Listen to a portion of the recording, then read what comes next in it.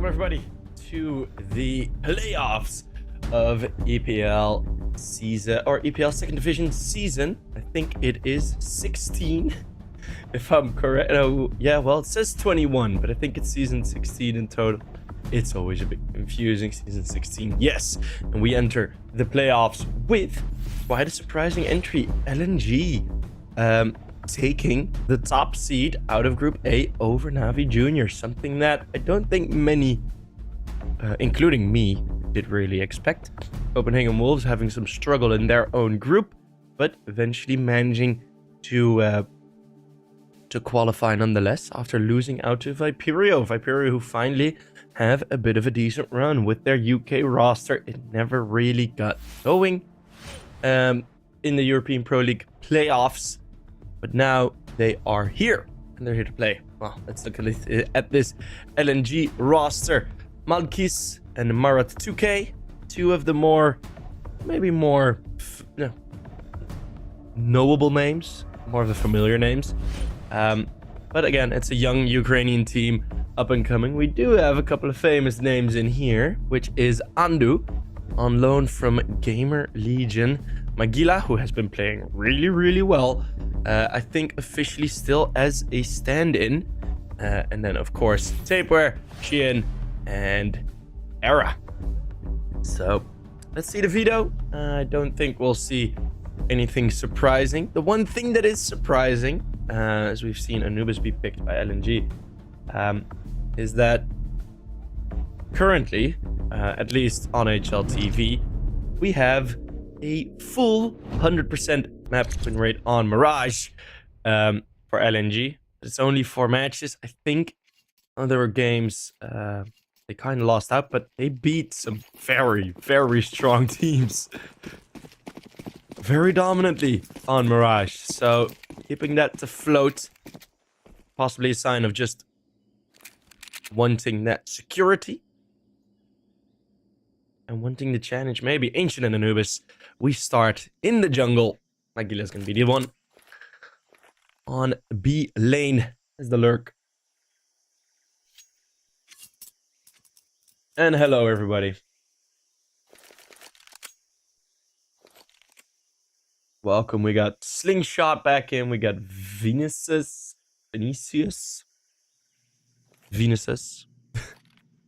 back in. Hitchy. We got the main crew, as it is a rather slow walk in towards the A bomb site. Don't often see this, but Magila hasn't even really had to make much, if any, noise. And he's now the sonar, right? He hears all these footsteps. He can call out. Right? Righto, guys. Not a lot middle, and that mid fight. Oh, Krivda going down. That's going to make it a lot more difficult for the retake. As Sheehan quick with the second LNG. Kind of walking into a bit of a wall here. With one unique. Maybe. Oh, he's on his own now, so I don't think there is much more he's able to do. There you are. Copenhagen Wolves take the first pistol. It's pronounced Shane. Why did they change that? Literally you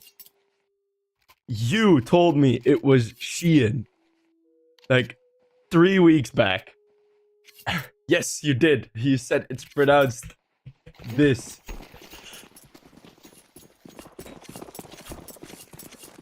Or that was someone else, but I've been told it's that before.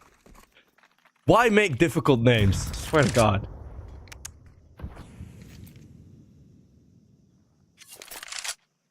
Poland, yes.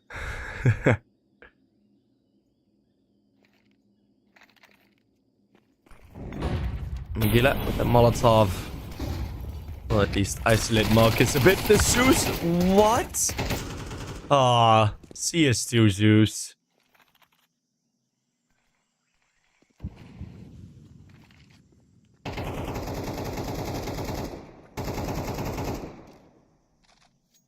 It's a bit of a disappointment, isn't it? But with Shane on the AK, Cleo and one unique, hoping to at least take down one more. Looking to be what? Well, Andu. Well, we got a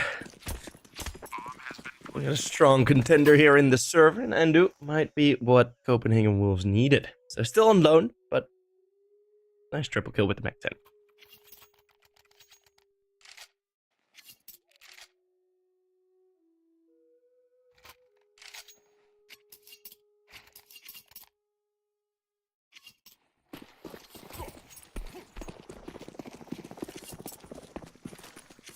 Yes. Did it? That is my girlfriend leaving the building. One unique leaving middle, going up towards lane. Magila looking to stop one of these pushes, and the double aggression. Ooh, Magila might find a great timing. It is going to be only the one, but Mara 2K already quite low. Who is this guy?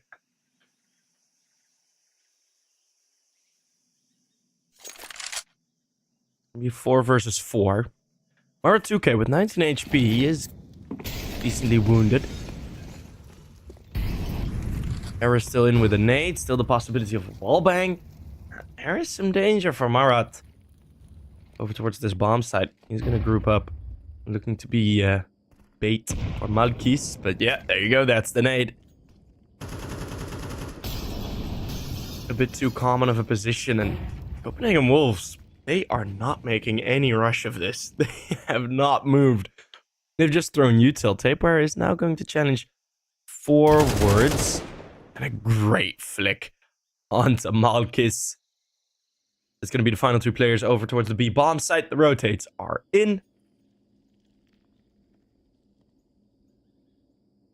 And mostly Copenhagen Wolves just really wanting to play it secure. Even though they have the 1 man up, they would have probably been okay. Going towards A or going towards B. Sorry. They would have probably been okay. Still, it's a great response. Oh, hey, knife. That's actually a smart choice to go for. Actually, that is that's a pretty good one, because that means you get some good more money. Possibly getting the op in round number. What would it be? Round number 5, I think. An op would be able to be brought out. Or one unique wants to buy their weapons now and not go for a 0-4. Although I am...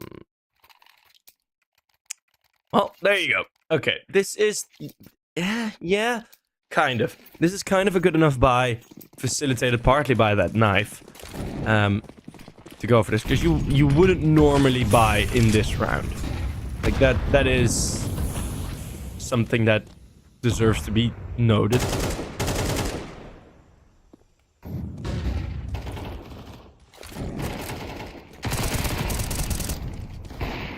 As Cleo, is going to be rushing in. They're dealing with these heavier weapons nicely. 2 kills already on the B lane. Molotov thrown. It's going to be Tapeware having to do a lot of work off angle. Shane. Oh, that's an entry. And all of a sudden, that pulls the strings. Tapeware with 180. Another flick for him. But he can't turn it back. Malkis looking to be lurked. Andu hoping to win that fight, and he does. This is a 3 versus 5. Turn around into the 2 versus 2. Shadow advantage might play a part in the fight we see on Temple.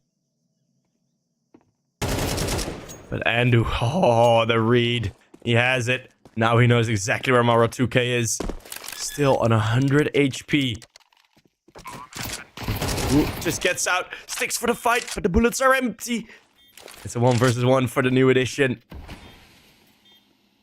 On loan. But the performances, he certainly wants to show what he's worth. And a triple for Andu. One for Shane, one for Tapeware is enough to win the 3 versus 5 Copenhagen Wolves. A pretty devastating round up against LNG. That's a tough one. That's a really tough one for the Ukrainians. Taking lane control, going full aggressive, but then just getting picked apart.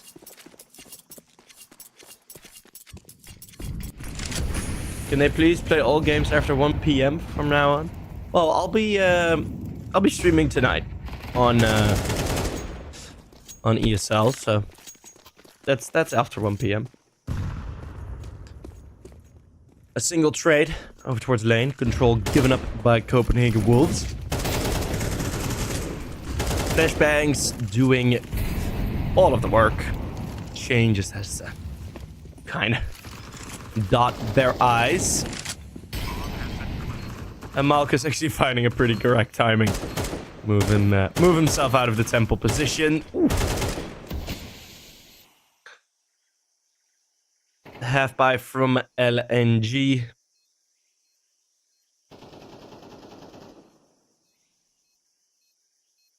Some nice mouse stickers. Maybe hoping to get recruited into the NXT into the NXT system.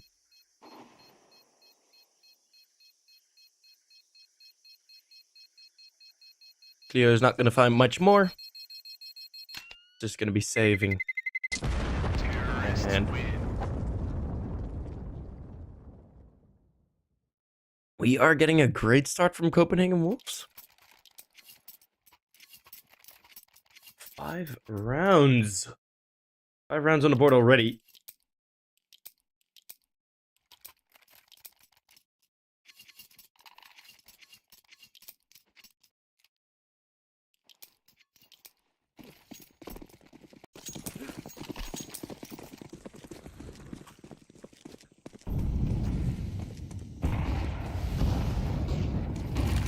Full default aggression from LNG. Throwing all the nades, throwing all the util.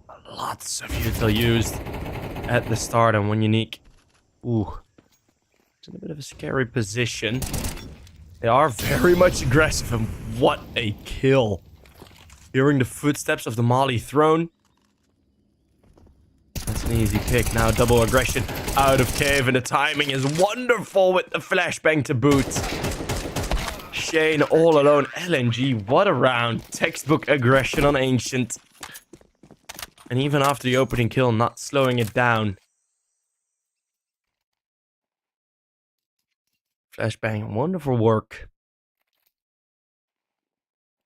LNG finally get a round on the board.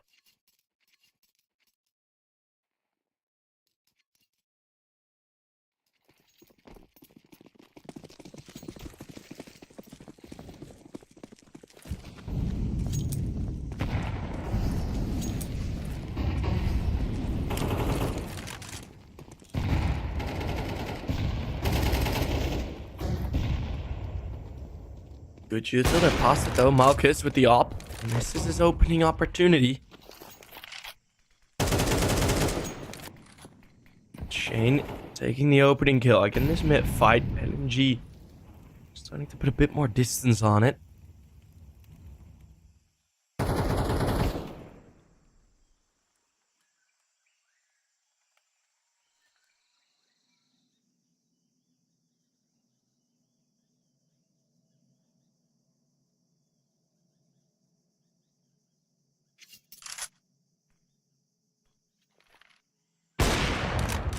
Oh, good opener by Era. As the round comes to a halt, and Era has 2 walking into his crosshair. That should certainly open something up. The walk out from Shane on the B-bomb side. They won't check cave though. They won't check cave though. That's bomb dropped. But Magila lines them both up. Copenhagen Wolves return instantly with another victory.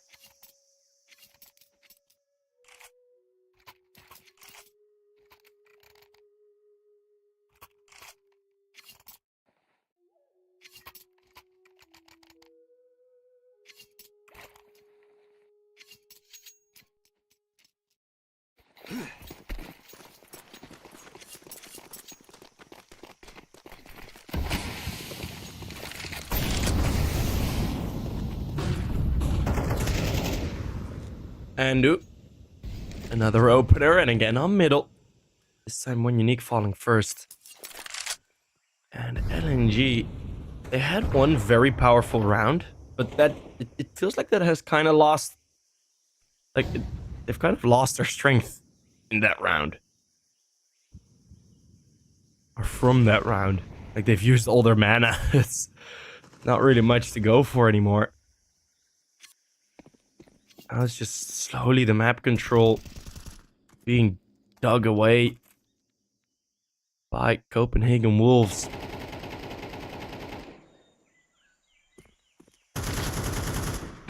Era. Boost position. The boost on top of the box. That's an extra level of off angle.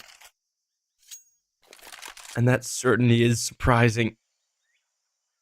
And that certainly is something I'm gonna use in my next ancient game. Mara2K revealing himself. Shane, the sacrifice. Krivda, he has gone for the flank. Now there's one kill in from behind. It's a double up. Now revealed. And all of a sudden, Copenhagen Wolves might be the ones that have a chance of losing a 3 versus 5. Krivda dodging the flashbang. Still getting another kill, though. Now with the nades, Era and Andu. They're in a very difficult spot. It's Era. That might be the surviving kill. Now coming in from Donut, Mara2K misses the timing on both, but he has the information on both. Andu now turning around, going for the wide swing. Malk is missing another shot. Andu has to reload, so he's not going to be fighting Era on his own. A 1 versus 2. Op only. And that's 1. He needs the 4K. Is he gonna go aggressive? Spots the head. Knows he's off of it. And Marat will fall to Era, who gets himself a quad and the 1 versus 2 clutch. Copenhagen Wolves get themselves another round. That's 7 on the board.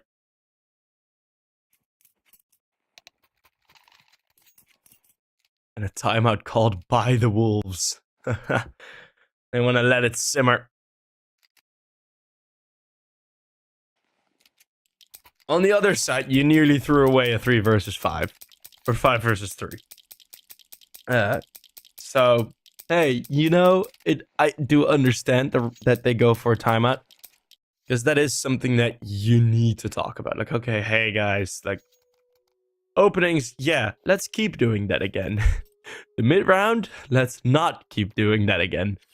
It's not that bad to have a conversation about this. And I think, yeah, I think in our competition we still have, what we still do is like 4 timeouts. And teams can decide to use, if they want to use all 4 normally, or if they want to use that 4th in the in a possible overtime.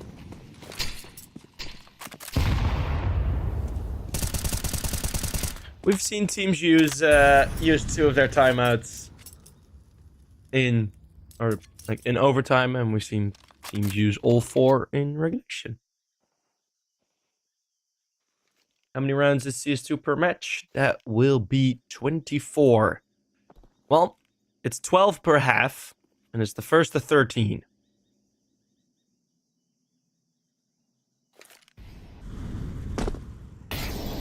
So first team that wins 13 rounds is the winner. 26. It's late. Slingshot, you're fine. Okay, more aggression. Light weapons. Again, this worked before. It's looking to be working again. Look at this success. The lane aggression from LNG every single time. They make this work so well. And we switch back to Shane, who is still waiting outside of B doors. Yeah, guys, nothing happened here much. All my teammates died. And now he goes down as well. What is this from LNG? I am...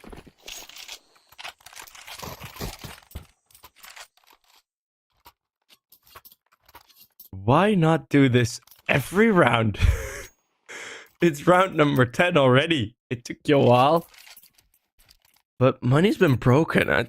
at some point in this half, I thought, okay, we're gonna see like a 10-2, 9-3 half or something, but LNG, they couldn't have found a better timing to win that round. Probably earlier, but in terms of money, this is the best possible round. I mean, the previous round that they lost was a 1 versus 2. Only one player surviving. That was Era. That's a reinvestment needed. Malkis. Molotov's in a great position. Cleo having a bit of trouble with the target selection. Will still find 2 kills. Leaving Era all alone with the dig. And Krivda will easily be able to find him. And is going to be LNG on a 3rd. And that was the 4th buy. It was a double eco necessary on the T side. That is a level of broke you don't often see. That is the level of broke where you eat rice and beans for a whole week.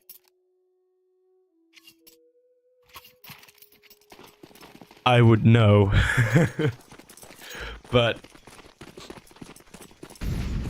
yeah, full eco. Got 1 P2 fitty on Era. And the Molotov destroys all the fun we might have had.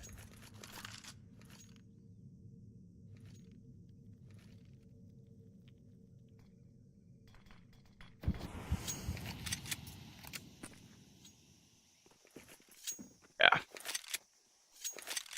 So, just the pistols. Is there something else we can talk about? We love sheep around here. Thank you. That is very Welsh Lewis of you. Slingshot.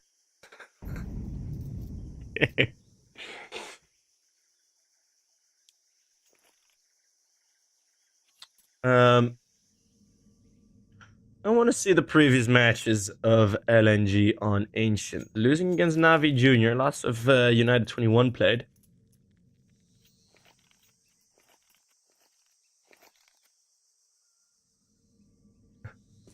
Twitch clips too high, yes.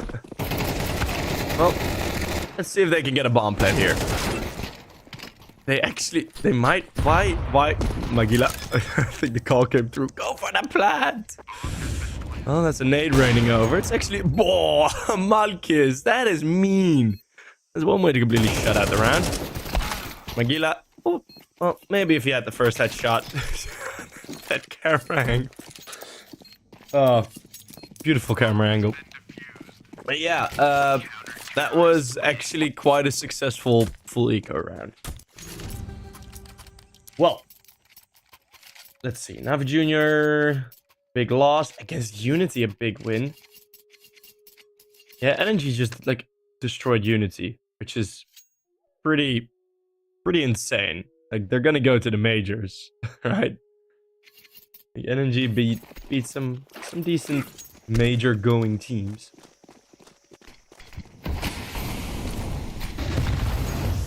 Well, last round of the half, and we start with a Symphony of Util Throne. Tapeware not being able to pick their targets. Again, it's going to be this aggression from LNG. Unsurprisingly so. It had success before. It will have success again. And it's 4 versus 2. Copenhagen Wolves, them not being able to deal with this lane aggression is going to cost them a good chunk of their lead. Unless these are the 2 players you'd want, right? In a 2 versus 4. These were 2 of the players alive in the 3v5, but no funny business this time, says Mara 2K.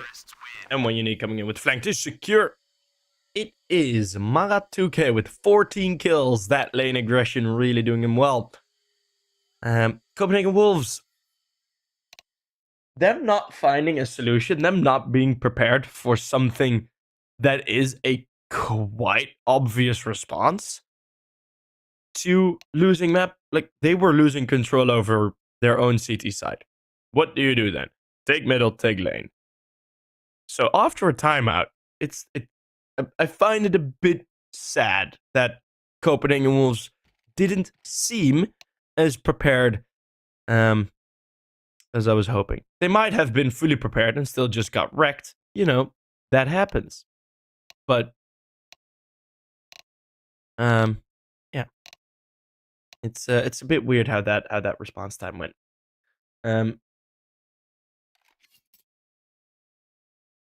Today, for some reason, everyone dominating at the start. Yeah, I mean, it's partly because of the financial momentum that you mostly have. Like, when you win the pistol and the round after, especially what LNG had with that 4th round buy, where because they had the knife kill, they were able to force kind of some weapons, and then they still lost. That round really hurts your momentum, because at that point you're sort of like off rhythm with your buys, and that really hurts you. So it makes it a bit easier to get more rounds from the start. Krivda is going to be running in. That Molotov is perfect. Thrown in a pistol round. You don't see that often.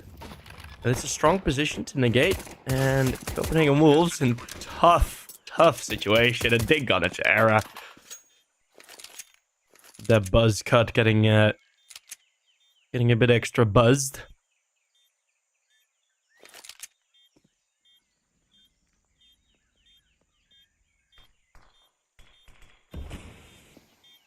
There is one smoke, but I think that is kind of like a bit of a hopeful side fact. This is not going to be anything of a retake. Not going to be anything resembling a retake. Actually, bringing it back into the 2v2 is pretty good, but Era still having that 100% armor. Likely that we see a force buy here. At least from him. Right? If Era goes for a scout now, that is an understandable choice. But we're going to have to wait and see.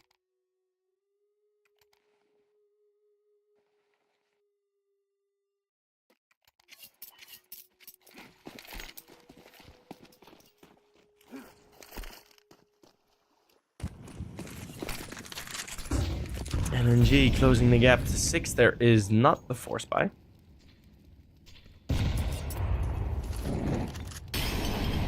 Which you guys obviously already saw.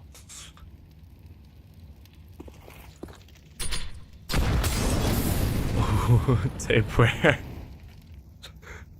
That's not gonna feel good. They have a lot of util setups for that sort of area on default.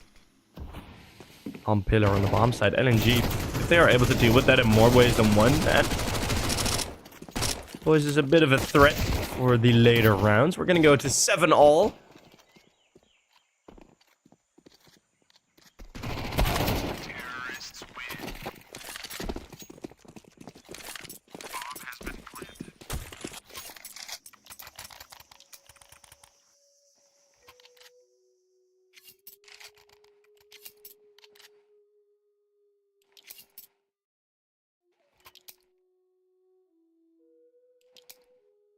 Three MAC-10s still kicking. Bonus round, very much for LNG. If you manage to win this, you're in the hot seat. But one of those MAC-10s making it a lot more difficult close range, though. Everyone's blind. MAC-10 is a bit more spread of the power. Flashbang's thrown in. Shane on the side has to do a lot. It's 2 kills. 1 more in a response era. We missed the kills, but the fight in Donut very much goes the way of the Wolves, and Cleo is going to be the only one left. No road left in front of him to drive. Liberté, égalité, Renault Coupé. Well, this Cleo is quite wounded. This Clio has a door missing, a couple of bumpers have fallen off, you know, the lights like hanging out. And Era's looking to put them in the trash, but as Clios often do, he still manages to keep on driving. And there you go. The final... the final destination for the Clio.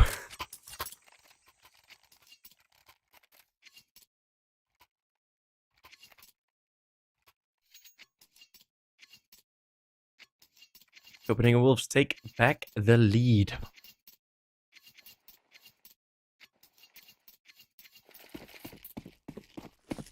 And it was a bonus round for LNG, because they have full AKs now.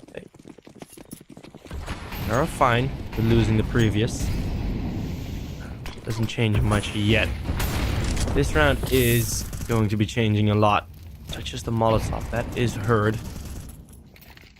And Taper really wants that wall bang.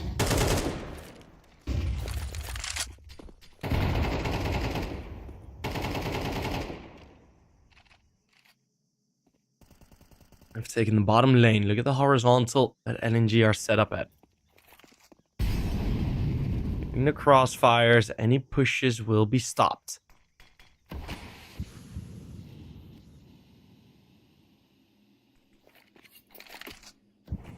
Problem kind of is, well, missed smoke is kind of a problem.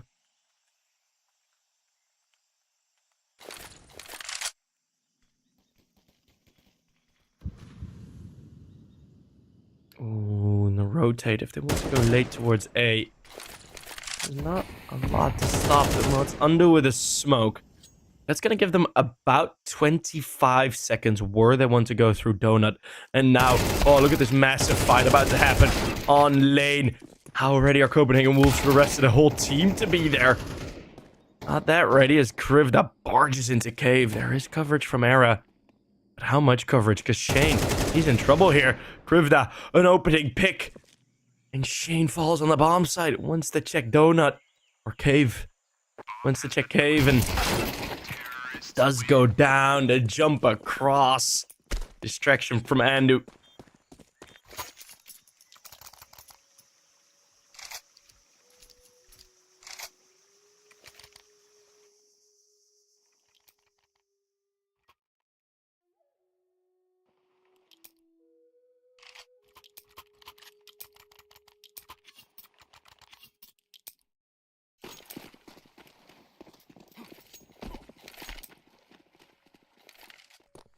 Eight to 8.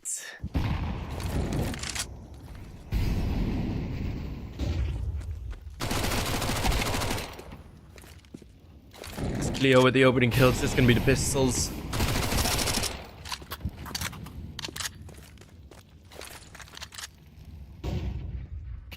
Oh boy.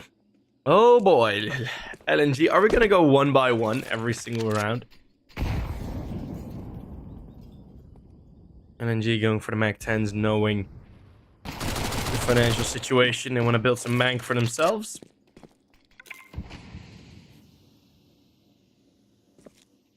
What was that noise?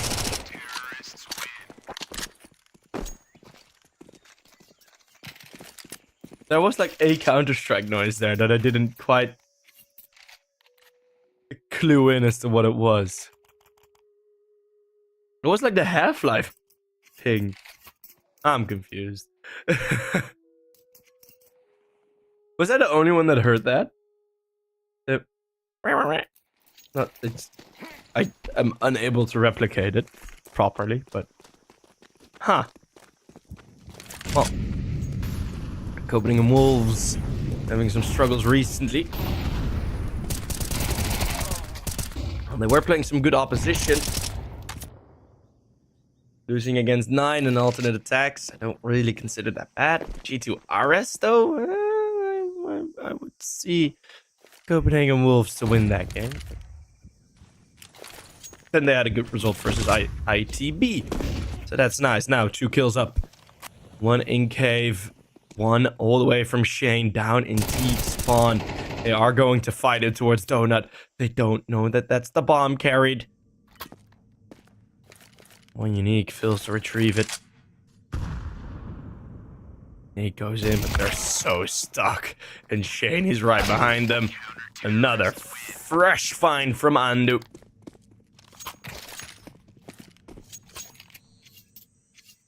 The second best Estonian. Keeping Copenhagen Wolves in the game. It's going to be a 9-9 again.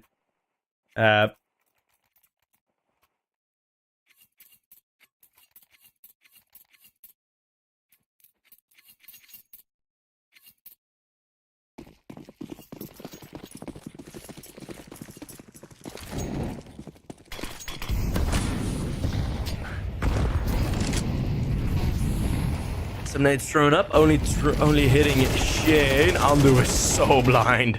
Everyone is so blind. Double opener for LNG. Make that a triple. Cleo runs over 2, runs over 3. It's a massacre from behind the steering wheel of this Cleo, and Era is going to be the only one left. And we stick to the same rhythm.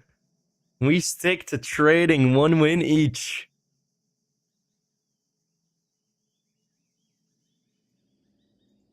Unless Era, of course, got another clutch in him. It was a 1 versus 2 4K. Now it needs to be a 1 versus 4. But looking at the util available, I don't really see an opportunity here for Era to get something done. Leo will fall.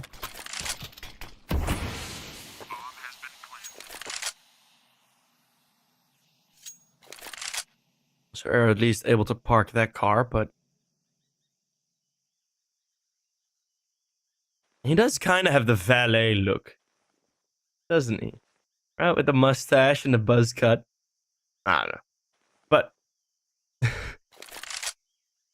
I try to form that as a compliment, but I don't know if that it never mind.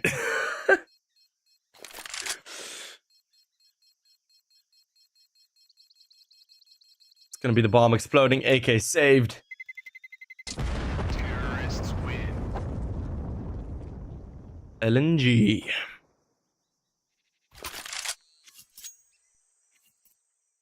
Up to double digits first.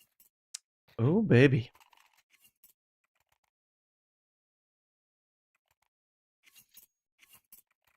Oh, baby. Righto. So, just the MP9 for tapeware, which okay, he has caught up to his team slightly. Although still not able, right? You're 1 kill behind Magila, but Magila has about double the ADR. And about triple the headshot percentage. Magila's performing really well. Magila is performing really, really well in this tournament. Thus far. And in previous tournaments as well, right? In the, I think it was EC Advanced that I was casting. Or at least streaming. Won't really call it much of a cast on my personal channel, but...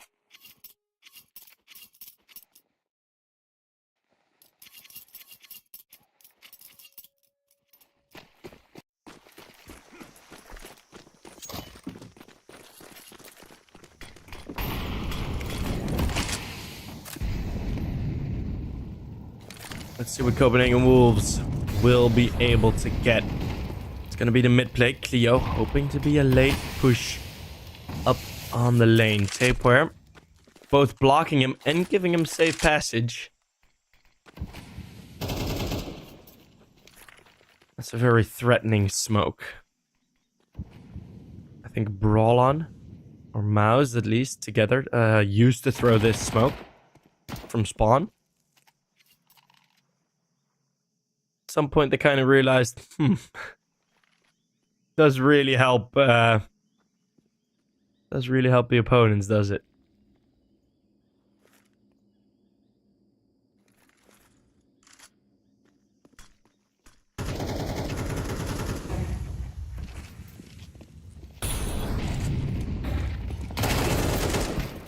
Oh, Leo, another opening kill. He's been on fire in these past couple of rounds.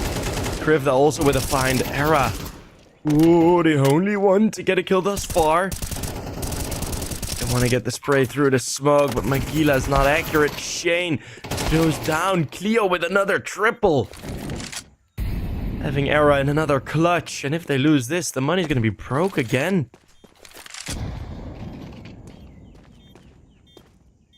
Era once again in, but he's... falls victim to the double peak. The double peak, and it's going to be 9-11.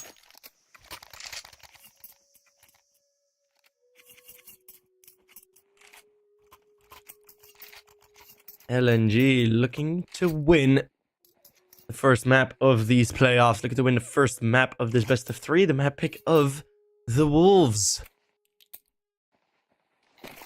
No slouches on Ancient, of course. LNG. Being able to beat Unity. Getting close with kONO and Eklot.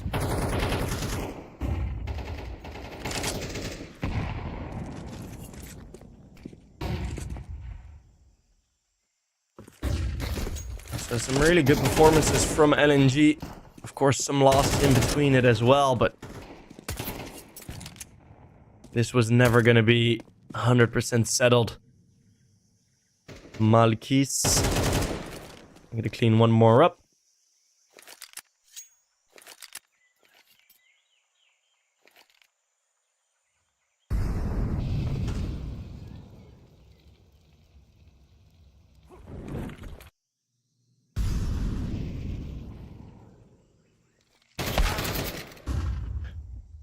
That's tape. We're going to go down.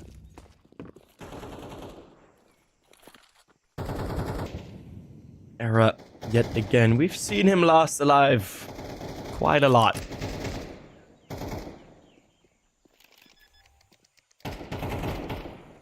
But this one feels even more hopeless. Map point will go to LNG. I think Era's just seeing how long he can survive in that smoke.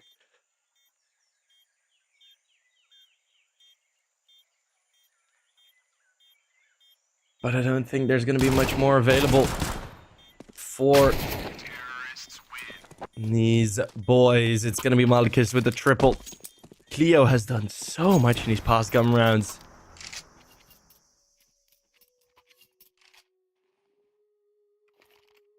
Lots of influence shown. The CT op is out. We saw LNG with the double ops at multiple points in that first half. Opening Wolves just not really having the money for it. Taper maybe could have kind of gotten it. Would have been a glass cannon at that point, I think. And the late half A rush. Oh, this is a devastating kill blow for LNG. Something that seems oh so often do to close out a map. Just bolted over towards A. Era in the Molly flank. Doesn't hear the footsteps over his own burning flesh. And those nades, that util is powerful. Still, though, Copenhagen Wolves are fighting back. They're doing this very nicely. 2 kills. The cross back from Donut is the thing that killed LNG's round. Well, maybe Malkis can win a 1v4, but it's going to be Andu.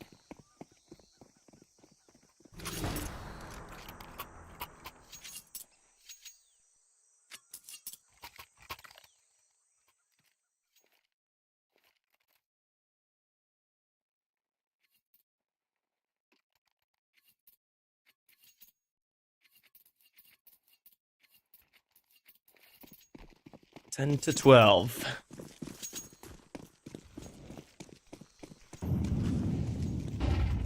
Gonna be a difficult one, Era. Hoping to measure some of this aggression. Maratsuke does reveal himself. Under pressure. These flashbang, the util LNG have been using thus far has been great. Marat taking down the opener, and Andu hasn't been able to go anywhere. Andu's gonna get taken down. Shane with a double on the push. And again, we're equal. Cleo again looking to take pole position in this round. A bit of a lurk smoke thrown in. 2 players at long, one through the smoke. Malkis on his way of falling back. Well, oh, I say that.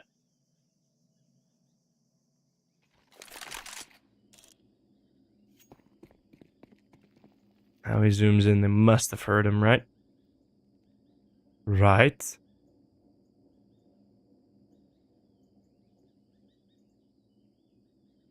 I don't know if he's going to attempt this.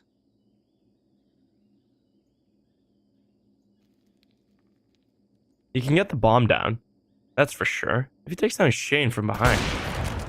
That's the first. Oh, goodness. He hurdles his footsteps running away.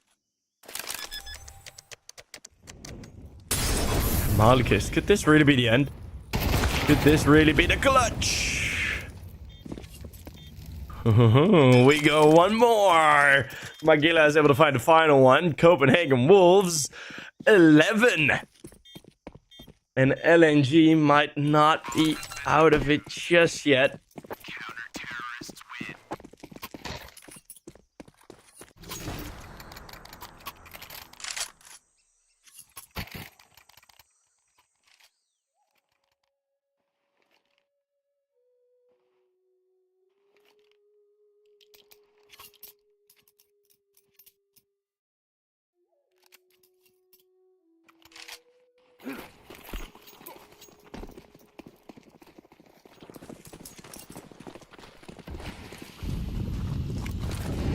Well, overtime or map 2.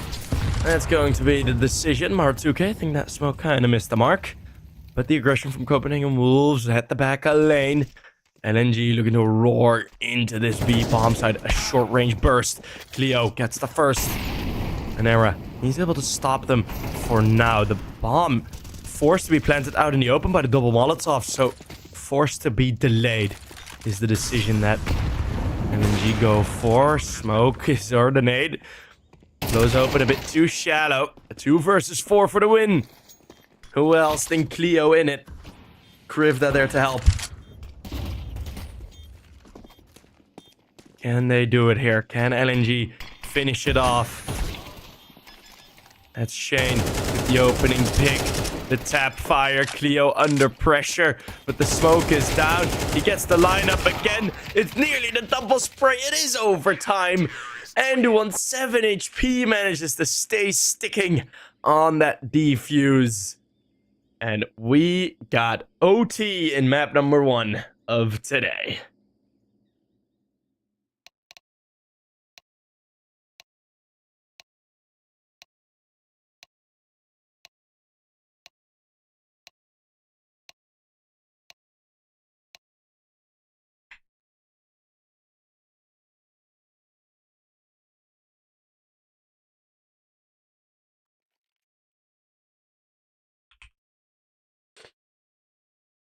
Yeah, and for the guys who don't have eyes, don't spoil in the chat, please. Keep like it's okay if you have the info, and I very much know that you want to share because that is inherent to human nature. Sharing knowledge others don't have.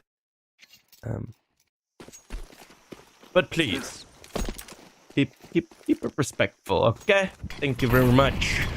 As we enter overtime, Copenhagen Wolves and Leo Gaming LNG.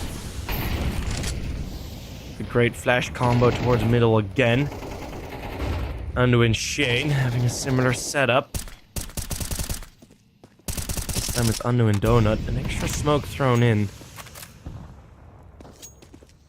Era is going to be covering middle, but the first round of overtime, Era does not have an AWP. 2 kills do happen. And 2 different philosophies. Huddled together. Spread out. Malkis misses his first opportunity. Pulls with the pistol only for 1. Now action on both bomb sites. But the bomb is straight smack dam in the middle.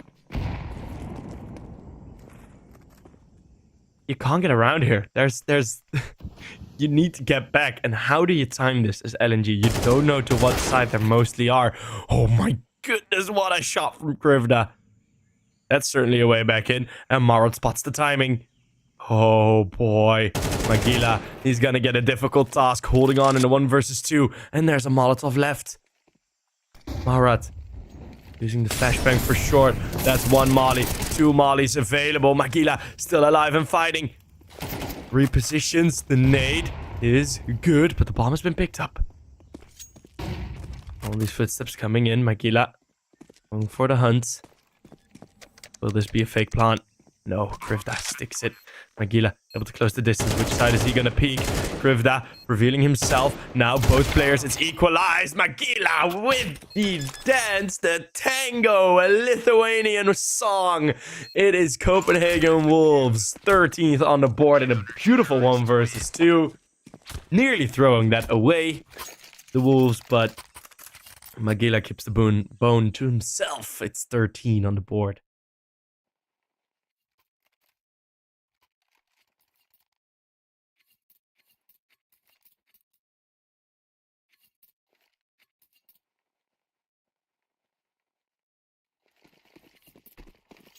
Weird that they didn't double peek after the molly. Yep, that was a slight miscommunication. And he did try and go for the trade, but Magilla stepped out earlier than I think he would have expected. So he wasn't able to get the trade. And you don't want to completely overpeak just to get the trade. Kind of like that. 3 versus 3. Heavy fight in mid again. Having this equal trade. Oh, Shane just going through the smoke. Lovely play. Calling out that mid is clear and just going sweetie swooty out of the smoke. Tapeware. I kind of like this position, but it's not like you got a lot to do. As soon as this bomb gets planted on the B bomb site, we will be able to push in. Of course, they went through lane, but I won't think there's gonna be someone on doors or wherever. One on ramp. Tapeware's gonna be very close by. He is being checked for. Maratsuke, who was looking over towards him, but doesn't go for the full commitment, for the full check. And that is going to cost you Malkiz, the timing, and the slight wall bang. Oh, it's not in it for him this time around. Copenhagen Wolves back up to the lead.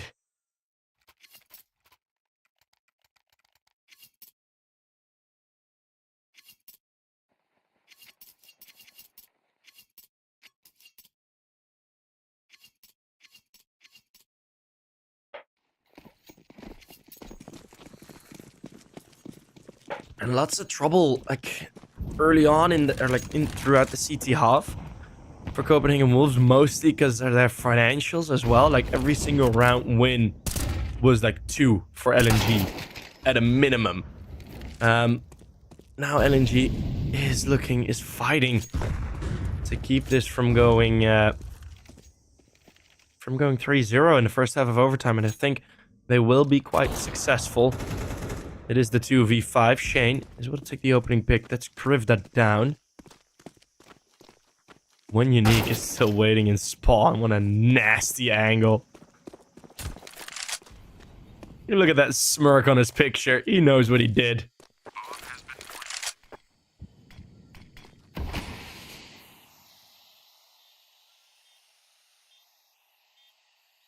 He knows what he did.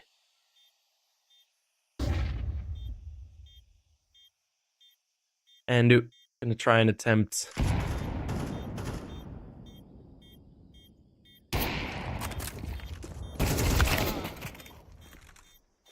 But Maro 2K is able to take him down. It is bit of a team nade. And Era. Yeah, just gonna be falling. 26 kills for Marat 2K. Oi. 24 for Cleo. They are leading the server. It's a bit more spread out over towards Copenhagen Wolves. Tapeware has caught up to his team. Slightly, not in terms of damage yet. Ando has 2k damage with 14 kills. Damn. Well, all of their assists apparently were over towards Tapeware. I love Copenhagen Wolf. Such a cool team. See, that's the Twitch chat I want. I don't want this. Nah, most of you guys are alright. Even Dog Day after you, please. I know you. We know each other, bro. We've been in chat so often together.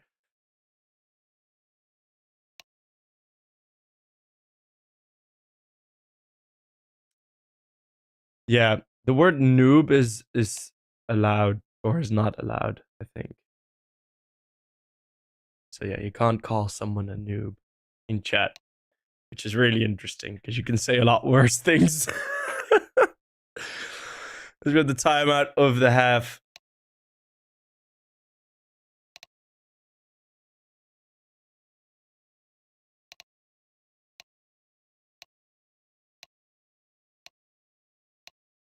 Where is Abbas? Abbas is here tomorrow. Abbas is back tomorrow. As this timeout is taking a lot longer than expected. No clue what really is going on, but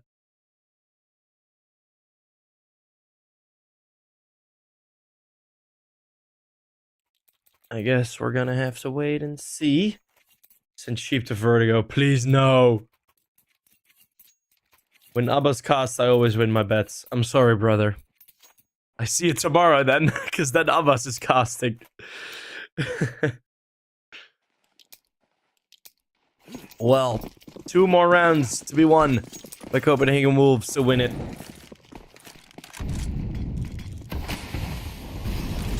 And on this T side, they had that good start. Ooh, the wall bangs are there. The lane aggression, I'm expecting it. The nade, long range, does hit an era. Only the wall bang. Not the double boost. Maybe he was looking for it. Who knows?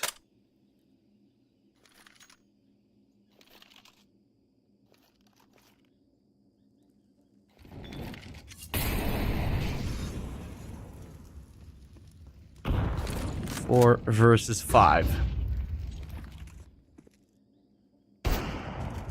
Era. Oh, nice opener. For the T side still, Marat 2K. He is in this close range position. Usually good for 1. And Magila doesn't fully clear it. Era wants to go for the trade, but Marat, he doesn't need to move. Still does. And look at what Era and Magila have been able to do. Pull away all the attention. The close range no scope. It misses. Andu gets the opener into Donut. We don't see it, but Andu gets himself a double. And that is going to be round number 15 on the board for Copenhagen Wolves. Magila and Era take all the attention in cave. And through a main, it's a free walkway for Andu and Shane.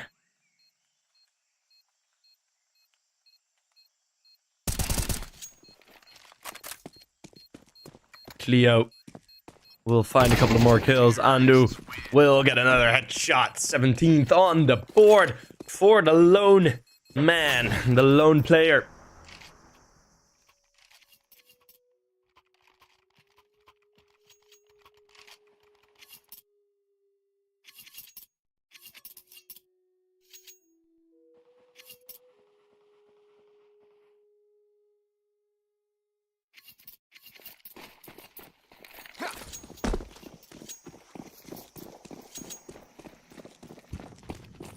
Copenhagen Wolves now the ones with 2 map points on their own map pick. Should feel a bit more at home.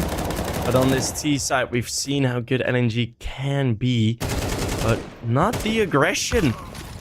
Not the aggression that I was looking for LNG. They might thought it too obvious. Mara 2K. What a peek in. Magila is able to trade, but the spray won't be transferred.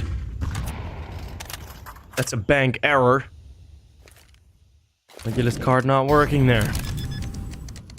No transferring happening here.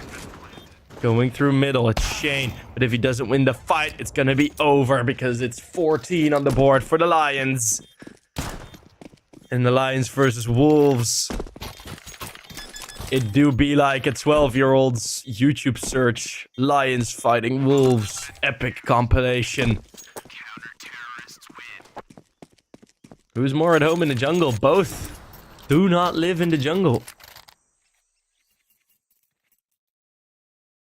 Both are out of their depths. But one more round in overtime number 1. And then we'll see if we're going to go for 6 more rounds. Or if we can crown Copenhagen Wolves the winner of map 1. Which is not really a crown, right? It's more of a plaque. You don't get a crown for winning 1 map. Theo going for that aggression, and that's obvious. Tapeware caught, stomped. Magila throwing some util. It's one unique, only able to find the one. That op of Era, that's gonna break open the A bomb site. Steps being heard. They know the timing on when Mudkiss was gonna be at A corner. Magila finding one more through middle. This 4 versus 5, this may actually happen. Too much commitment of bodies of LNG over towards the B lane, over towards B. And they're out of position on the A bomb site. It's stereo frags. Era and Shane from 2 rounds down with a map point against. They manage in first overtime to Copenhagen Wolf it right back at them. So Copenhagen Wolves are the ones to take their own map pick. The map that they were supposed to win. You're never supposed to win anything. Anyone who tells you that is lying. You need to work for it. And oh boy, did Copenhagen Wolves have to work for it. LNG really putting up a nice fight. Maybe would have wished to see more aggression in overtime, as that was kind of what was working for them. And they had the util. Something in me tells me like, hey, might as well have just like throw that out there. But they played a bit passive. Copenhagen Wolves managed to puzzle it all together. So we are going to go for a quick break. I'll be right back in around 10 minutes with map number 2. See you guys there.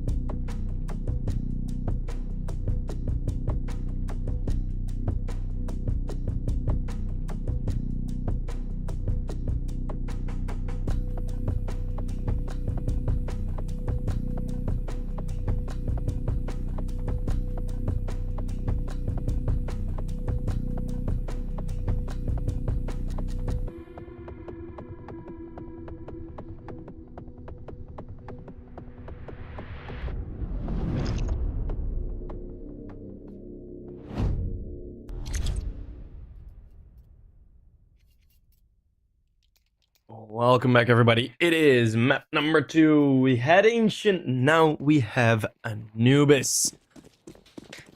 And as I said, when you get to a third map, that security from LNG is there, the 4-map win streak. At least on HLTV, Andu will be found by a triple setup in A main. And pretty off-kilter strategy there. Now they are gonna go for the full retake on B. They don't want to lose anyone early in Cleo. That's a good find. 2 versus 5. Only one player gooshed. It's gonna be a very difficult one for Magilla and Tapeware to do. Tapeware not having the best game on Ancient. Magilla now in a 1 versus 5. Bomb is not planted for him. That's one more find. He needs to find a lot more, which he won't be able to. And LNG, they win the first.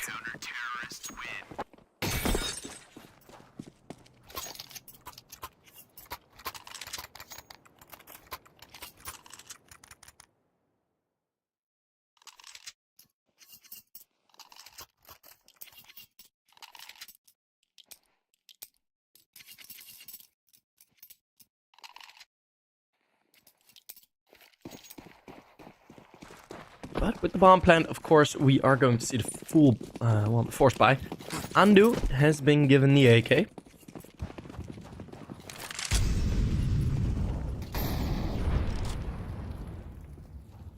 That Molotov prevents him to go in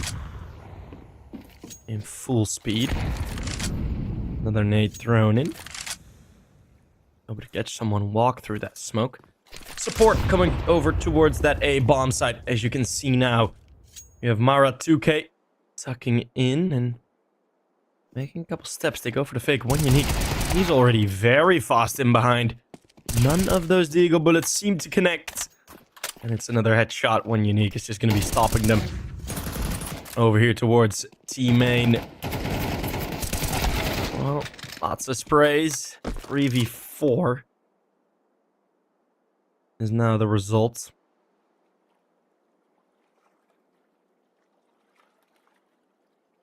How itchy does Krivda get? How much does he want to clear this fully? Gonna be waiting. Nice angle. Under with a good trade. The 2v3, there might still be some opportunity.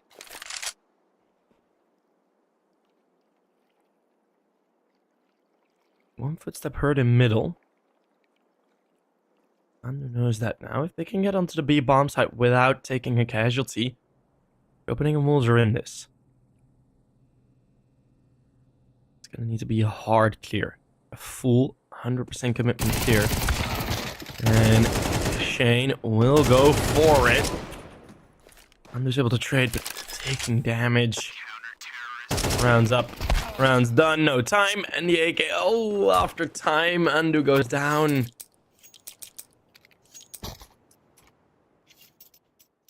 An unnecessary step out wide.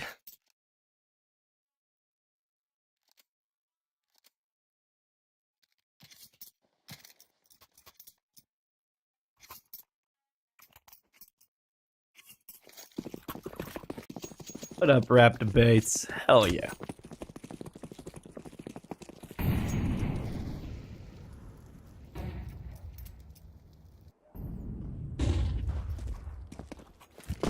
More aggression from LNG. If they're going to continue this on the CT side, there might be a very, very successful CT side on the other end. Malkis looking for a multi-kill. Has the off angle. That's 1, that's 2. Molotov by his own teammate does hinder him a bit.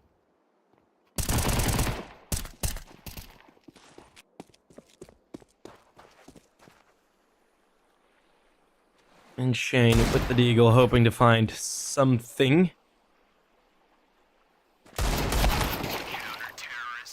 I'm gonna find something, anything. But he is gonna get dropped. LNG.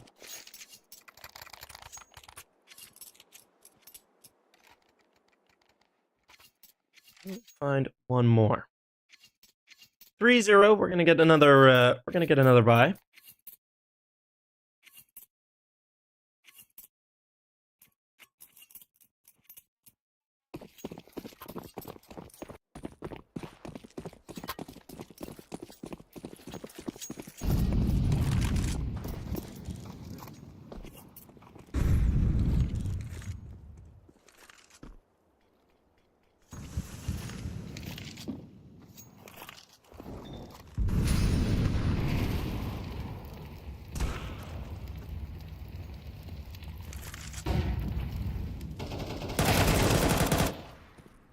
Undo. It's a good find at least. Theo going down, and when unique, is 2 walking into his crosshair. Instantly trading all of the advantage that Copenhagen Wolves had. 3v3 though. In the mid play. He's looking quite effective. Bomb's gonna go late, but Magilla wants to... Ooh, did Krivda hear that? Did Krivda hear that? He absolutely did. 1 versus 3 on the op of Era.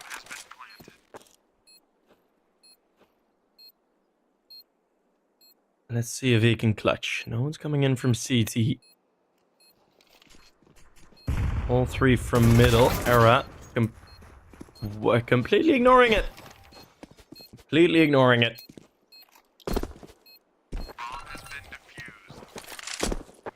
So, yeah. He's not gonna find much else.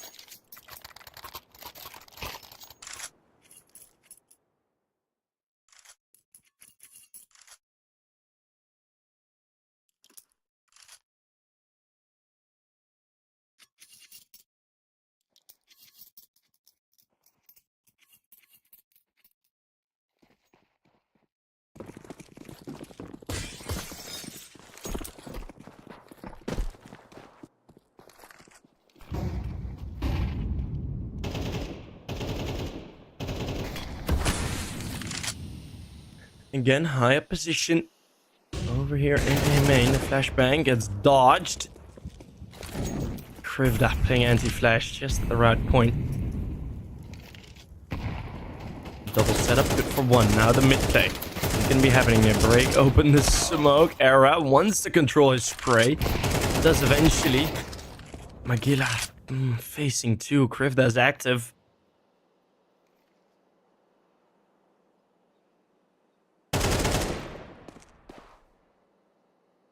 And again, it's seemingly impossible to keep an advantage for Copenhagen Wolves. Back into the 2 versus 2. They didn't find success in this before. That was mostly due to the time running out. Now, with 50 seconds left, that's at least 1 worry less.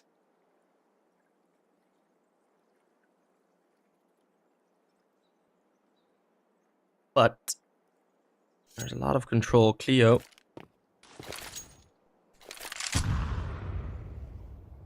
A nice aggressive angle. Which way do Copenhagen Wolves want to go? Cleo turns his back. Cleo turns his back. Does he tuck in time? Oh my goodness. But there's not going to be any sound cue, mate. He's fully expecting them to go through cave. Not even watching the position that he's at. And this might be first round for the Wolves. Well, this should be the first round for the Wolves. Krivda on as long of a rotate as you can possibly have.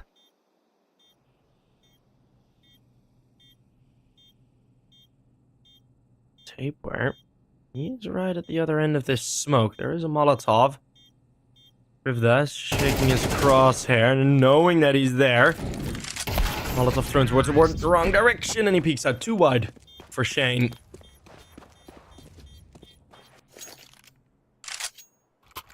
Gonna be the first on the board for the T side. And even that kinda didn't feel like a round they should have won.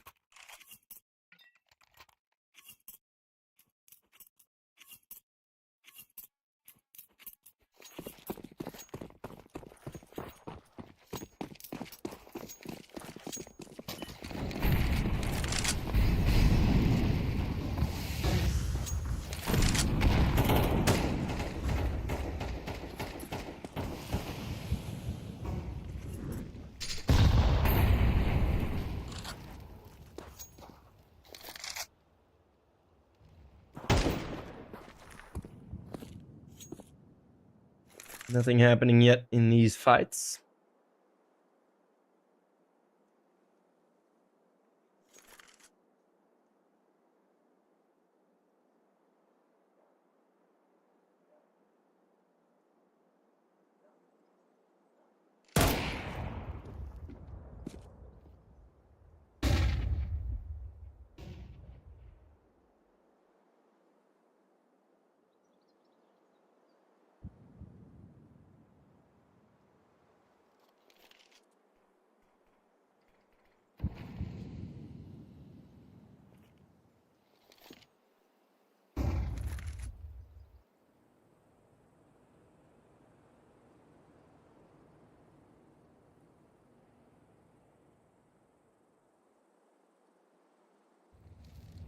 Very slow round from the Wolves. 30 seconds left only.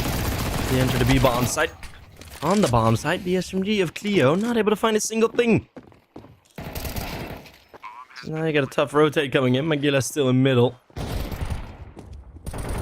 Holding this higher up angle. Spots one more. Krivda taking 2 frags, but Magilla decides that he doesn't really want to fight anymore. As Krivda getting a lot closer to the bomb site.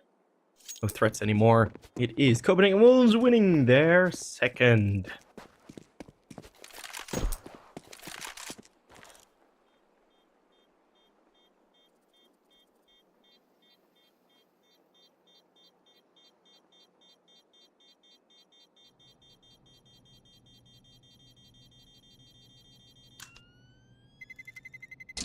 Terrorists win.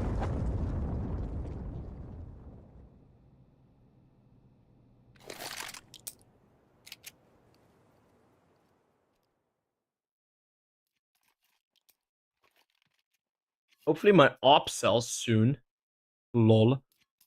I have a field tested op CMYK on, but yeah. It is not selling quickly. Sadly.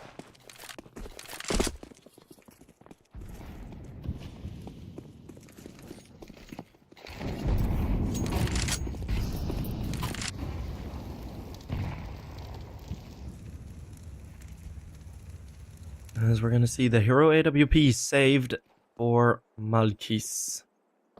He's gonna be playing B solo, so no opportunity to rotate that op quickly.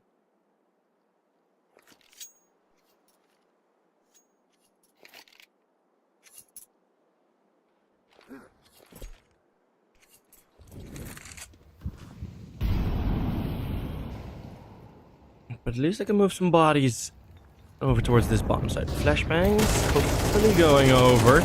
Well, the spray transfer. Andu, Shane, taking off frags. Hopefully, Malkis will be able to save that AWP. I think that's going to be his goal. No, AK saved with it, although Andu was trying. Opportunity not really lasting.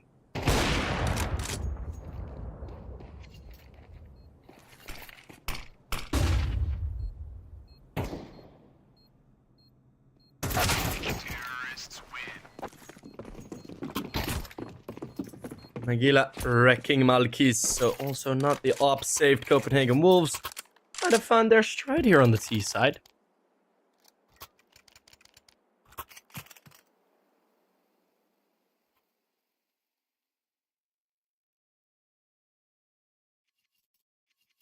Playing the slower CS seems to be working. There's going to be another test right here. Another full gun round. Util is quite low, and there are 2 cases of head armor.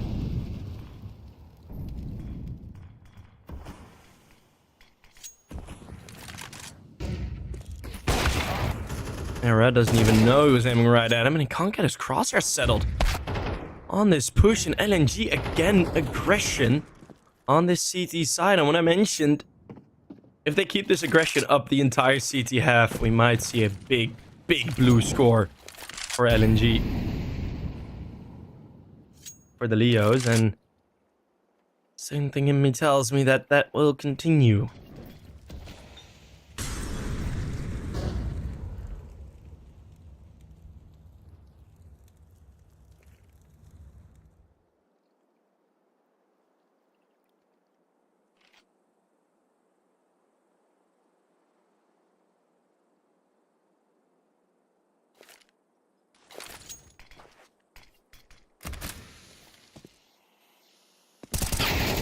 Leo stepping out wide. Andu, what a flick from Andu. 3v5 at the start. Players are very low. Copenhagen Wolves, Magila and Andu. Both not really a lot of HP to write home about. Magila trading on one. The peek out wide from Tapeware is not going to be useful. And there's the final one. So, the 5 versus 3 converted. Nothing scary. Nothing too scary for LNG. Counter-terrorists win.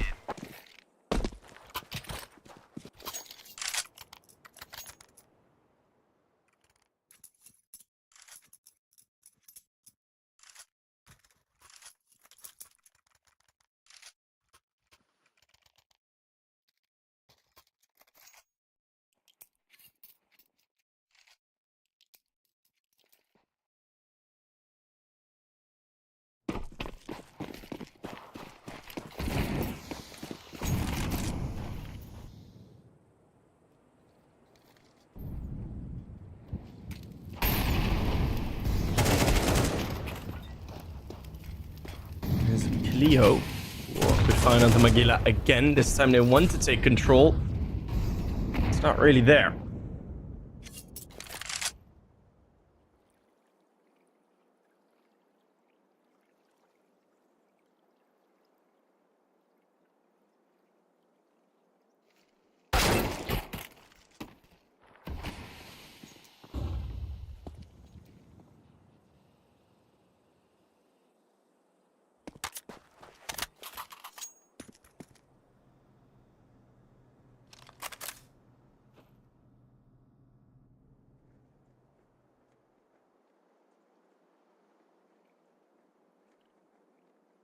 Three versus 5 again.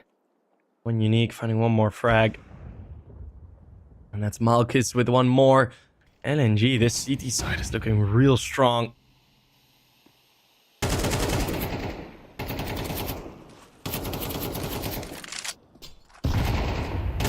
Looking to get some fights on the B end. Shane and Andu. You'd consider two of the highest firepower players in this server now for Copenhagen Wolves. They are trying their hardest in this 2 versus 5. Shane is exposed to cave though, so he tucks in a bit more. Steps out wide now, finds one more frag, gives Andu an opportunity at the 1 versus 2. Goes for a bit of an off angle. As long as that smoke's there, he can hold it. Steps out now. Krivda knows where he's at, but a flick is there from the CTs. They continue winning and winning and winning. 6 on the board.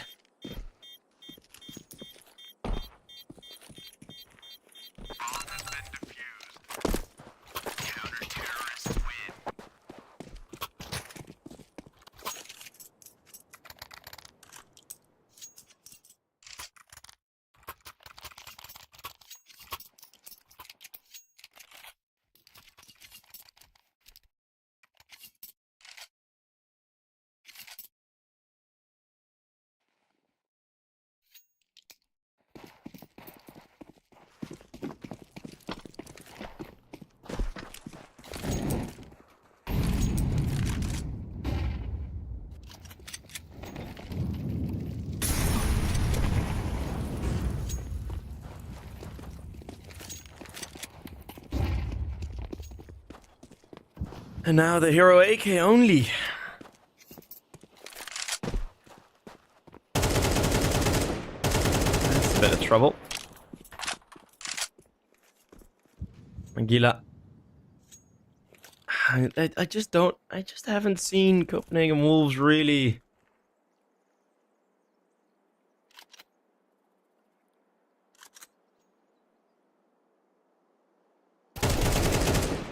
have this. Magila. Oh, Griff that Cleo.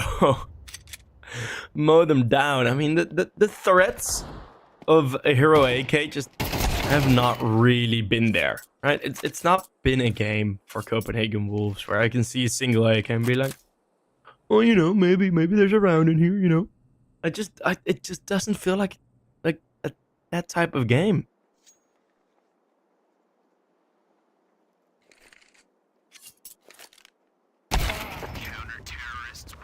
Malkis.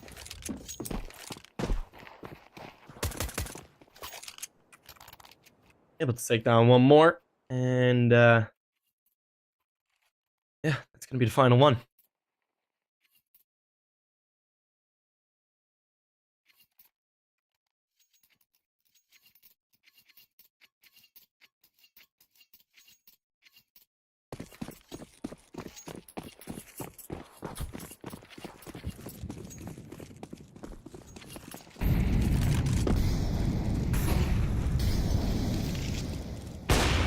Alright, finally an opener and one unique.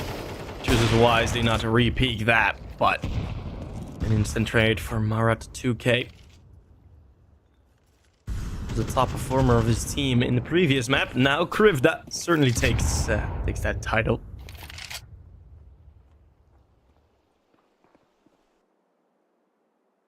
Four versus 4, at least not the disadvantage for Copenhagen Wolves early on. But LNG have already won the half, and this could really get out of control for Copenhagen Wolves. It really can. If you lose these next 2 rounds, you have a 9-3 half. And Krivda gets the opener onto era. Just 2 players walking out of A. This aggression, it's so difficult to deal with for Copenhagen Wolves, who are used to playing against, well, mostly other European, other Danish teams.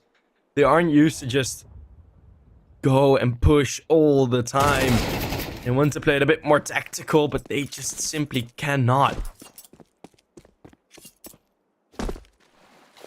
As now, again, yes, there is this 2 versus 2 situation with the HP again, not favorable for Copenhagen Wolves.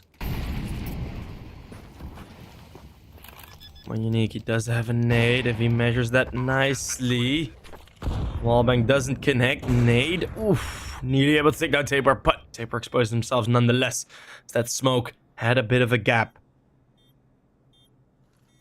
Andu holding deep in the one angle where no one's at. Both have a kit. Waiting on any kind of response. It's a good angle. Andu!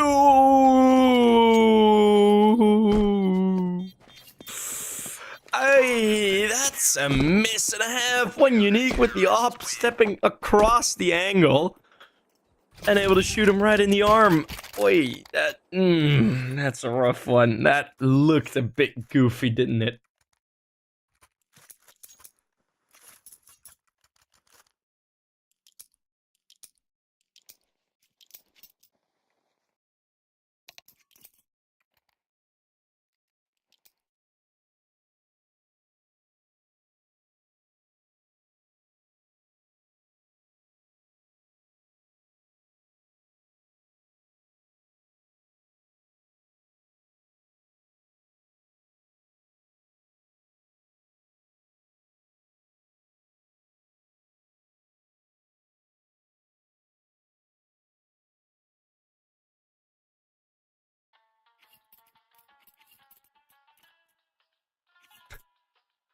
Nice music.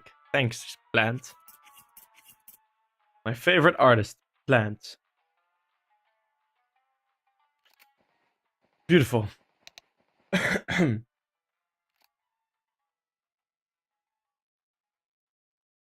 Well, we got the timeout. Tactical timeout. Is we have 2 timeouts? No, I think we only had 1 timeout, but might be a bit confused.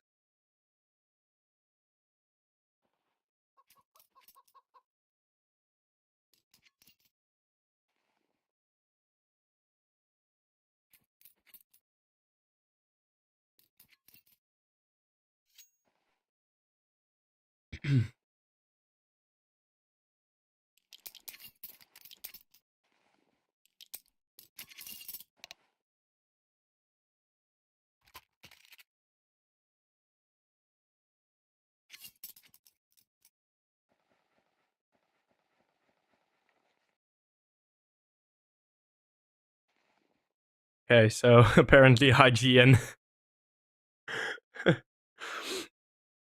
Haji and some other French people are having some nice discussions on Twitter about the whole recent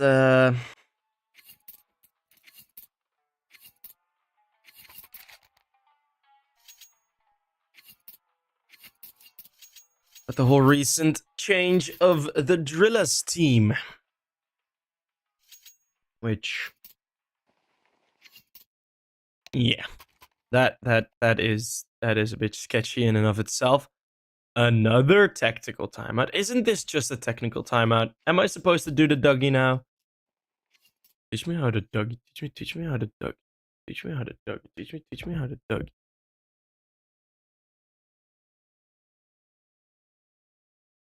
I feel like the players are just taking the mick at this point. Just trolling me. And yeah.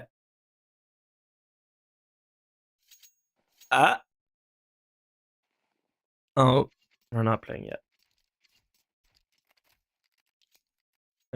Oh.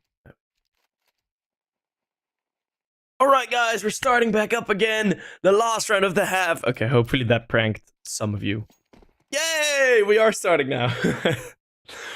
There we go. There we go. Smokes and mollies on the side of Copenhagen Wolves. That's all. But this push, again, will be better than all. Full blind it is Magilla. Look at how deep they already are. Cleo will be found. And yeah, stepping maybe a bit across that mark. LNG really want to deal with it, but not face the players are playing against. These guys are still very good. And now they're a one man up. Samara 2K. Not affected by that Molotov. He's playing in front of the pillar. Oh. Shane did not see the elbow. Samara 2K.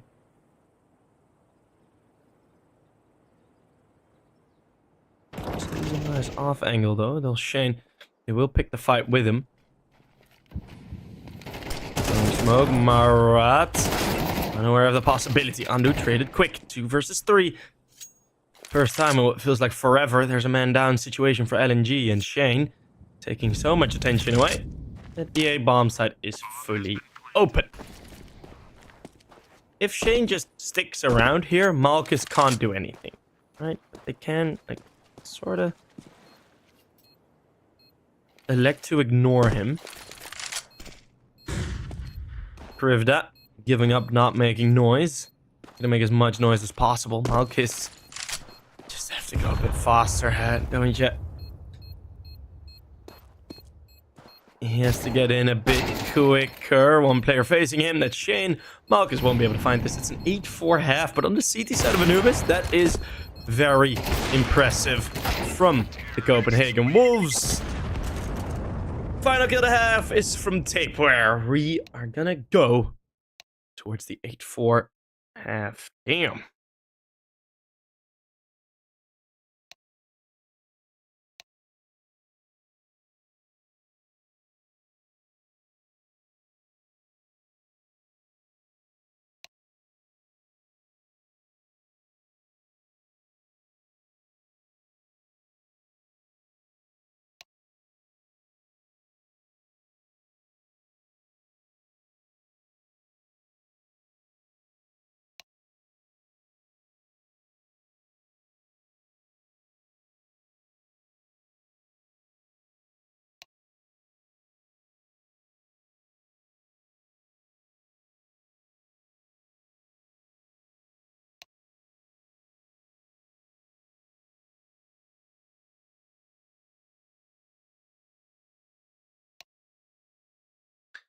So there was one player disconnecting, I think. I think he's joined back in. So we're going to get possibly a bit of a longer pause than we're used to.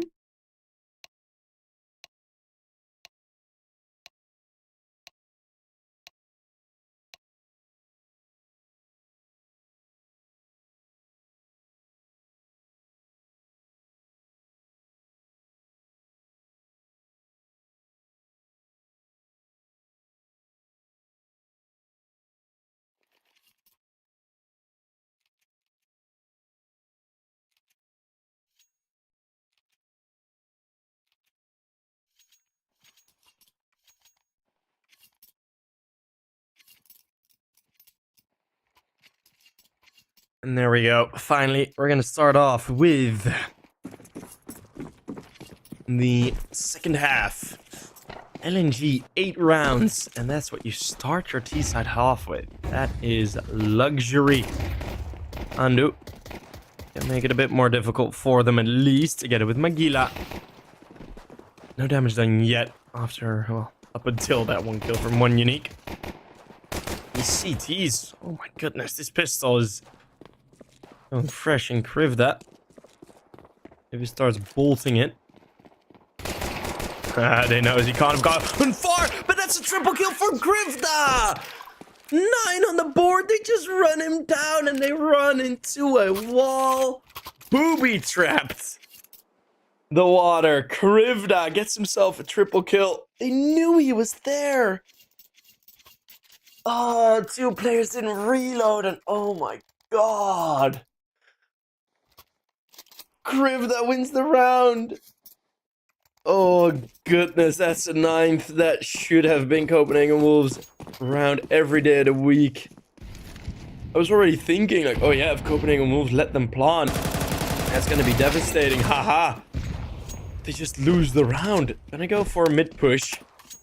Around 2k, fully ready for it with an AK that would have probably been 2 kills. Cleo's gonna maybe get pushed as well, but one unique's positioning. Oh, back's turned. Era. That's a free one into chaos. One unique. Didn't clock that the players actually dropped down. So Copenhagen Wolves, even with the force buy, they are still doing this quite well. And that's a 2v4 now set. Malchus, he can pick up the Galil that is right around the corner from where he's at right now.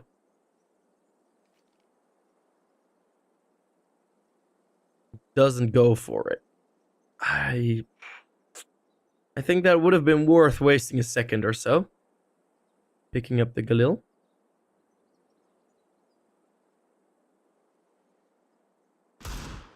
There's a mid play happening. And the Deagle from Shane instantly takes down Krivda. Malkis now with an AK and 4 opponents. None of them full HP. That doesn't make it any easier. Another clutch, a 1v3. Then followed by a 1v4. It would be something magical for the Lions. Oh, that's the first and the damage done. Andu has done his job. Yes, there will be a bomb plant. Yes, the force buy is going to be a bit more powerful in the next. But with the HP, with still an 8 on Shane. With that smoke. Should have not. With 12 HP. Surely not, right? Surely not. Here's the reposition. Magila is being very, very passive, but Magila is going to be probably the one to find this final kill. And there you go. Wait, were they on it in time? I think they were. Bomb has been defused. Oh my god. Terrorists win. What? That was so close. That was legit so close. Oh my goodness. That could have been devastating.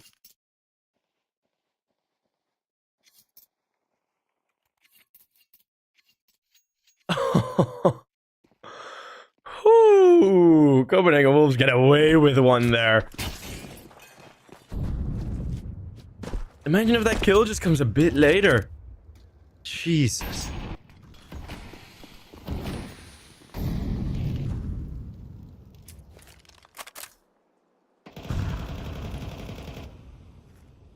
Well, now it's middle, left open. LNG are going to be storming through with their force buy. It's going to be 2 Galil's worth. I like this play. I like this play. They completely try to bait out the response, and with the util being thrown in, I think LNG you kind of realize, like, yeah, I think this response has we've baited it out well. And the smoke goes down, and they go back to middle.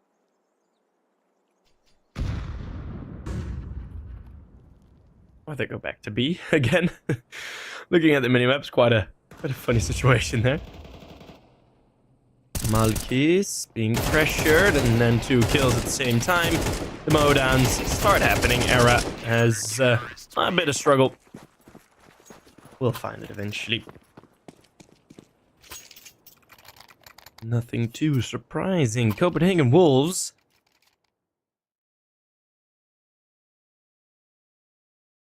Apologies. Will need a very strong CT half. NNG still have that buffer.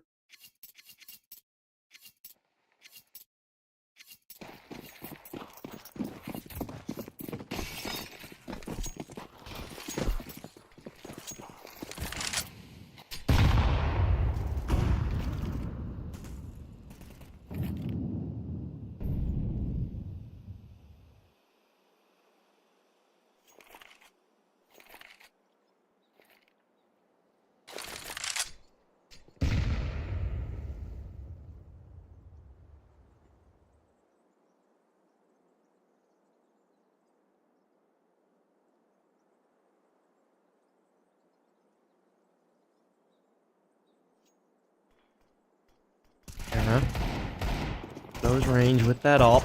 Or op with that AK. Looking for... let's not give the kills to Era. Let's just kill each other. Oh no, wait. You do get bonus actually for... Wait, do you get bonus for team kills? Like, does the other team get bonus for team kills? I think so, right? Because you get bonus for suicides. Do you get bonus for team kills? I have nearly 4K hours in this game. And I do not know... And that's just playing. Okay, and a bit of streaming. But that's mostly just playing. I probably have around 8K hours with watching, casting, playing in this game. And I do not know if you get a bonus. If the opposite team gets a bonus if you team kill.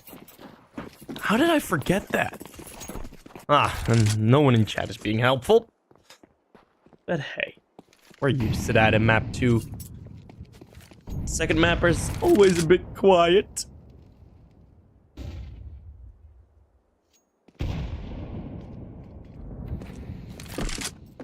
Got LNG back with the AKs, not exactly the same oomph that you had with LNG on the CT side, right? Those pushes, that exciting CT side play. Haven't seen much of it yet. You're being pressured now. It's Copenhagen Wolves taking most of the initiative.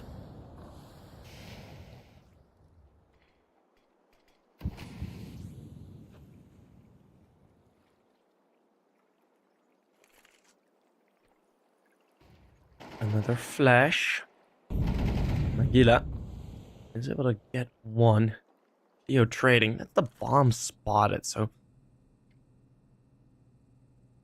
High likelihood Copenhagen Wolves know exactly where this round is going to finish. They get past the AK. It's a double face. Malkus mows down both. 3 versus 2 all of a sudden. No advantage anymore for the Wolves. Spotted the final player within the bomb site. Andu now has to get in from long. A long way back. They have to traverse through smokes. He has already. But it's a Galil only. How will you find all of the players? Everyone's tucked in. Information not even necessary as one unique. Peeks and kills. Keeping it clean.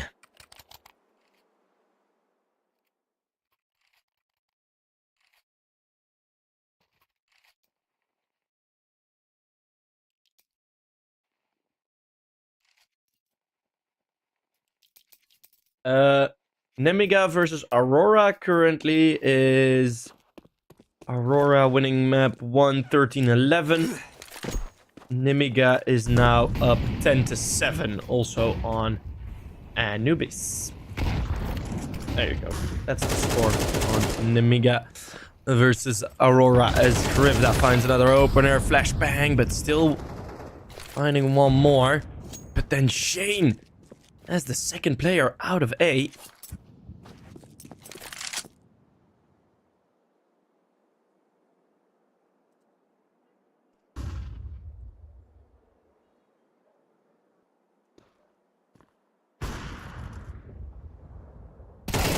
gets himself another kill. Cleo will be found. That means Marat 2K is going to be all alone. The aggressive push is it's a bit of a rock, paper, scissors type situation on where Copenhagen Wolves are putting the aggression forward. And where Leo Gaming or LNG are mostly waiting for it. So that is pretty much what is going on in this game. They're holding very passive. Very passive. And the point Marat peeks his little head up. It's going to be an 8th for the Wolves.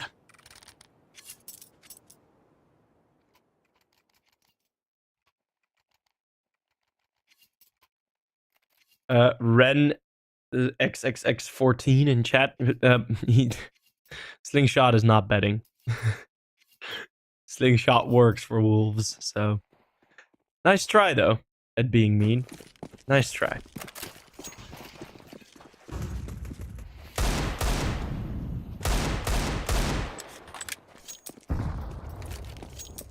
What's that deagle from Malchus? Oh, that's that one. That's a very nice skin. Very good float.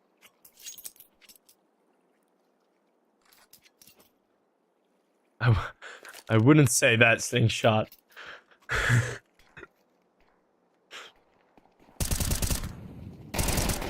be the deagle only from LNG. Should be the cleanup. Should be a 9th.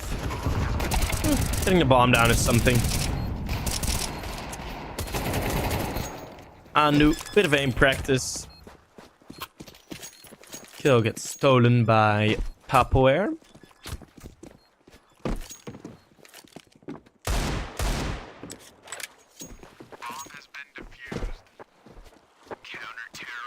Don't exactly know what they were looking for there with the extended defuse.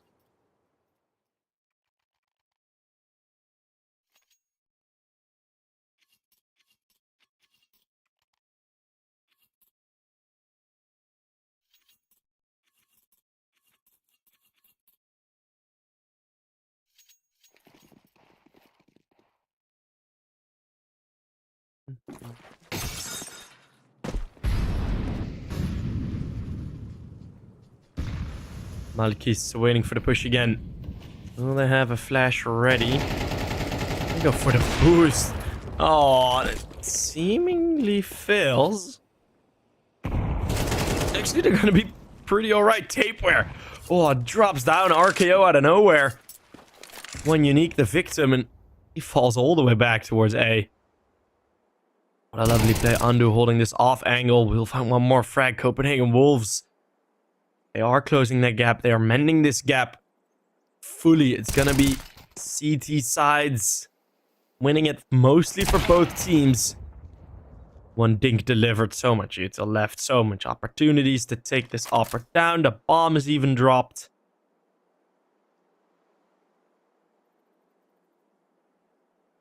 Nothing much to do for the sniper of Malkis.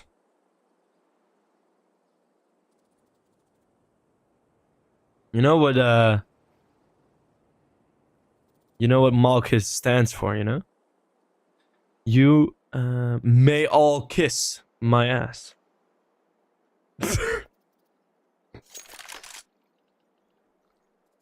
That's not what it stands for.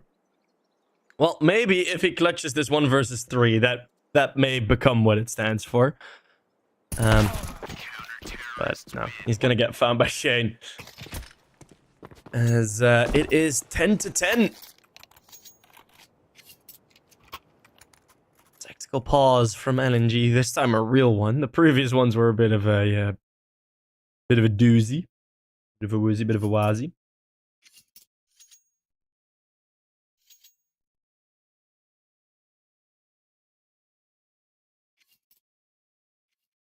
Well, these two map picks between both teams, they could have been switched around and it wouldn't have been surprising, actually. Oh, Clutch, stop crying. Okay, no, 5 minutes is too long. 5 minutes is too long. 30 seconds for crying. No crying in chat. We're all grown-ups, okay? There's no crying in baseball.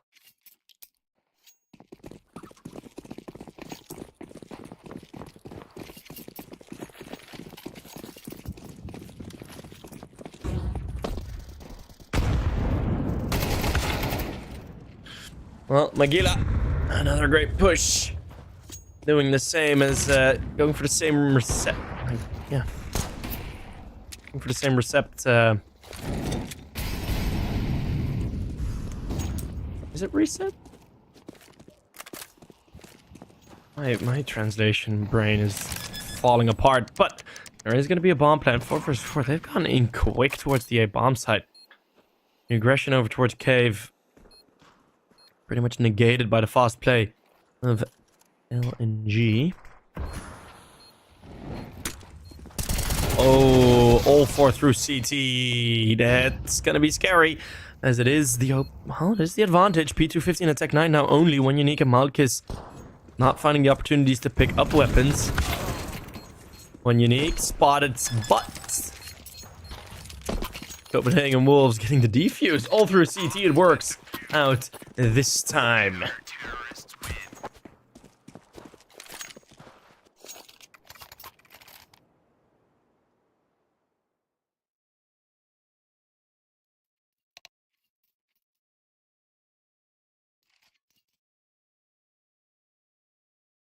And another timeout called by LNG because they really want this to work.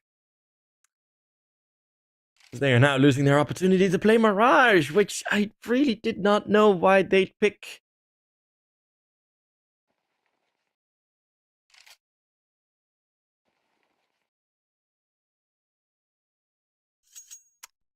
Why they not pick Mirage over Anubis? Could have had a bit more security, at least with the past results, but that veto is long gone. You now have to deal with the cards you've dealt. You have been dealt.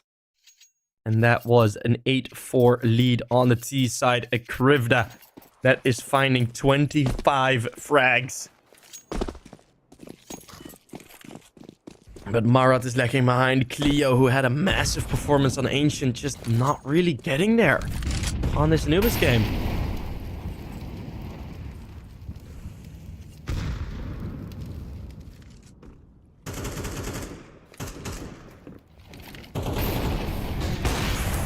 Malkis, full blind, at least kills one. Smoke down. Close corner, so Krivda, I think Tapar is aware of his position. Can't really do anything about it this time. Cleo, again being pushed. Help is there, full blind for both. Cleo, nice peek, nice flick. Will be found. That's the first trade. LNG, the timeout. Looking to be an effective one.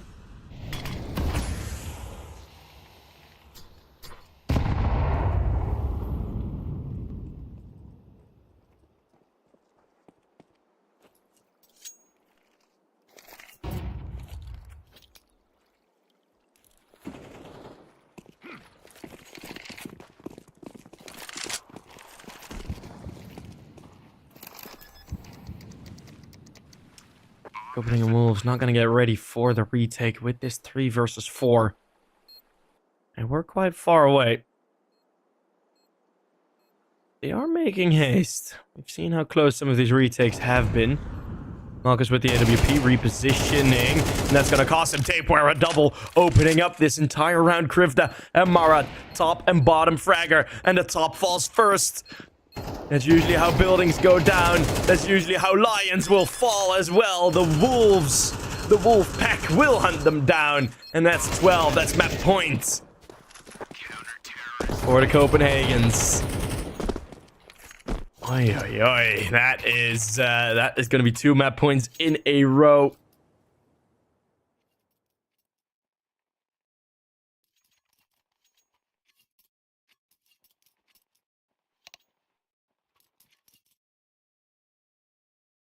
Another timeout. I don't know if Copenhagen Wolves want to use, like, I don't know how they should have used that timeout, but, well, Use it now.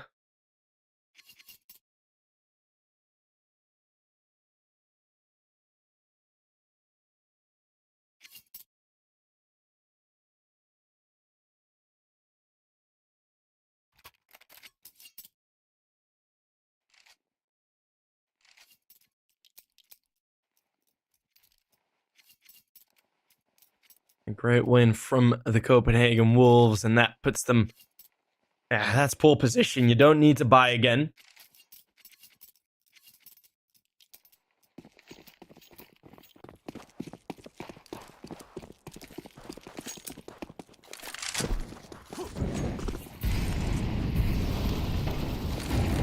Era, staying close at this Molly. Lots of flames in middle, and lots of flashbangs.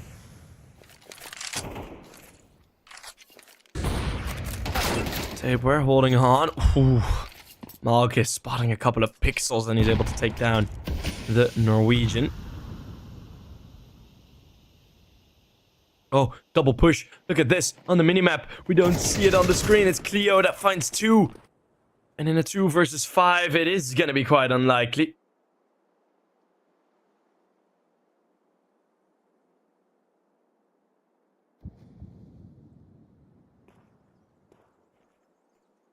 A 3 versus 4, somewhat realistic, but I don't really see it happening here. Bomb has been planted.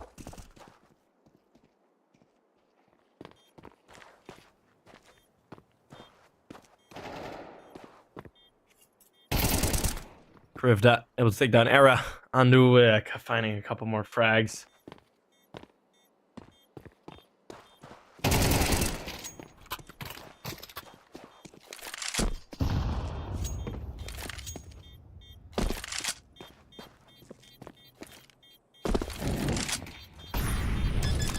Andu gonna stick this?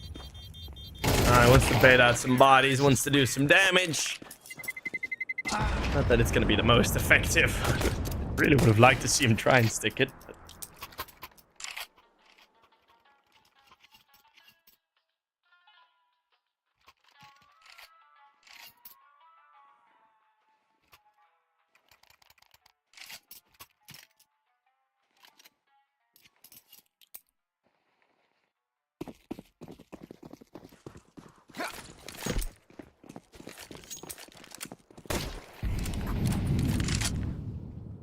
Killing a chicken, Malkus. Ooh, that's dangerous in the final round of the game. That might bring you bad karma. And they might need all the karma in the world because we have the double op setup on the CT side of Anubis. Become a bit more special when we see it now. Shane. Ooh, will be found. Mara 2K getting an opening frag. Magila under pressure will be killed. An overtime, very likely, as Mara 2K from the bottom of the scoreboard to the top of the impact list. Here in these final 2 rounds. He's able to find 2 more. 2 versus 4.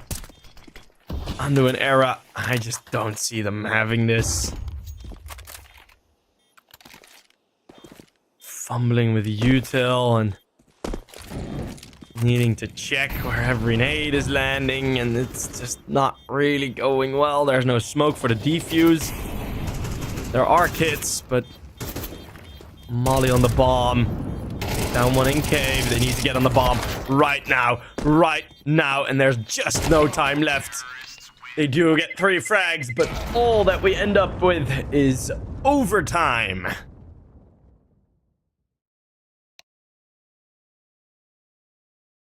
Second overtime in a row.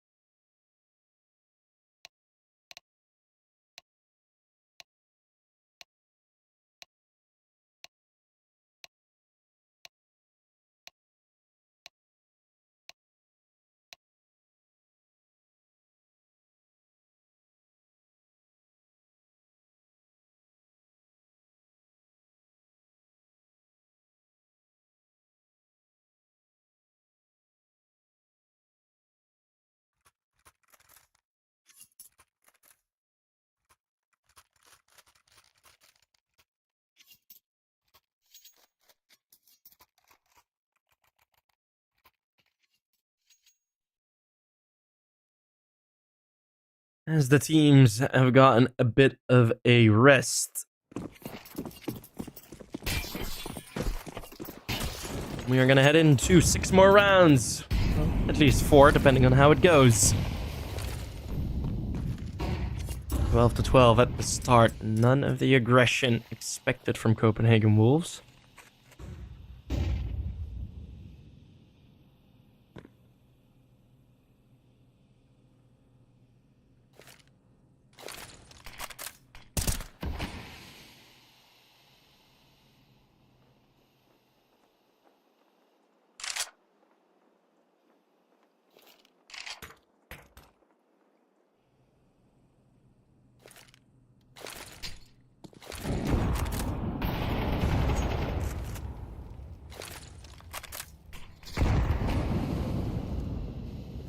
Some nades thrown early towards the cave.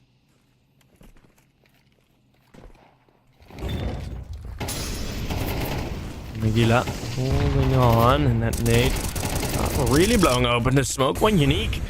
Ooh, fumbling the util a bit, and that's gonna cost them. One unique does sort of regain some of control. Has no misses. One unique goes from 0 to hero on the cave play. As his team brings the distraction going in through B main, and that's gonna be the first round on the board for LNG.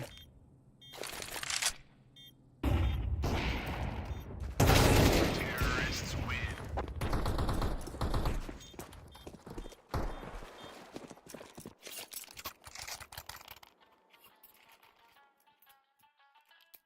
Well.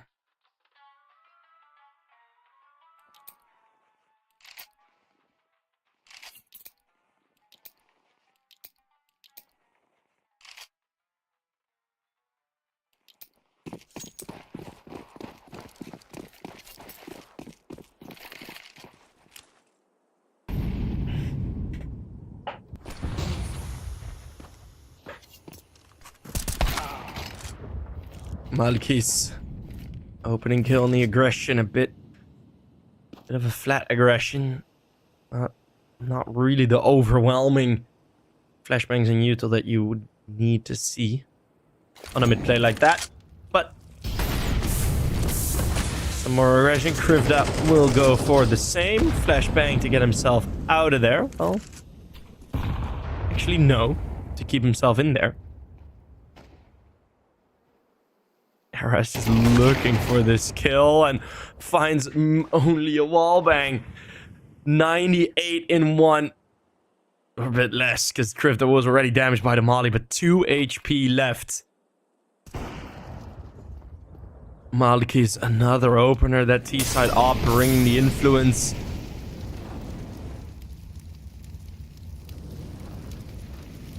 And again, it's 2 versus 5 Copenhagen Wolves. These last 4 rounds, they've been nowhere.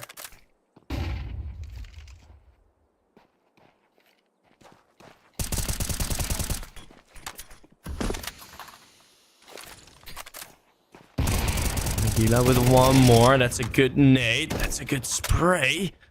It's a chaotic spray, but at least he's putting some pressure on, because you still have one low HP player that's coming in from the flank. Now that's Krivda, who will be dealt with. And now Magila needs to do it all. The ace necessary to team damage. Oy. Nearly, but Magila spraying a bit too enthusiastically through his smoke.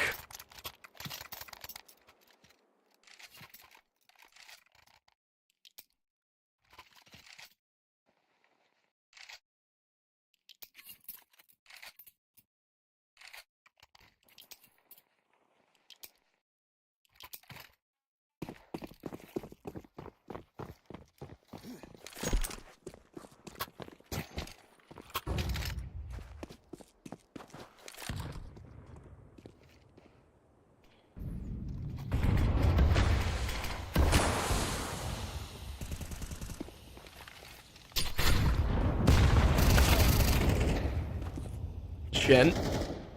Or Shane, sorry. We'll get an opening this time.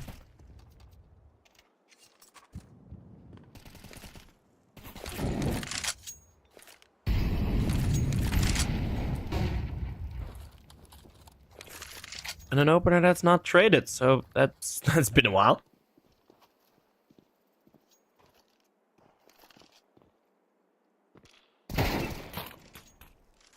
Nice off angle by Magila. We'll find 2, and that is this final T-side round for LNG pretty much done.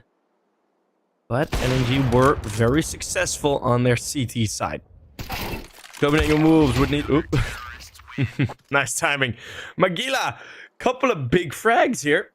3 and 4 kills back to back. 27 he is at now. Krivda nearly overtaken.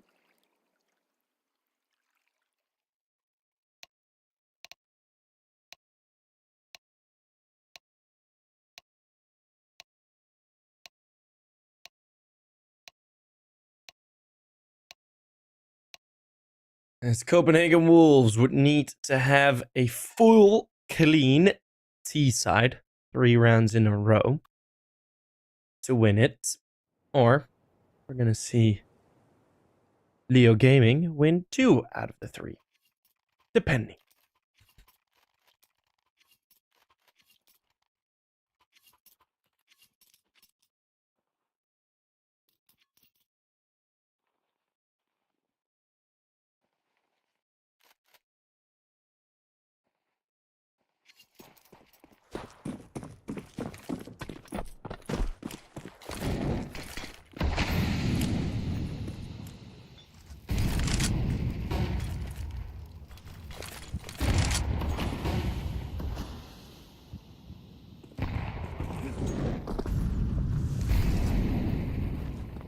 All the standard util thrown at the start of the round. No aggression from Leo Gaming thus far.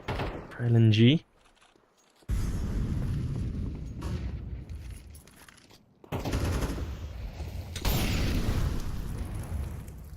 They are moving the defensive line back slowly. Andu might be able to surprise them with a walk through this smoke, and he's going to go for it. This is lovely play, although there's the first. Now, pressure on the 2 players in heaven. Aguila will deal with 1 more. Malchus is still going to be alive, but in a 4 versus 2. Forced out of the bomb site now. One Unique throws all the util he can.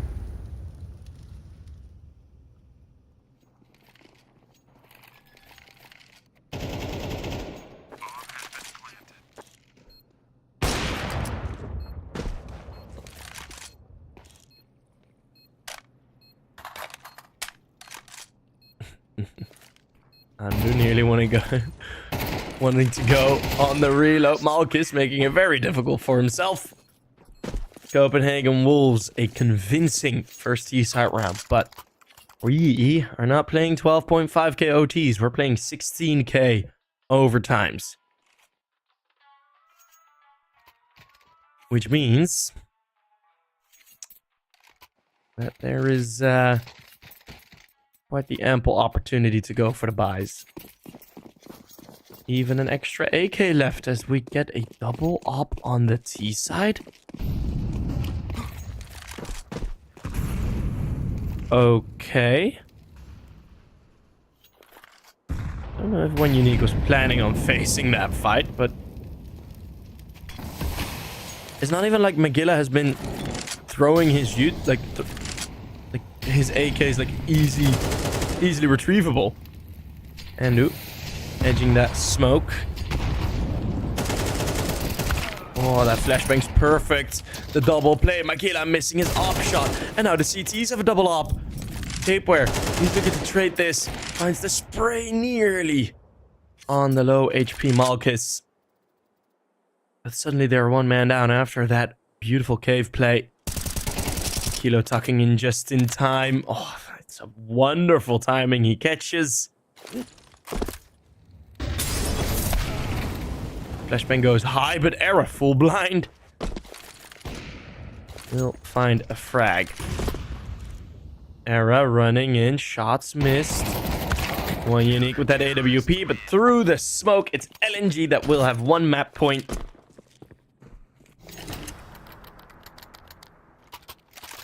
Last round of overtime number 1. Copenhagen Wolves.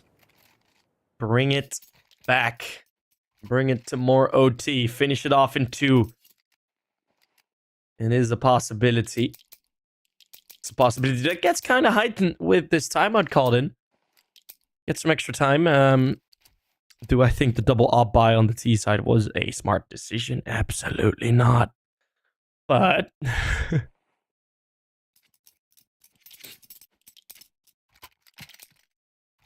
but hey. We now have the double op on the CT side, which could go both ways as well. It does kind of force Copenhagen Wolves to really play up front, right? Because they've been playing... most of their successful rounds on the T side have been very slow rounds.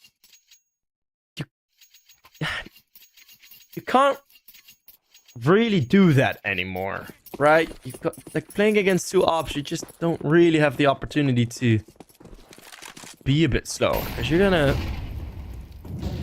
lose some util. You're gonna really open yourself up to these long-range fights. Era will not win the fight. 1 unique. That's the opening kill already, and it's looking quite unlikely from Copenhagen Wolves by the second. And that means we could be going to Mirage. Mirage, a map for LNG, at least on HLTV. Have gone flawless for now. 1 unique with that picked up op from Magila. Finding more frags and more and more and more. It's going to be a 2 versus 5, and that means it is going to be a 3rd map.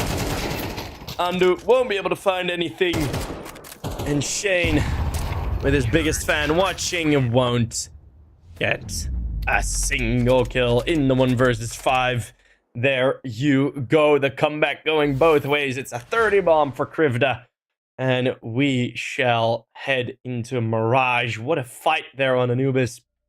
Both teams with a very strong CT side start. Very strong CT sides in total, I should say. Copenhagen Wolves yet again kind of choking that lead. They managed to make the comeback on Ancient. They are the victims to it. Now we flip the script as both win their own map picks, but with a 16-14 in overtime going each way.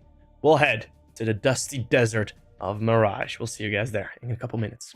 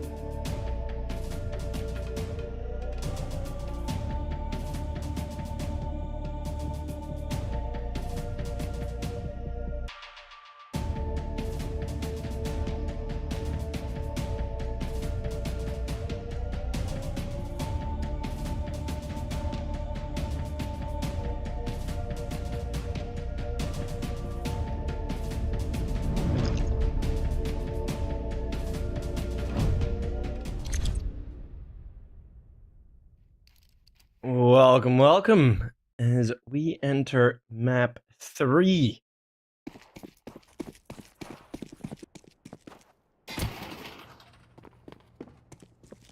Mirage. It's gonna be the knife round to start off with. And that's gonna be a slice and dice. Let's see who can get the advantage heading into the map pick. Looking like LNG is going to take it. There you go. Some lovely team knives going on in the background as we are heading into map number 3. We've seen 2 overtimes already. We've been going on for a while now. And hopefully that while will... Am I looking forward to another overtime? That's mostly the question that I wanted to ask, and not really, actually. But we'll see where we'll end up. If, of course, the possibility does arise of us getting into an overtime, that will be very dicey to see who can move on into those upper semis. For Mirage, of course, as I mentioned before, LNG do have a very good record thus far on this map. Let's see if they played it a couple times in the group stage as well. No. So I think that the HLTV sort of information that we have on LNG's Mirage is decently accurate. One of the games, well, it's been a while ago, some of the games. Right? One of the games is 3 weeks ago, the other one is a week ago, or 10 days. About a week ago. We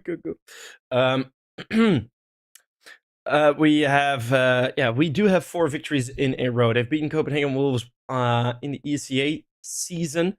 Started the ECA playoffs all the way back at the start of September. It was a 13-2 for LNG on this very map versus the Wolves. Of course, a lot has changed since then. And the Copenhagen Wolves Pact did beat Space and Zero Tenacity both on Mirage. Also managed to beat TMS, or DMS. Alternate Attacks and K27 managed to sneak out the win versus them, though. So let's see. They will enter now. Magila is going to go in first. Cleo, not touched by the molly. Touched by the bullets. As that is a 4 versus 3 now happening.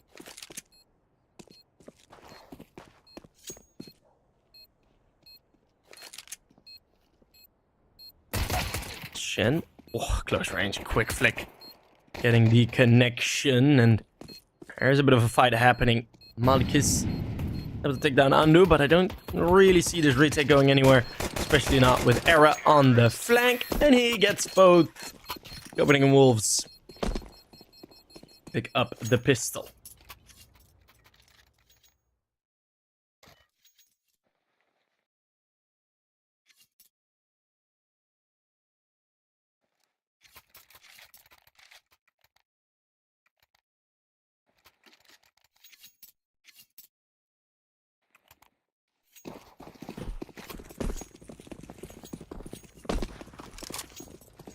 Some nades, some util flying over.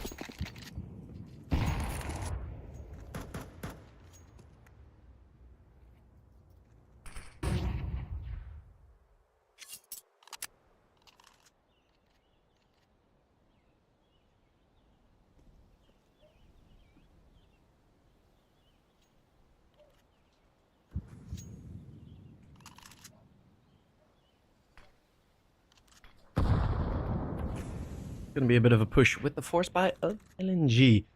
Looking to at least try and get something done here.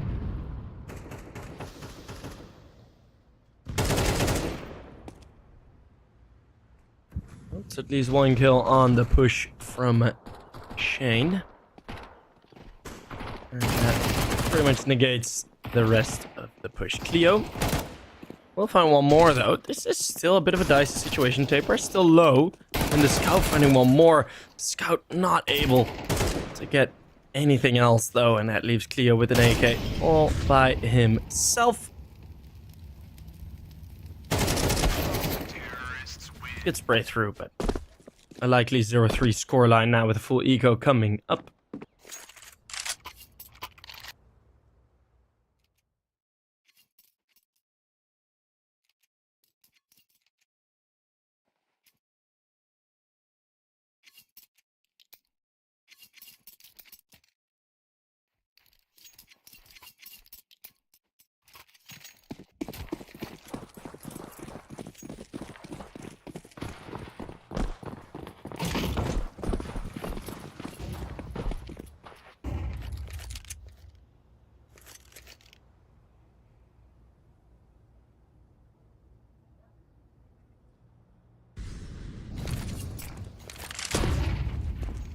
And yeah, so we're gonna get the pistol to stack on short, which won't really bring any effects in.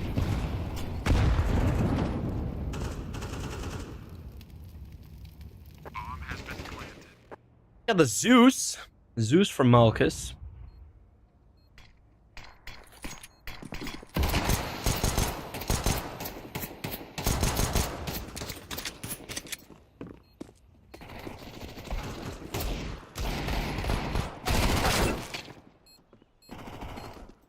Just a couple of kills coming through, nothing much to write home about for the CTs. Nothing much unique about this round. Done. LNG. 0 rounds still. Copenhagen Wolves will have to challenge up against the full buy this time. And even though, well, Copenhagen Wolves already have more rounds now than they had on the previous encounter against LNG, but still, yeah, that was also with a very, very different roster. I think Fester was still playing at that point. Yeah, now with Undo, lots of changes have been happening. Lovely M4 skin, by the way. That looks really good.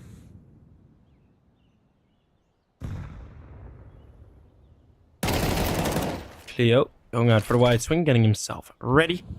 Easily finding the kill up against the lurk position of Shane. And LNG finding 2 very easy opening picks as mid control has been given up, but they don't really feel any threat, especially not now. When it's that, those are just the left. Blah, blah, blah. Those are just the 3 players left.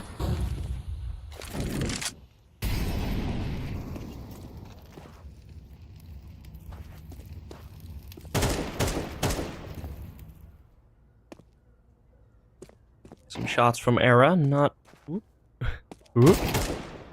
yet connecting. Ooh, beautiful tap. 7-0 Era's. And it will be 7-1. Andu wins the fight, but is wounded for the war. 20 seconds left. There is no head armor on Malchus. You can see that quite thoroughly. Bomb getting dropped by Marat. He's just gonna go for the swing out. Lovely done. Lovely play. Is lovely done it correct? Grammatically correct. I have no clue.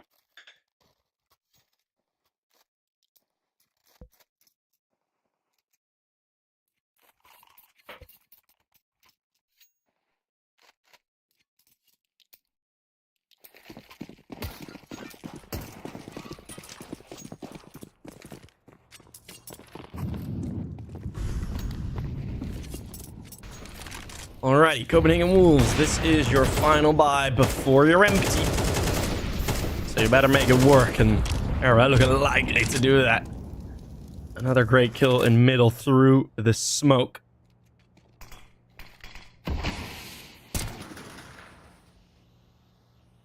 Would have been a kill for 1 unique, had that smoke not coming. Cleo fights back in middle though. Bomb picked up at the top of B apartments, which means the finish of this round is going to take a while for Copenhagen Wolves to set up. All going to have to go through short, through lower. This play from Krivda could be massive. They're all gone.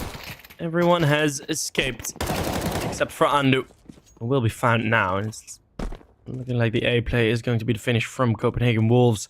It's going to be slow enough that the defense gets strung apart. A bit like some pulled chicken. Let's see how well they season it. Whoa, 1 dink and 1 kill. They're low enough HP for 1 unique to actually make something off of this.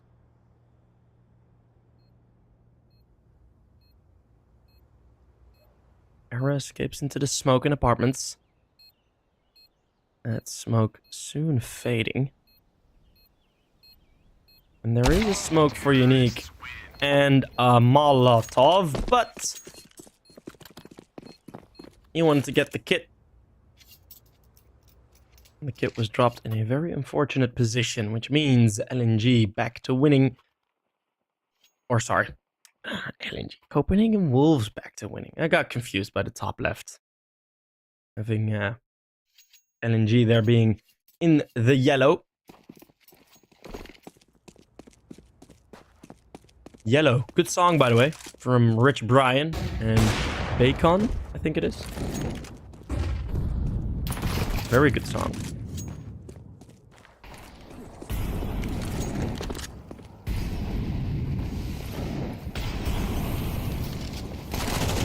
Molotovs, util, everything used. Clear out this bomb site and 2 kills on a Mac 10. They're gonna get some more Andu. Some nice money. Chase down kill is chase down kills there. We're gonna get the 5-1.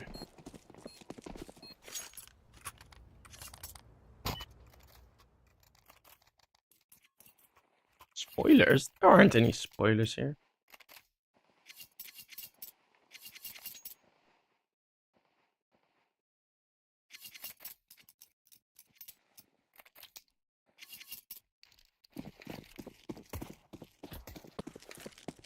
Five to 1. I mean, we've seen 2 overtimes already, and we've seen how impactful the late half can be. I have a feeling it just kind of takes the tension away from around from rounds like this. I mean, would Copenhagen Wolves win this? That would mean a 7-1 scoreline. That would already mean a 1/2.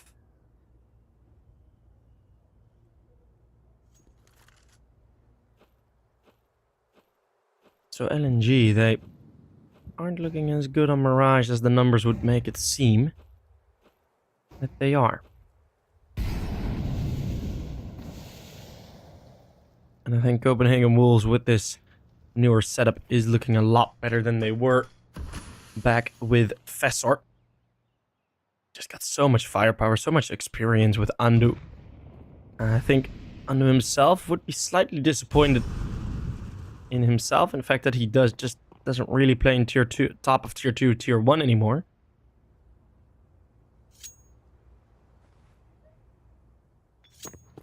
Lots of information. Shane does not know there has been the A ramp push.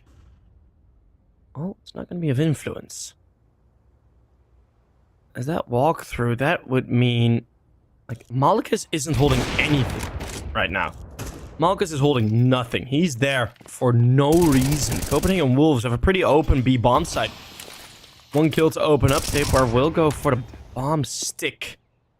Different position than expected. Shane is still here. Malchus needs to deal with him. Shane knows staying alive, going towards CT is just going to be so annoying for this retake. All he had to do was stay alive, but I think there's already a save call. Or not. Kills coming through, and nonetheless, we're going to have Copenhagen Wolves indeed on a 6. Yes, 1 weapon will be saved, but that still does kind of mean you have at most a half buy, a hero rifle, maybe. But it's not going to be worth much.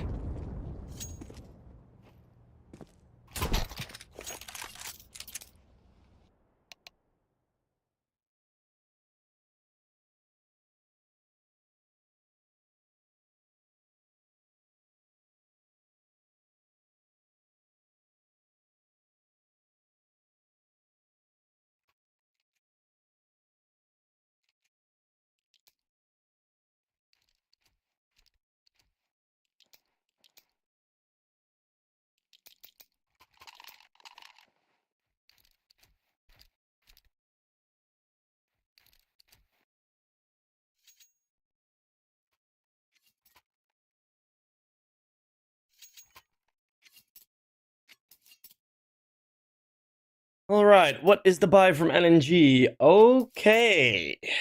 an op and not the M4 anymore. Okay, they had more money than I expected.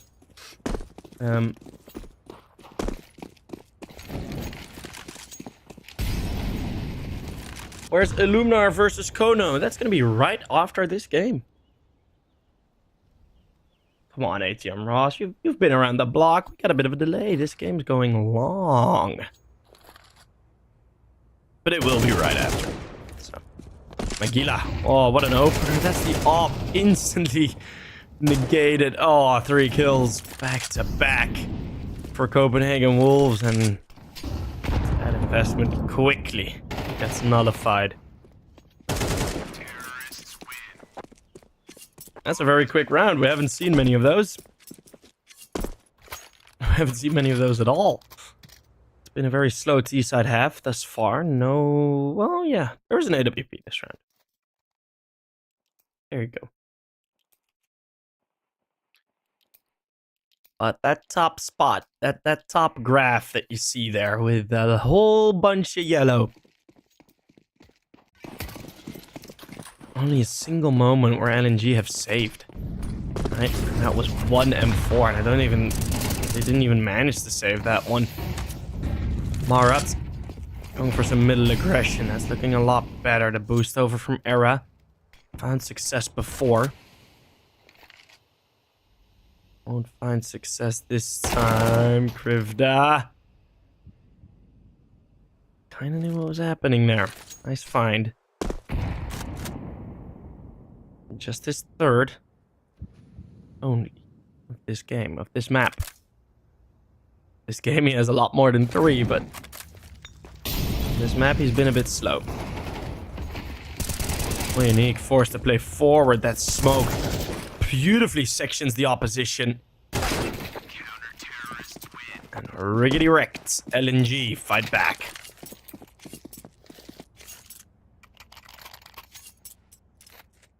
Money's more than good enough for the T side. But 7-2, Copenhagen Wolves, they're at the verge of possibly throwing away all the advantage that they managed to create. If they let this, or well, not necessarily let, but if LNG can make it work, that they can get 5, then that's gonna be desperate. Tapeware with the spawn, with the opening kill.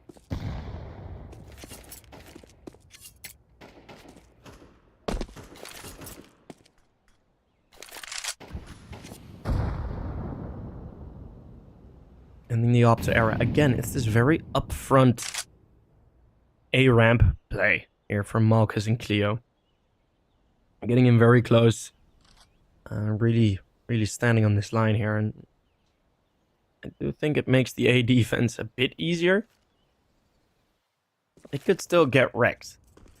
Don't get me wrong, but it's a fun position. And again, they're going to go for a push, but they're going to go for a push on 2 fronts. Which is both Krivda and the A ramp play. A nice switchback setup, Tapeware. Will you be able to deal with this? No, it gets surprised by Malchus. And there's a rifle still here, so Shane is going to be activated. Marat still has connector. It's going to be 3 more frags and opening for Copenhagen Wolves, but LNG finally going aggressive in the slow rounds here might just have cost Copenhagen Wolves again. Well, not necessarily again, but they don't get away with it this time. Oh, Era. Oh, Era. He's right below you. There we go. 1v4. Ah, but it's 4 seconds left.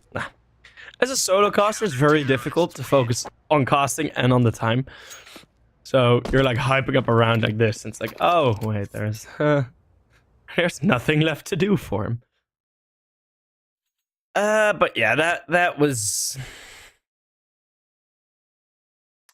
a play very nicely done from LNG, right? Going for the aggressive play, not pushing too much, not pushing too forward. Krivda at the security in B halls.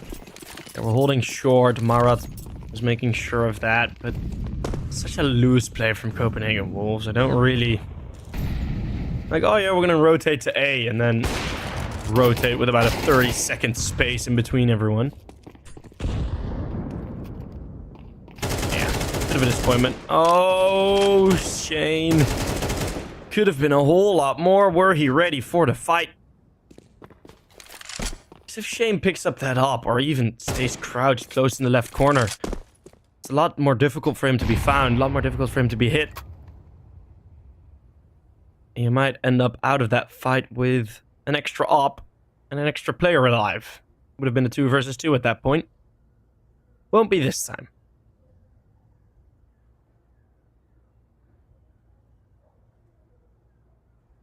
It is going to be LNG to really find their way back in towards the CT side. And at this point, I mean, they did kind of half buy, but I won't be surprised if we are going to see a 7-5.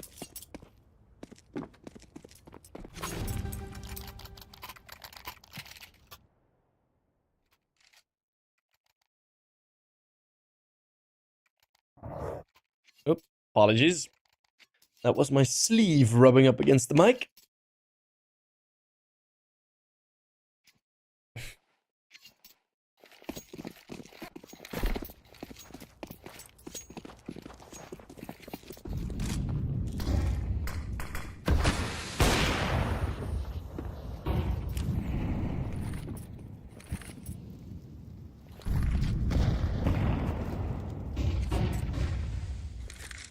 Lots of util used. Active from Leo.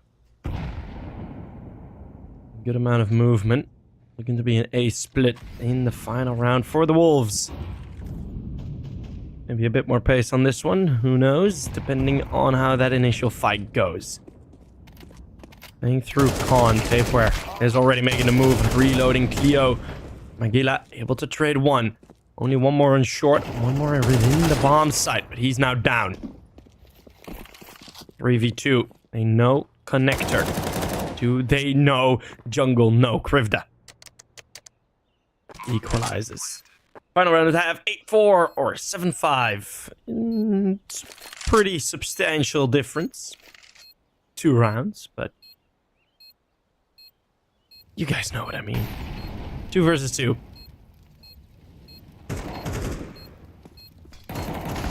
Krivda under pressure. Putting the pressure on, actually. It's going to be a triple kill for Krivda. It will be the 7-5. Kind of mentioned the possibility of this happening. And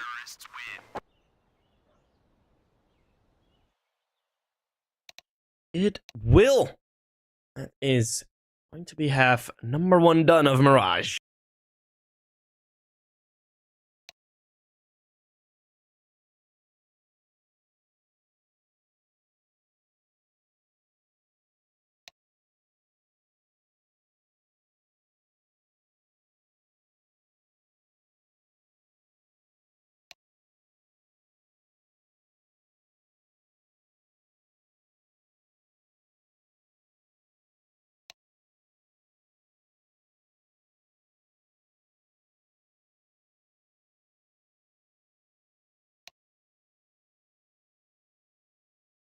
W casting, by the way, not enough credit. Thank you.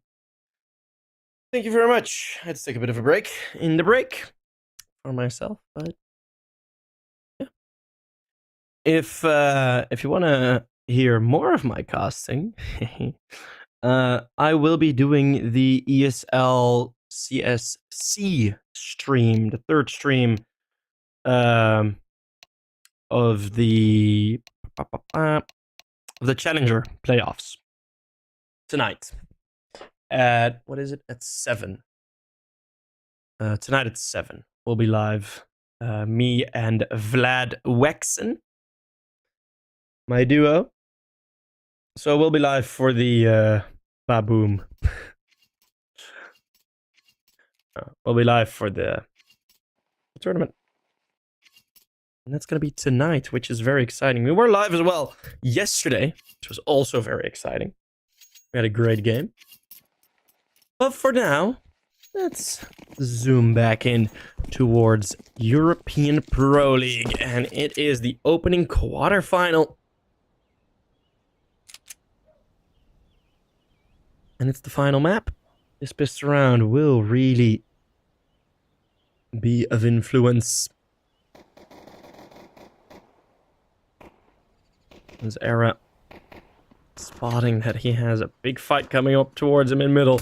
Andu sucking in, getting dinked before he can line up the shot. But from short, Magila can't protect his teammates. Shane! Oh, Shane in CT. That is where the solution is at for the Copenhagen Wolves. But they've thrown away a CT pistol round before. That wasn't Anubis.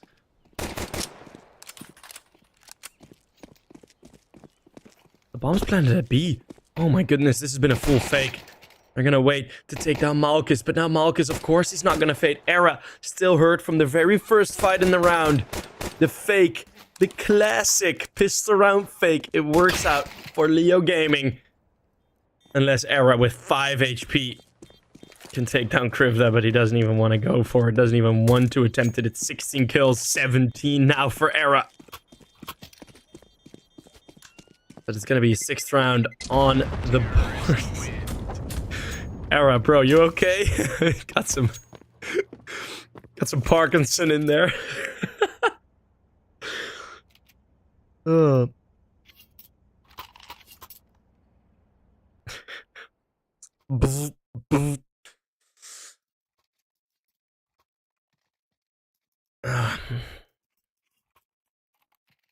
Brother's playing with his muscle gun on his playing wrist, like on his mouse wrist. Just... I don't know the sound of muscle gun makes. I really want to buy one. I want to buy like one of those muscle gun thingies that I need it. My muscles are sore every single time. Well, let's see if LNG can make Copenhagen Wolves a bit sore, but it's looking like tapeware. Rip that off. On the B bomb side, it's not gonna be nice from LNG. Force by here on Mirage, looking to get somewhere. As Era, bang, Andu puts him to sleep. Era kill with the 5, or with 5-7 with the FAMAS. 8-6. What kind of call was this? A B rush. With one late going short. The most Gold Nova one I've seen. Yes. Well, to be fair, that pistol round was also kind of a Gold Nova call. The classic on pistol round. Just go 4 towards A and then 1B.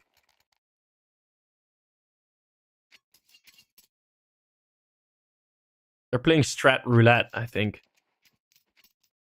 Up until we see them buy 5 sawed-offs, we know they're not playing strat roulette. Okay, so that is. Those videos were so good, by the way. That was like peak Counter-Strike content. The strat roulettes of all your favorite YouTuber groups. That was so good. Righto. For techies. For little techies. Techie 9, mate. Oi, bruv, got a Techie 9 in the server. I got a P250. Says Malkish. What am I doing? Righto, let's see if they can get something resembling effectiveness out of this. Good flashbang through. Miguel is able to juke. And the bomb. Okay, well, have they realized that smoke is filled? I don't think they have. It's gonna be a single kill for the T-Sign. Marat felt a bit homesick, so he's gonna go back to CT spawn. Blurts out some Tech 9 bullets. He is gonna be found. So, 9-6 Copenhagen Wolves. 4 rounds away from a victory. And now they're gonna be looking at a full eco on the opposition's end. So that's gonna be 3 rounds to victory. But both teams have had situations where it was a mere 2 rounds to victory, and they weren't able to get it done. So, some trouble, yes, possibly.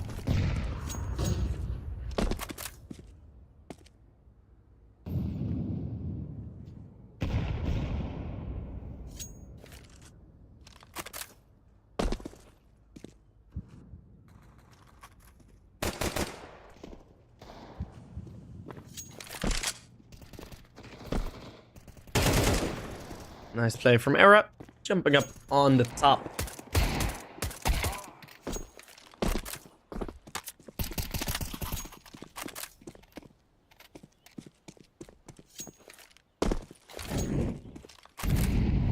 Yeah, no casualties is exactly what you'd need. LNG waiting around, waiting about to really get a casualty, but Andu's good enough for 2.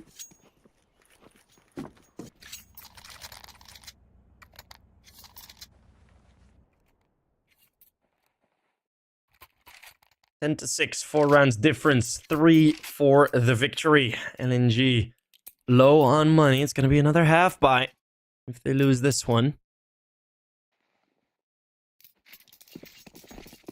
An important round where there is not an AWP for Copenhagen Wolves. They want to keep that for the next. They want to keep a bit of a buffer. I kind of understand that, but that might make it a bit more dangerous here.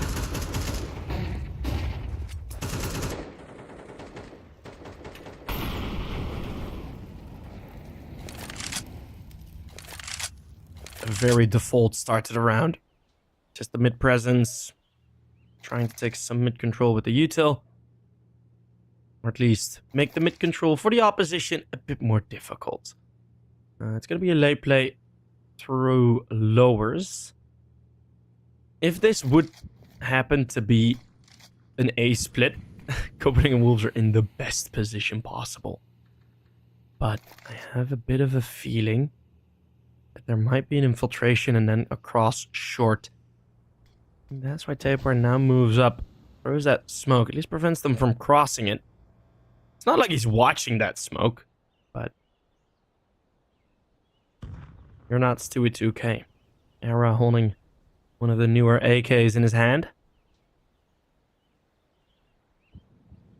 Let's see if he can make this look graphic as well. It's Era, only with the 1. And that split is now coming in. Krivd and Cleo. 2 more frags. It's falling apart for the Copenhagen Wolves. All the timings work out, but Shane is still here. That's exactly what I meant. That setup is perfect. I forgot about Shane, and so had LNG. Nade being thrown over. Shane now 10 seconds for this 1 versus 2. Gets out with 10 HP left. The bomb. It will be able to be stuck. Oh no, Shane lost all the advantage now. Knows the position. Needs to connect 2 bullets just to the 1 of 1 unique. And the step out wide. 1 unique. Deciding to go for the rush down. Changing his mind at the last possible moment.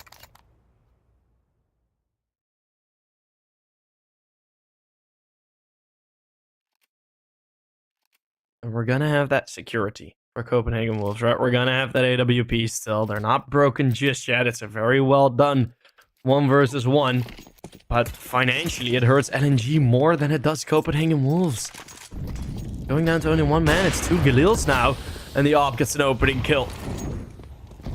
Era again. They've not had the greatest success actually converting opening kills from Era specifically, which happened twice, and I'm pretty sure they lost twice in the gun rounds. But now keeping that mid fight going, keeping the presence.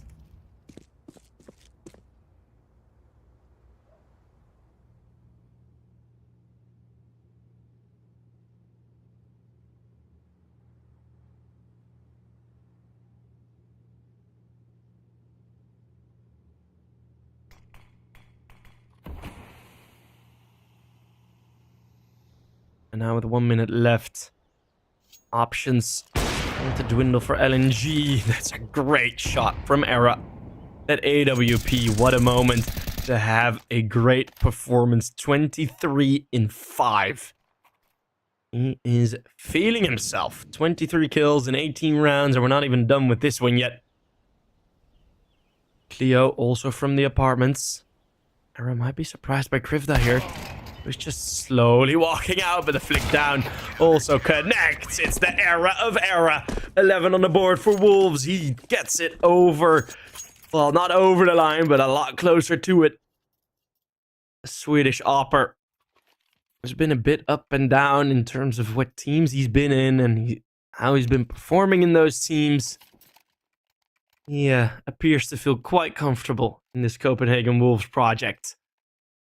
And they're going to call a timeout because they know they're up against a bit of a shifty buy.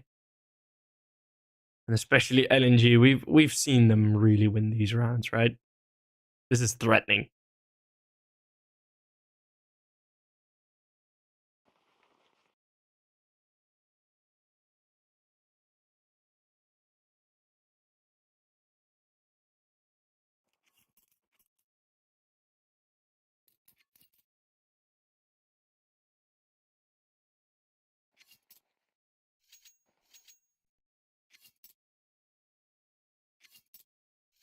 Two more rounds necessary. One of which could possibly be versus Galil's LNG. They're not playing for overtime. There's no money left. It's going to be a very similar buy if they happen to lose this. Lots of commitment.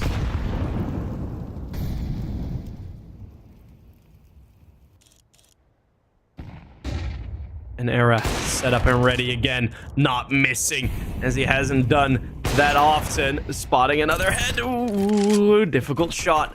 Well, not everything does connect, but it's going to be a slaughter here. Copenhagen Wolves mowed him down at every single fight. Every single junction is a red light for LNG. And it's looking like the Copenhagen Wolves will be able to drive on onto those upper semi-finals. It is 12-7. 5 map points. Both teams have already fumbled a couple of map points, but 5 in a row versus what is not looking like the greatest of buys. This might be... I was going to say the end. It's not the end. This might be the end of the lower bracket, or the upper bracket for LNG. They might have to go to the lower bracket. And Era going from middle to A to B to find his success. There's one more. They let him do everything. The power that Era possesses in this Mirage game is unrivaled. As he will be taken down by Kilo, but enough work done. It's going to be a 1 versus 3. Marcus on bench with just the Tech 9. Shane finishes it off. It's going to be the final one. 13-7 Era with 126 ADR. That KD is banging. And we have our first upper bracket semi-finalists. And it's going to be the Copenhagen Wolves, who, yeah, I mean, they are getting, they're putting themselves in a good position. Usually what we see is that the upper bracket semi-finalists are also the top 4 teams that will continue. We haven't often seen a change in that. So,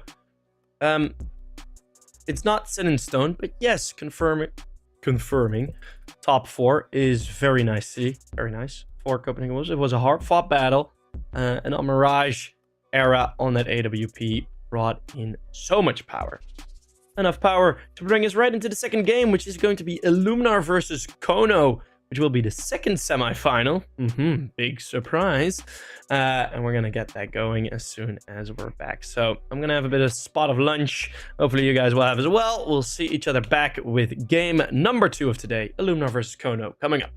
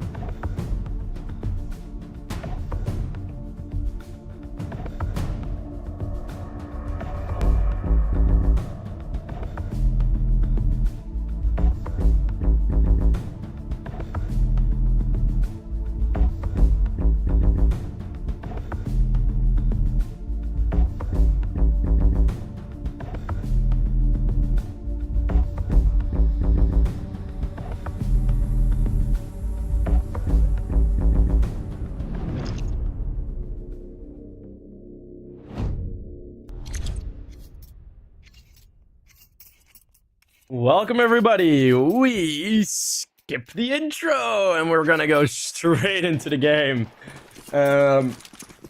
We are that caught me off guard a bit, but we are ready to get it going. Game number 2. No more waiting around, which I kind of do agree with. You know, I kind of like it.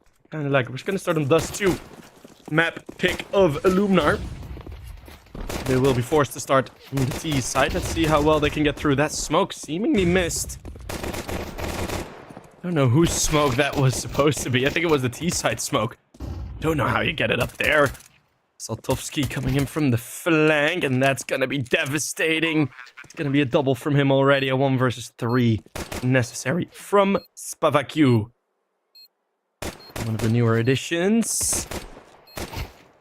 Couple of opper trades have been happening, and the bomb site dancing back and forth, and the gun's nearly empty. He's forced out wide by the knife attempt. Saltovsky gets himself a triple, and the Ukrainians themselves up to the first round on the board. So yes, welcome. These two teams played each other a lot, but that was 2 months back. In EPL Season 17, we had 1 time kONO winning, 1 time Illuminar winning. And then in United 21, Dust 2 was taken by kONO 13-5. That was around 2 months ago. Lots has changed since then. I think that was before the 6th of August. No, it was right after the player break.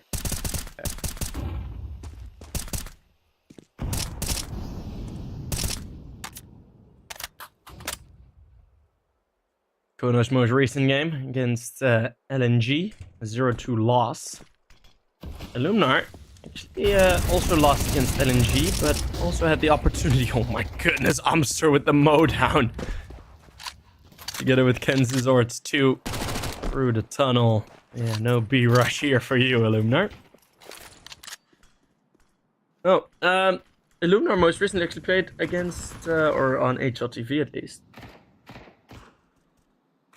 Most recently played against the Mission Possible team, which was streamed by Pasha Biceps, of all people. In the... Jesus, what is this tournament name? Okay, guys, strapping your seatbelts.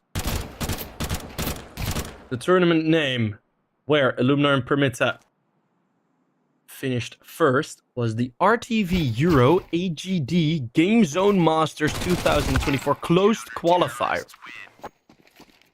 Try and say that 3 times fast before Belaney goes down, which you cannot. It's gonna be 2-0.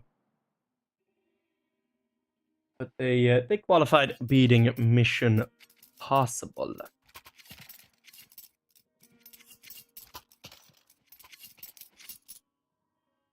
Which is a weird team. It's a weird new team. Likale, like the Swede, not played in any team before. Then you have Bird from Sky, Borup, Mati, Veggie. I don't know. Feels odd, but nonetheless, 1 tap from Saltovsky. That's a mouthful, yeah. What a tournament name, jeez. Kenzazor also finding 1 more. Yeah, it's just against the Deags. It's just against the Deags. It's a beautiful deagle here. Oh man, I mean, how do I get someone to buy my AWP on the skin website? Screw it.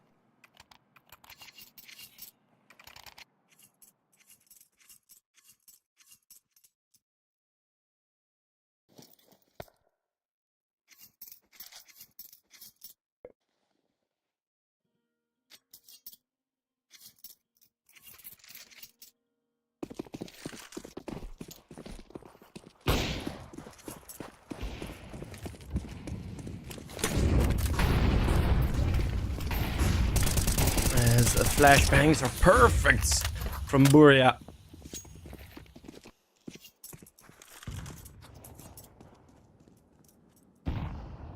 2 flashbangs, good enough for kenzor to find his double frag. He has been fragging the most. kenzor.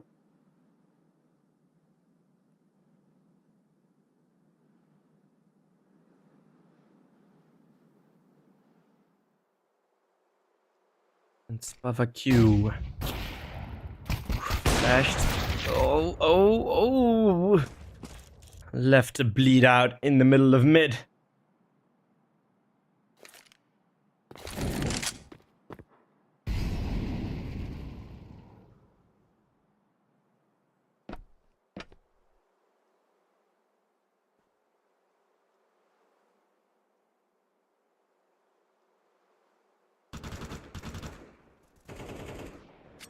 Oh, Blaney. Sorry, I didn't really actually think he was going to get away with 2 kills there. We weren't on his POV either.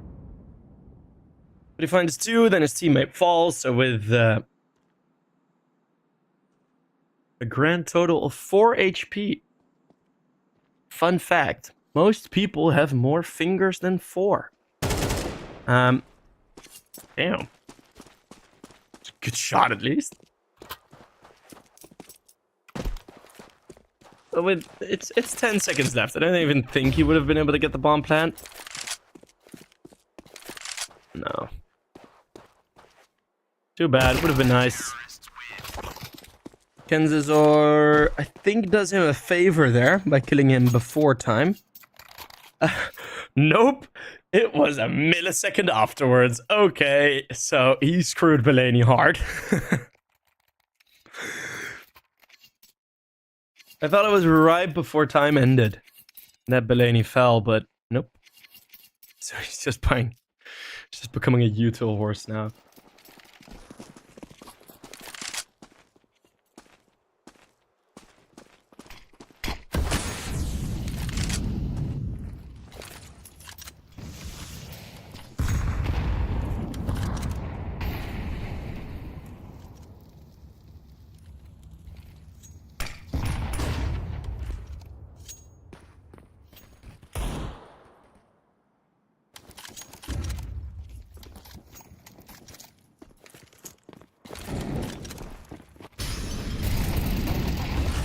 Hamster and Kazu able to trade. kenzor is under a bit of pressure.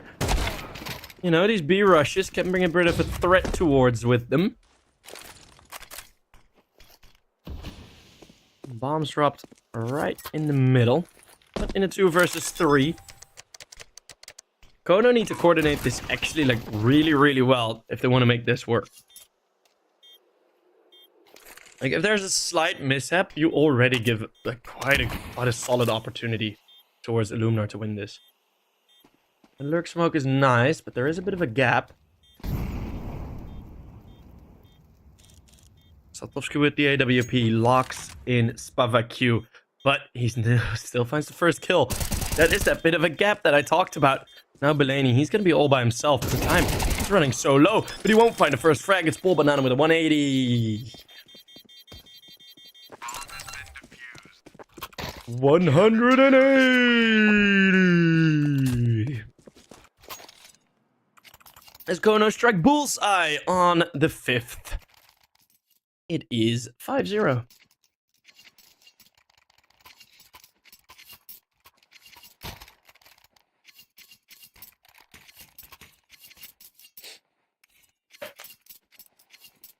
And Burya is 0-5. You're on the win, or 0-3. Sorry. For a second there, I read 0-5. I was like, wait, what?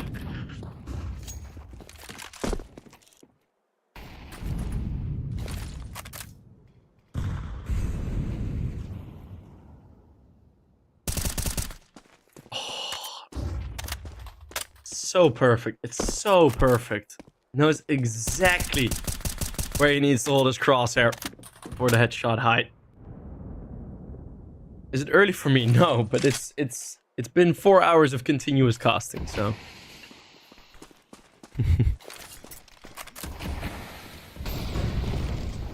Burya. That's his first. There you go. kenzor taking one more. And the CT is looking to really really close out this round.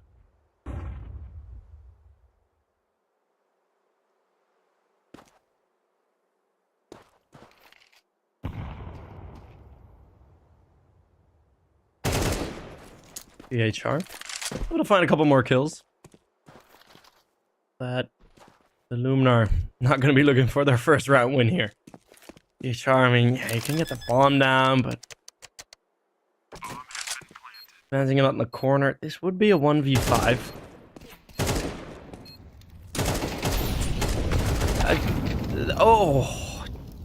I was waiting to build the hype up, right? If that other kill came through, I was like, okay, yeah, we got this, you know, we got this. But no. But no. I'm being chill. I'm being chill. Right? It's not every game needs to be casted as a full final or as something or whatever, right? And we're still like it's not close yet at all. So if I'm gonna start hyping stuff up now, it's gonna get old really, really quickly. But yeah, 6-0 double up. Ooh, that might. If Illuminar now get wrecked by the double op, that's gonna that doesn't feel good, because you know your opponents were up 6 rounds and then bought the double AWP. All the utility is enough though. The utility and a couple of bullets towards Ball Banana are enough to take control over long. And this is something that I've praised both kONO and Passion UA for on doing on Dust 2, which is just stick together. All 5 players just stick together. And that flashbang is perfect. Saltovsky, no opportunity for a response. Some flashbangs, some mollies, some nades. Ball Bandana fighting on the bomb site, but won't find much more. All the bodies close to each other, and that means you have so much opportunity for firepower. You can check every angle at the same time, and it is effective once more on Dust. There you go. Nicely done.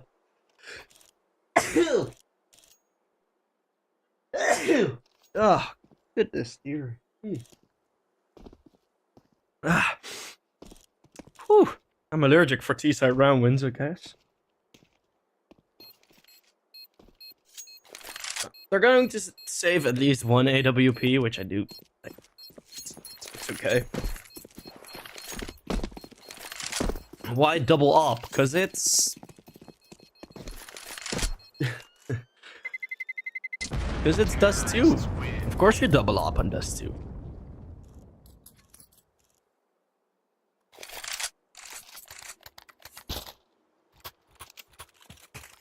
My nose still really itches. I've already had 2 sneezes, and my nose still itches.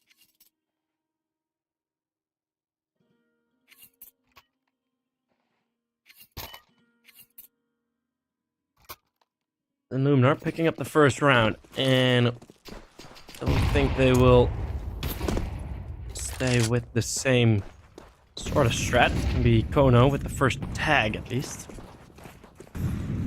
Up from Saltovsky. Having himself a bit of a... a bit of a distant hold over middle. Flashbangs, the nades, all fully forced them out. Smoke for the B split thrown in. Or that was a flashbang. No, that was a flashbang. I stand corrected.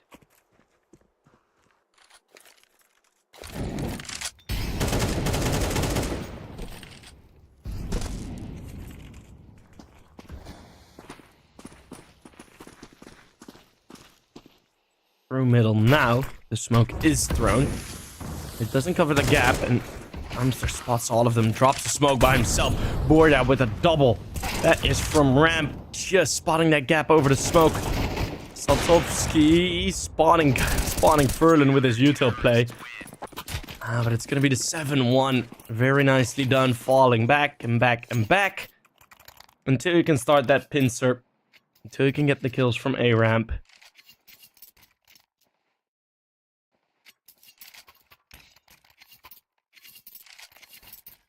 And that's very nicely done.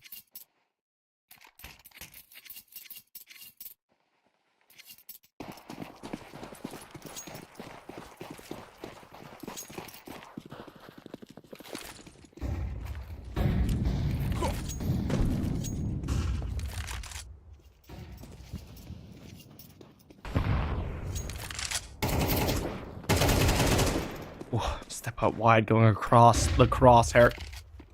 Ferlin, a clean opener for Illuminar. Early. Like, this is really early.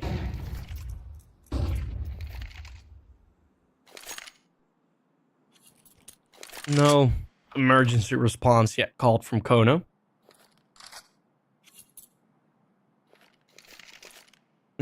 That was my point, lol. If it ain't broke, don't fix it.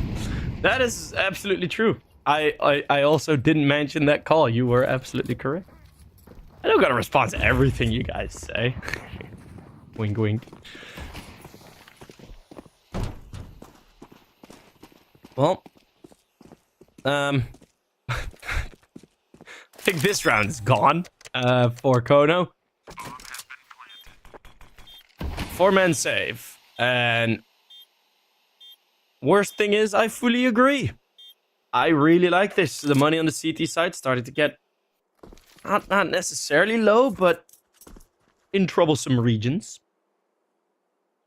A bit of a dumb play. Yeah. I think Kensizor was kind of hoping he'd catch a timing. A better timing than he did. It's fair. If they wanna learn the mid plays, they'll have to watch me and my boys play Dust 2. Terrorists win. If you want to learn all the secret mid plays, but who knows? Who knows? 7-2 is the scoreline.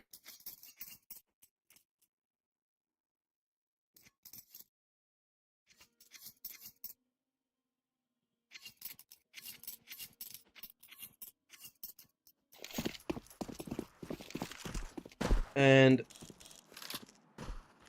oh no, we got the boosts. Spavaq. Very fast flick. I don't know if kONO was able to get the full spot of that boost.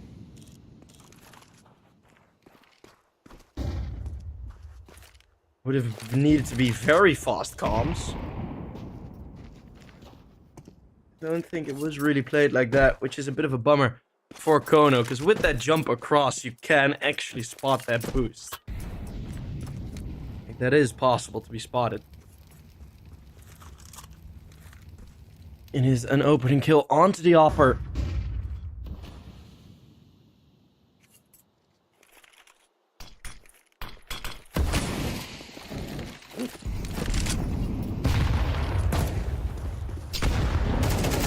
Now Ferlin, just his crosshair right before the flashbangs come in. Full Mandana needs to do a lot here, and what he's going to do is just take control over the CT area. Kazu has a double kill on a silver platter.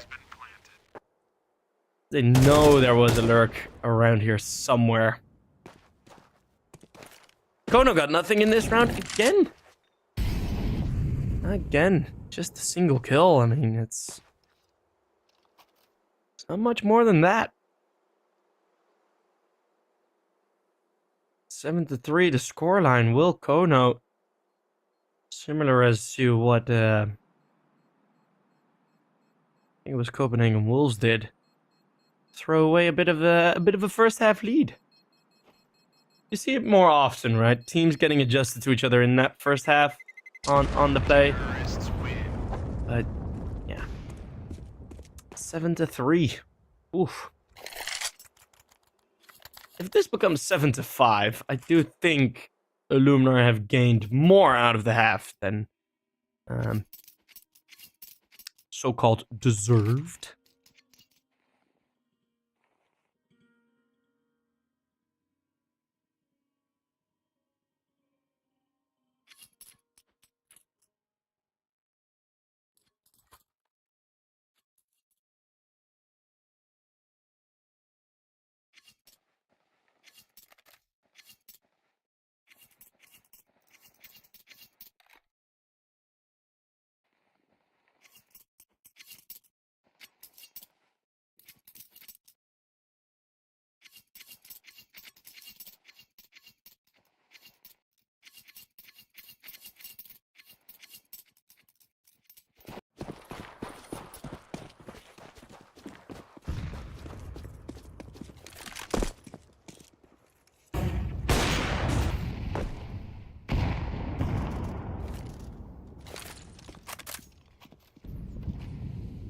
So, we've had the timeout, and we have a walkout from Illuminar. Maybe getting a bit in over their head.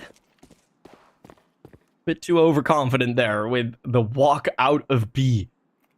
A spot where you have confirmed in previous rounds there have been two opponents quite often at the start.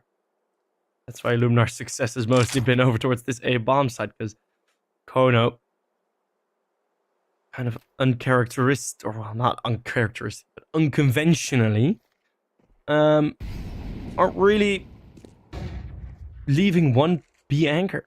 Right? They are very consistently playing with two players on B.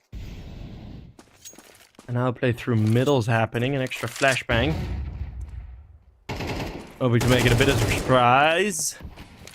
Booyah. Still gonna get found, but a 4 versus 2. kONO looking like an 8th. It's gonna be on the board for them.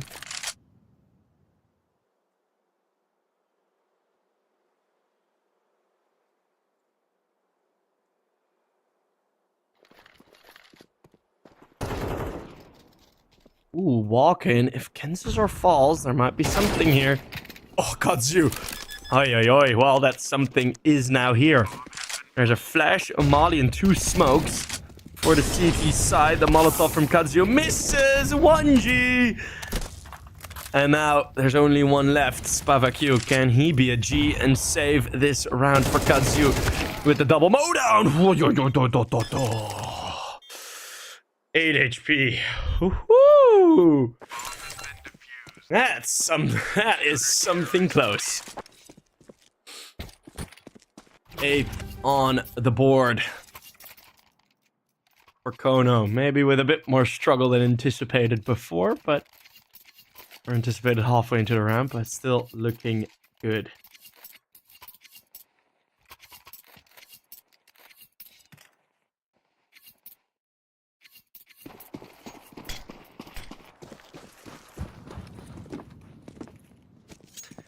If he didn't 1G, he would have probably won. That's why it is a full 1G, right? Because it actually mattered in the round results.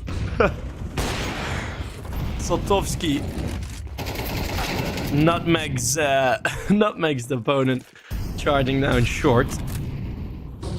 Kenzazor help with the flash. Everyone is blind, but then you have the M4A4, which is the worst weapon to spray with. We're still getting 2 frags, which is kind of okay. Let's see, CPH and Spavaq. That nade is beef. Umster has one more. Does he elect to throw it? May need to. Umster, you have an HE. Umster, you have an HE. Paul Bandana now in a 1 versus 1. But Spavaq has escaped within this smoke. Now out of it, Paul Bandana loses it. Umster, you have an HE.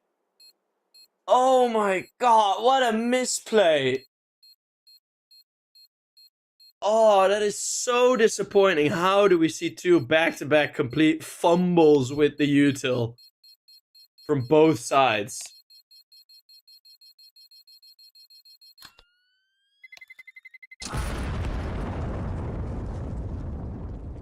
Surely they had the info he was low. That wouldn't even matter in a situation like that, because you are smoked off, you're right? You need to take a whole bunch of steps. There is 0 extra costs in just lobbing an 8 onto the bomb site. It wasn't necessarily that they got confirmation that they were low. Umster knew full well, or should have known full well, depending on how well the comms were, that both were in the middle of the bomb site. That is a right or a left click throw with a little step back, so it gets a bit of the lob. So just, you know, press S, get the right click, it goes, and it just, like a firework across the bomb site.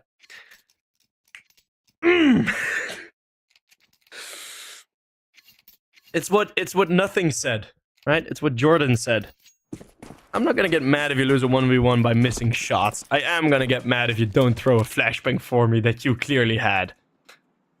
Or an HE, for that matter. What a fumble. Well, they're still in the lead. I'm being quite harsh on the man, but it's yeah. It's weird that he didn't check. It's possible that it was one of the nades dropped and that he picked it up, so that he didn't like queue in before that he had a nade. Whatever. Spavak Q, looking for the mowdown for one. Amster. Very nice. They're already getting one kill. Belaney gives the tag at least.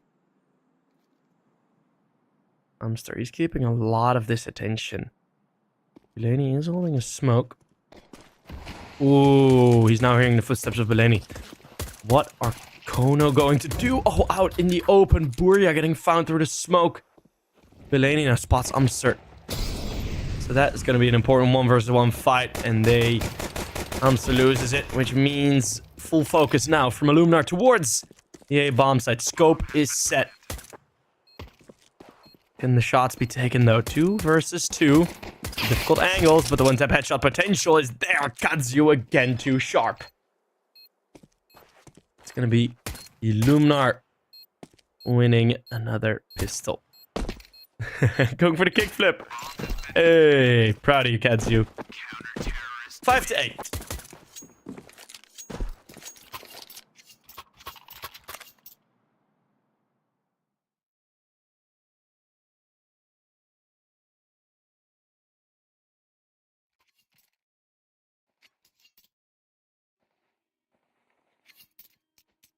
I really hope my chair squeaking isn't as bad as it feels on the mic. I've had one guy mention it before, but that's it. Just the pistols. Ah, it's gonna be a slow round again. Righto, did you guys see the drama with Drillus? That's something nice to note.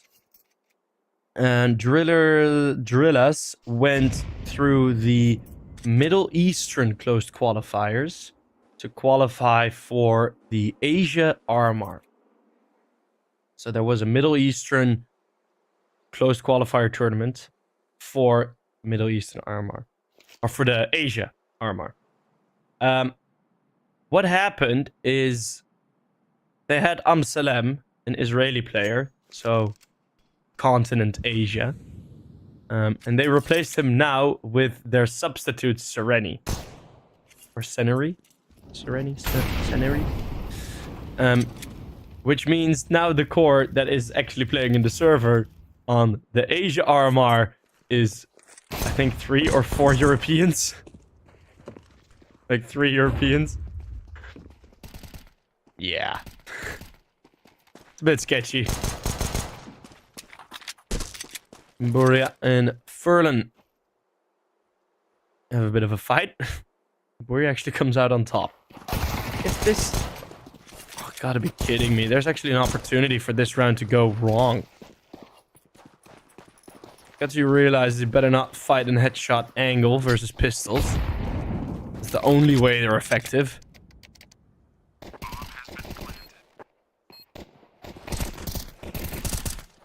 Oh, Spavak is finally able to find one, but there's one more dink. Spavak and kONO both very low.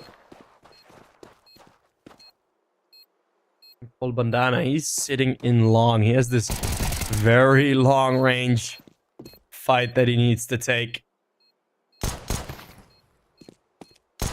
Gets kONO lower. But these bullets just not connecting. Plans could have been a bit better, but under the circumstances, a very good round. 3 kills and a bomb plant. Bending the rules, bad by Valve, smart by Drillus. Yep, that is exactly what I think as well. If it's in the rules, you are allowed to do it. Is it sketchy? Yeah. But if it's in the rules, it's the same as with all the other sports. Look at Formula 1. Everyone goes like, hey, that's illegal. And then they're like, well, we technically didn't ban it in the rules. And then it's like, well, then we can't do anything about it. Haha. Or you ban it later. Well, just make sure this doesn't happen again, and I think everyone's all fine.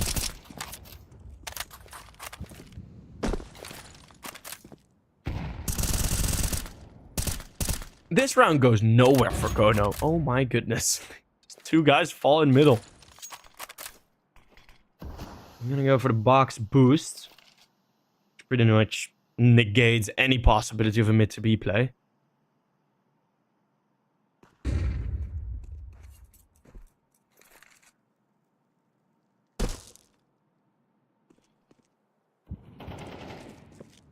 Saltovsky still low from that early fight. 3 versus 5. Turned 3 versus 4.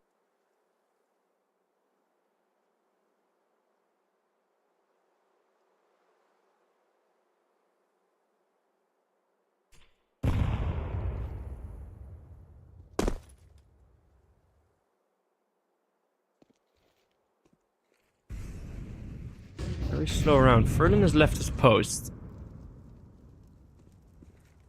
And Saltovsky is still low. It's gonna be at least one check now. Paul Bandana now also low. That nade. Oh, flip Molly. Oh, something about that window. It doesn't like Molotovs anymore. I'm just gonna attempt to save the AWP, but this round from kONO was very flat. Very poo-poo. Not the Muir. Minus aura. Counter-terrorists win. 0 damn Riz. Oh, no, that felt like a throwaway round. They did better with the pistols, for crying out loud. They had P250s and they got infinitely closer to a round win that they did with a full buy. That is cause for concern. That is cause for a timeout. That you just, oh my, that is not good. And yes, Illuminar played that round kind of well, but they did nothing special.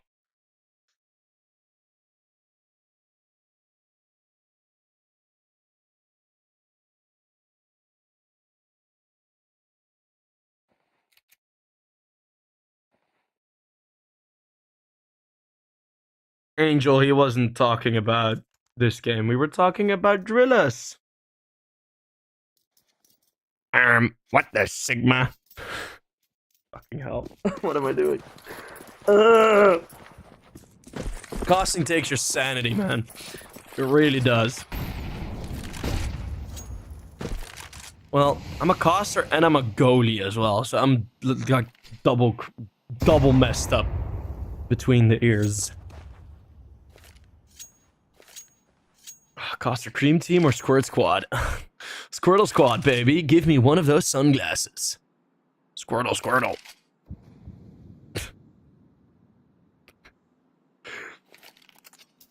At least I can laugh at myself. that's the most important part. Righto, we got another attempt from kONO. This time a bit more passive from Illuminar. So, right? This is like a kind of decent setup. Too long. One here. It's got to be a retake if they go across short. Like it has to be, but at least Illuminar can sort of long arm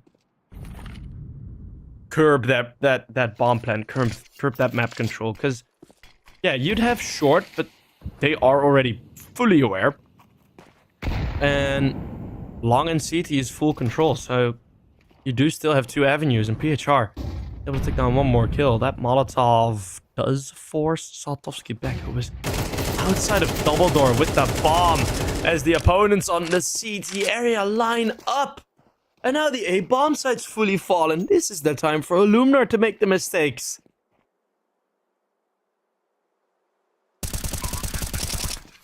A double play with a single flashbang from the CT side. Both peeking, overlapping angles. PHR, though, he is fighting back with a triple. Got 2 lurks down. And gets the dink on the AWP, who is sharp enough to find 2. And not 3, as Paul Bandana gets one more round for kONO as they are back in...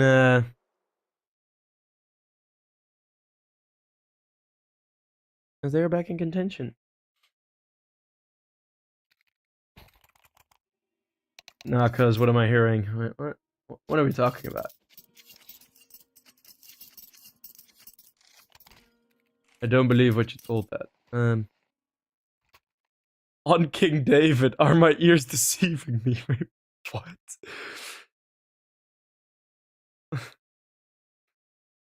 I love this. I love this. Finally, a bit more of an active chat. All you need to do is quote brain rot memes. The OG brain rot's better. Oh shit, what up? Here come that boy. Oh shit, what up? I love timeouts. Thank you, timeouts, for existing. I'm not gonna sing anymore. That's something I have forgone. I will not attempt. No Molotov towards top middle. Could fall victim to fast mid play, but they're gonna go fast B tunnels. 4 players in tunnels at one point.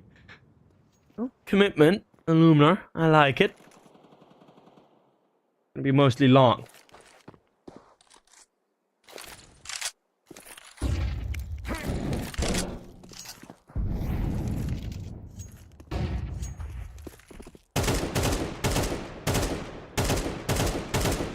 No intention yet from kONO to really go for this, but this just allows Illuminar, right? Illuminar, they're playing a nice and active round thus far. They're not gonna be sitting around waiting with zero info, right? PHR has just checked middle again. Middle's completely clear. There is the coverage for the fake by Furlan, but that's going to be pretty much it. There's 4 players here ready to get fighting. Belaney with the first, Kazu with the second. And he's still outside of the smoke. Gets blocked by his teammate saying, Kazu, go fight. You're not done yet. And that's going to be a very convincing round from Illuminar. Very good read. Nice activity on the CT side. And no overcommitment either. Right? You spot middle is fully clear when you're PHR, and then you think, okay, middle is clear, but I'm not gonna push it. He's just holding. Okay, there's no one here. Nice. Don't care. Don't care. Counter-terrorists win. Very nice round by Illuminar. The op will be saved. The rest. Kind of poo-poo cash. Not gonna lie. Is it easier or harder to get headshots with the sniper? It is very much more difficult. Also because it's not necessary. Like you can just shoot someone in the body and they go down. So.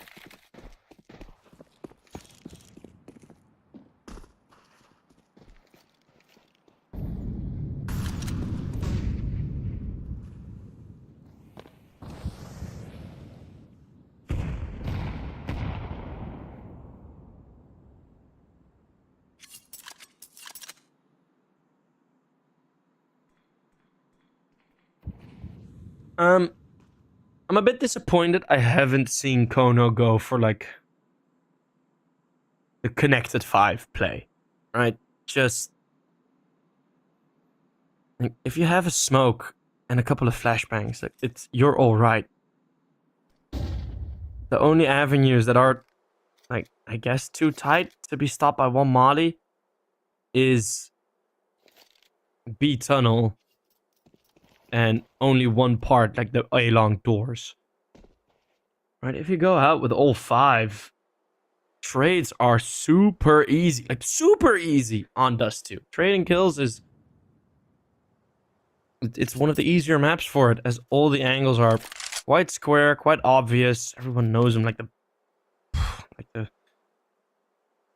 top of their noses, you know? Staring at it all the time. But ignoring the facts that your nose is actually there. I don't know what I'm yapping about. Better get this round going as it's just the pistols, 1 AWP. kONO looking for something on short. Let's see if there's an opening kill. I got the bomb going first.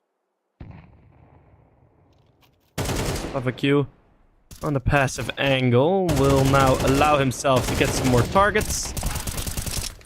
Clean on him. And I had a bit of a feeling this was the plan all along.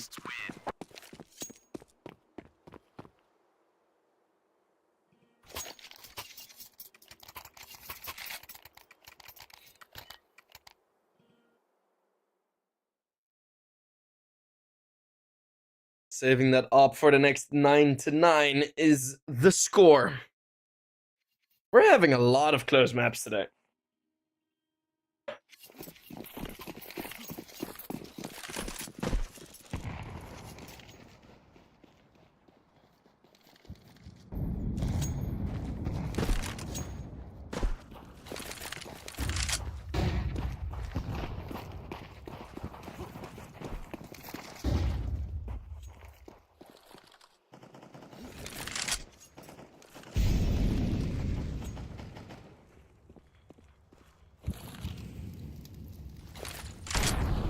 Let's see. 30 seconds gone. And kONO. Again going for this sort of... we're ready to go. Haha. Setup. Where... aye, that's perfect. Going for the spot, being a bit further ahead than expected. PHR might have an angle over this smoke. This is the luck of playing 2B. You still have Belaney here, and he's been getting multi-frags plenty today. Spavacu finding one. Belaney dropping down. Needs to find all three. Not even necessary at this point, as Saltovsky now has to clutch Belaney, and Spavacu doing a lot of work here to keep Illuminar, well, to give Illuminar the lead. Those weapon noises that we hear, those are only heard by the spectator. Saltovsky will not hear weapons being switched. Two players coming out from tunnel. Now he hears the scope. And now he hears both. But he realizes at this point, you're at car with an op. And he don't check him. He tucks in, but not tucking in enough. But Kazu makes sure he's ready for bed. There is a defuse kit. Oh no! Oh no! Oh no! No time! Oh my god! Oh, he had to get the kit, but he realized too late. Oh, I wonder what the comms were sounding like at that point. Oh my goodness. That is tough. That is tough, walking just past the defuse kit.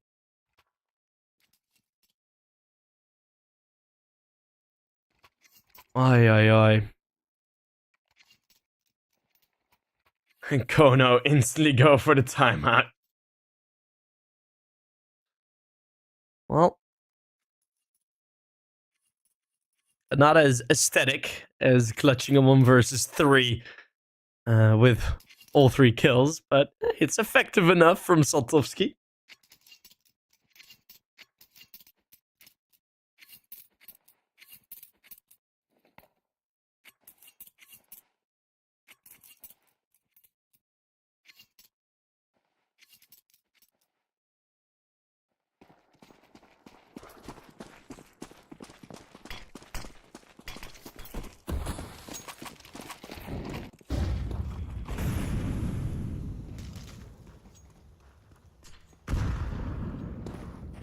Well, let's see, kONO, if they're going to go for a similar strat.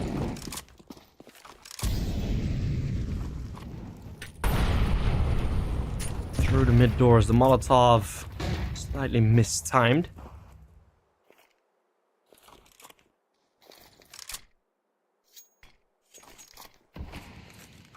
Getting close on short. Short again, not covered. Illuminar have not really been covering short when they have covered long. Some advanced dust strats. 2 nades left for Illuminar. Might be worth something, but I only think 1 will be able to go towards Kenzazor. They're not even being thrown out yet. Oh, Katsu and Belaney. Nice 2 opening kills. Belaney was nearly the hero of the previous round. Has got to sit this one out. as the CTs storm up the CT Avenue. The Galils are mowing him down like the sunbeam mows down the ants of your neighbor's kid. And now let's see Illuminar. Ooh, trying to go for the fight. It's kONO winning with all the crossfires at 3 versus 5. But the position's too powerful. The util not effective enough for Illuminar, and they are broke and down. 11 on the board for kONO. Illuminar taking the timeout. What do you do? Do you eco? Which, yeah, would kind of give you enough money for the next, I guess. But, of course, you would give up overtime guaranteed, and then had to win 3 in a row.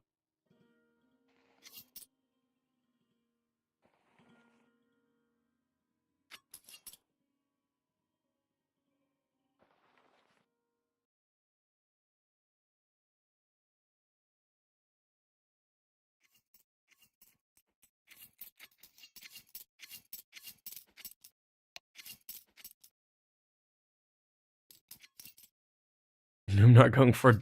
Are they going for a double timeout, or is this the HUD bugging out again? Because I've seen it a couple times with the HUD bugging out, on the countdown.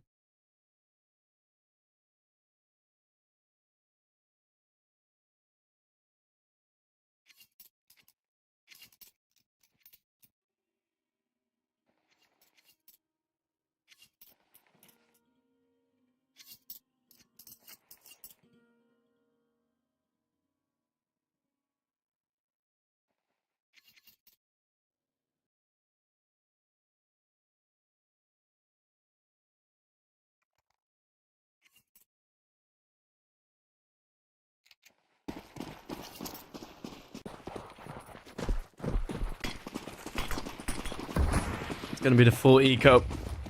They are going to be playing for overtime. That's the decision, the final decision made. Well, it's going to be an AK saved, I guess.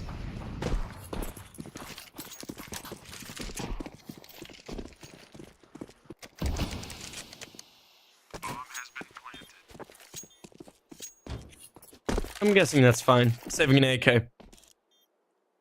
His bomb. Oh, what they're going to go for, at least here in this tunnel position, if someone would hope to save.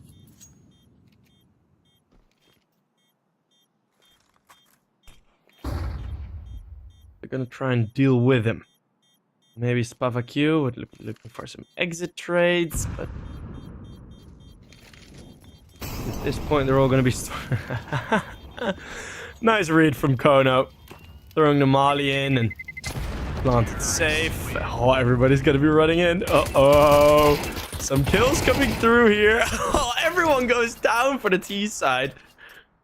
Just 2 weapons picked up, but a nice strap from Illuminar to get all the kills. Full reinvestment, which makes it a lot easier for them to complete this task of getting it all the way to overtime. That is very nicely done.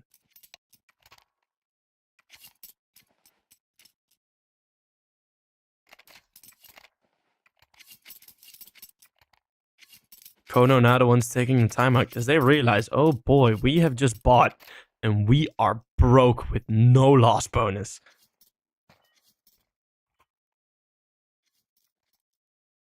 And that means if Illuminar win this, an overtime is going to be very, very likely. This, the most important round of this game for both teams.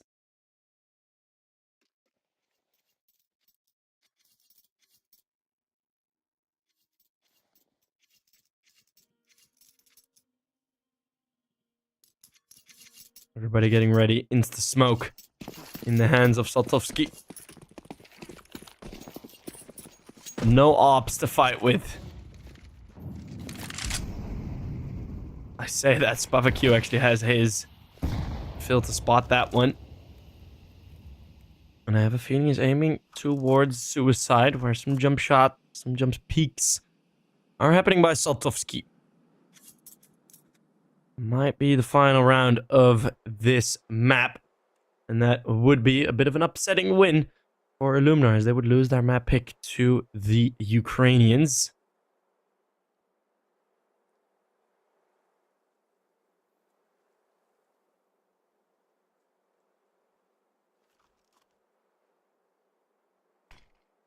Another smoke in.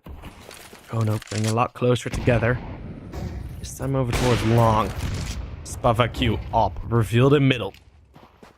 Ooh, dangerous now from kONO. I was hoping they were gonna go for that 5-man that I talked about. It's gonna be a 4-man now with a single smoke and a single flashbang. Yes, there's Molotovs, but all AKs. That's what it needs to be.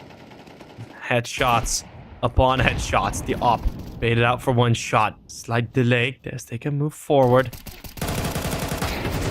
Kenzizor, great peek, but Spavaq through the smoke, finding one. The damage is being put down. Saltovsky, though, able to find 1 more frag. This bomb needs to be planted so they have something to defend. Saltovsky at the car. Ooh, a dangerous position. And 1 versus 2. He's not going to win it. They go broke. Illuminar, a chance to come back here. Ooh, this is exciting. Counter-terrorists win.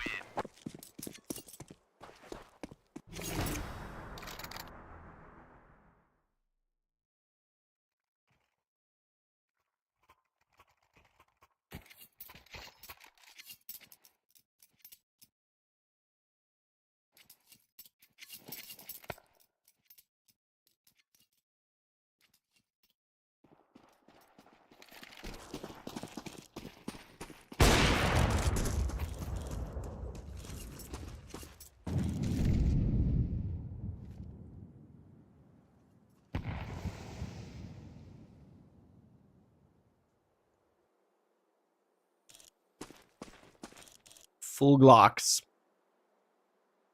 Nothing you can do here as kONO. Absolutely nothing. So they are going to do nothing. I'm getting something to drink. Screw this. I'm not waiting on a 5-man Glock round.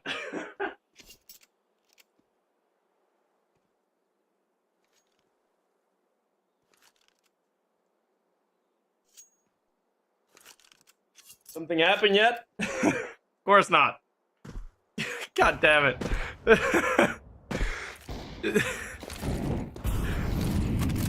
Yeah, not dealing. Nope, not dealing with it. Right. Got some to drink. Hey, double nade kill. That's fun. And the lineup. There we go. We will cost for you. Thank you. Well, the round's now gone, and now there is something going to be happening. So now I am glad I will be hydrated, sugared up, and ready to get it going. Caffeinated, everything to get ready for the final round of regulation. We will cost for you, just as Kobe. Fucking A1, my guy. Right, also say cool, calm, and collected. Okay, flashbangs early, but Spavaq takes 1. That is 3 players on long, and they're just all gonna bolt in. No opening kill. Nothing yet for kONO. Damage to Spavaq, but at this point, Buria just being flat on top middle. Right, no fast split, no anything. 3 versus 4.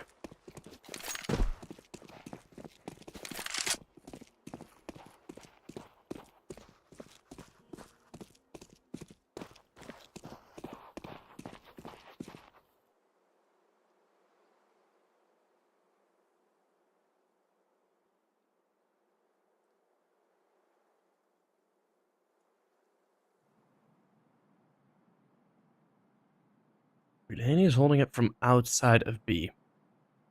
There is so much util available for Illuminar that I just don't see a world where this could go right.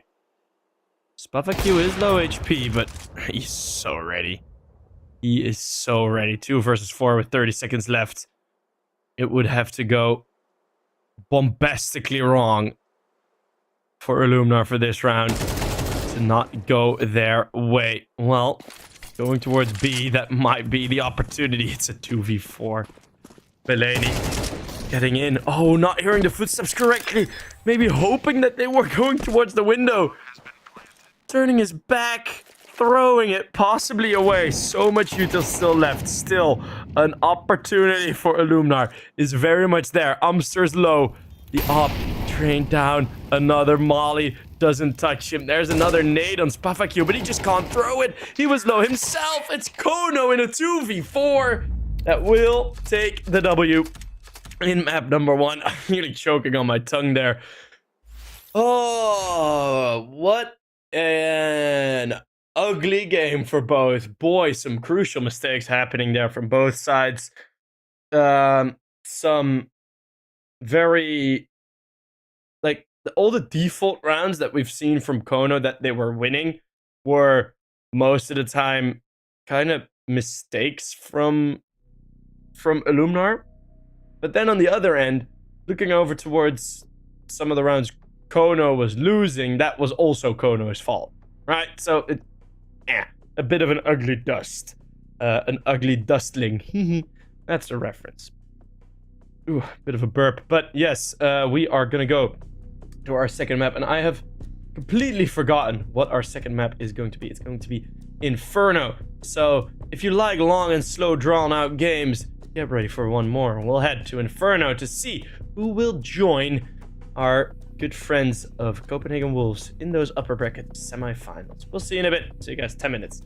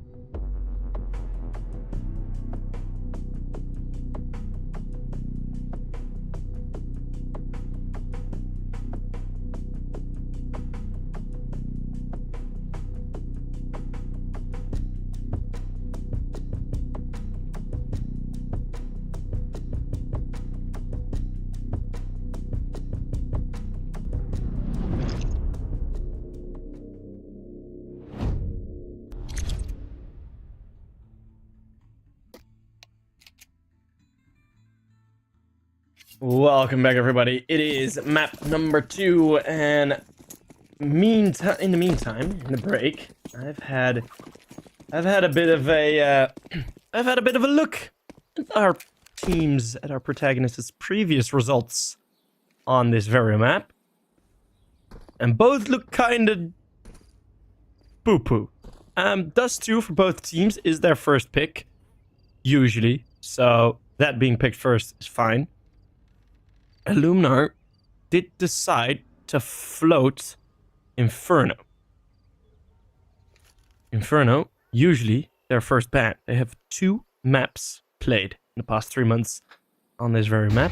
The reason why they possibly let it float is because in the most recent 8 games, I think kONO managed only 1 victory. Maybe 2 in the past 10. So, yeah, we might see a bit of yeah. How do I put this nicely? A bit of a shit show, but let's wait and see up until we can get some rounds and actually have a real judgment. But it's everything's building up for this to be quite an interesting game. Bellany already with 2 beautiful headshots. Illuminar will likely have no issue with completing this pistol round further. Bomb's been dropped. Control's been taken. Don't really see a scenario where they go down here unless they keep missing their shots onto Kenzazor. Good flash. Kenzazor is able to get away. Bellany with a reposition. Then Paul Bandana getting the kill on the bomb site. Oh my goodness, no way. Paul Bandana thrown into the 1 versus 2 clutch. Ooh, has to reload.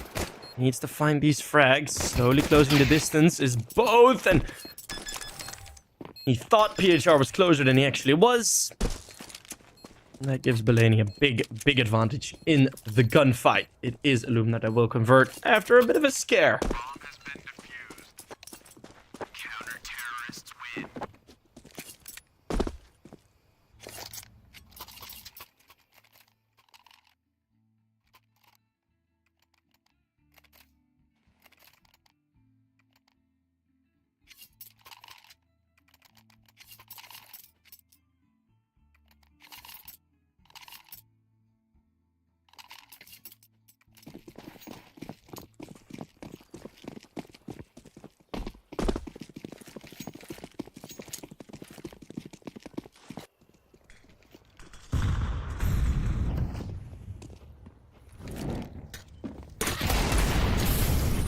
Deagle.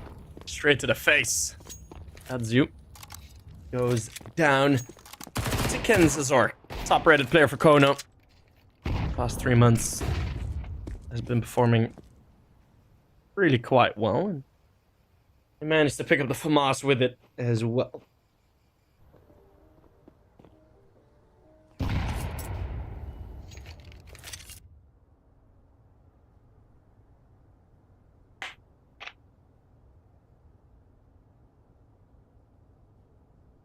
Anybody want to join me in the gym later today?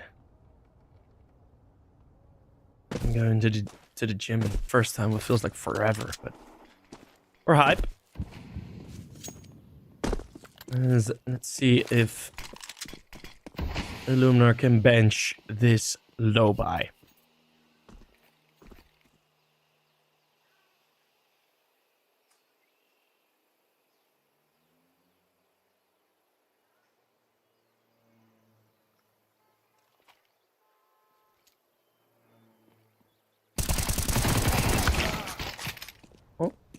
Oh, double traded kill, actually. Very nicely done. Satovsky and Kenzazor. Able to keep it up. And, oh, great damage done for PHR as they try to cross into the bomb site. Not really a necessity. Could have jumped over the car, right? Another player's position, not really a factor. Kenzazor. Still with the FAMAS. Furlan with the SMG. Could do some fast running close range damage. Flashbang going over. Kill on the site. Found. Saltovsky with 5 HP has revealed himself. And oh, what? He wins that? The timer being so low, they need to go over the full wide swing. He actually wins that. getting screwed like the butt plug on the top of that stick that we just saw on the camera angle, but my goodness.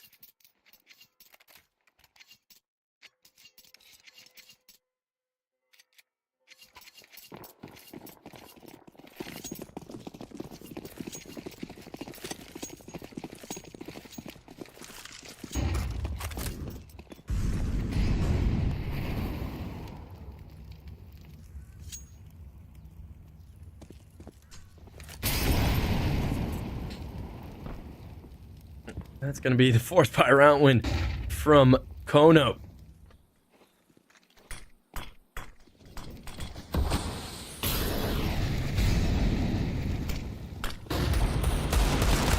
But with the double boost on the boost, Kenzor does drop down and Furlan caught right after he hits the ground, and Delaney thought for a second. For a second, then he might be able to walk through already, but he doesn't. So he will in the end. I don't think Spavaq with this dig will have anything much to say. Maybe 1, 2 kills, or none if that shot misses.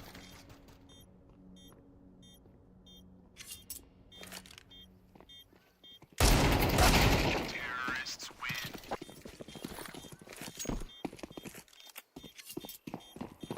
And there you go, kONO. Round number 2. Now it's going to be the full eco. Yeah, should be the full eco. 1 flashbang. I know, maybe a mid push. Try to get something done, but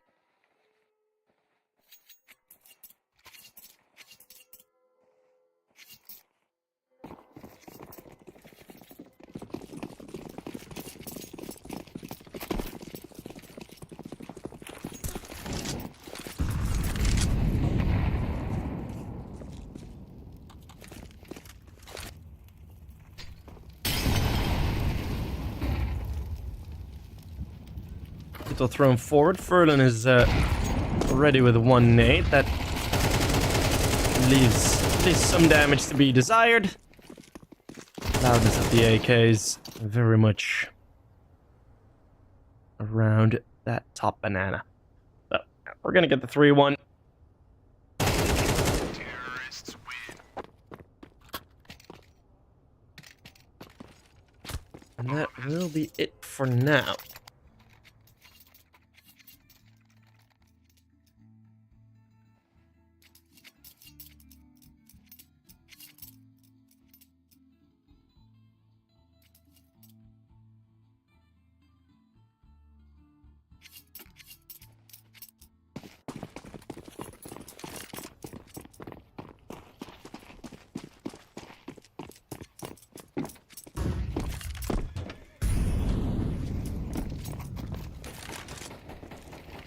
Spray through. Bit scary, but Spavaq ducks under quite nicely. Paul Banana is aware of the possible presence. He might have even heard the scope. So he goes for the wide swing, cuts you. And Paul and Spavaq leave the situation with 1 alive but 2 dead.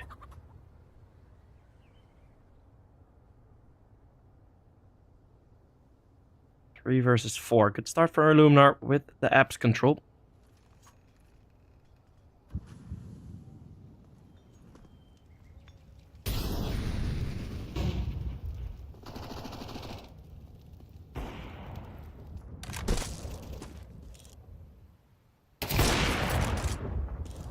Shot from Spavaq and the wall bang. Counter-terrorists win. There you go. Illuminar. 2 rounds. Getting their second.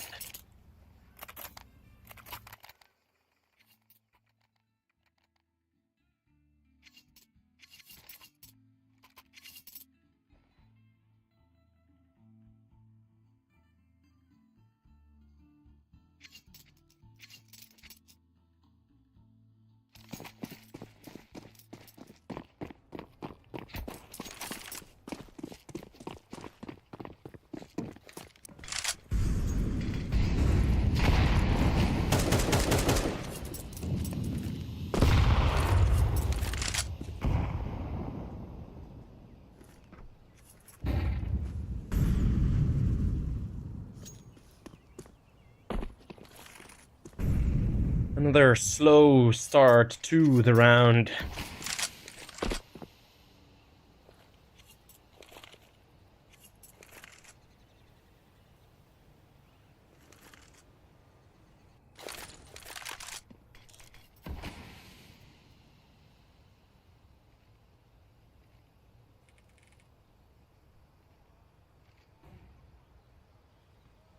Very, very slow round.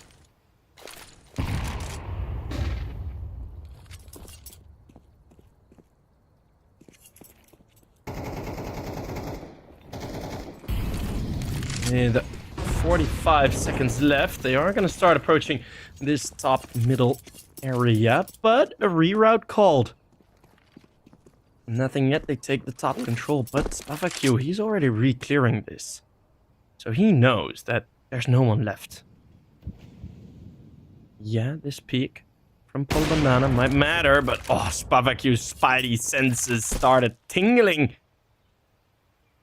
And that means the lurk is gone. They have 20 seconds. What is kONO going to do with this round?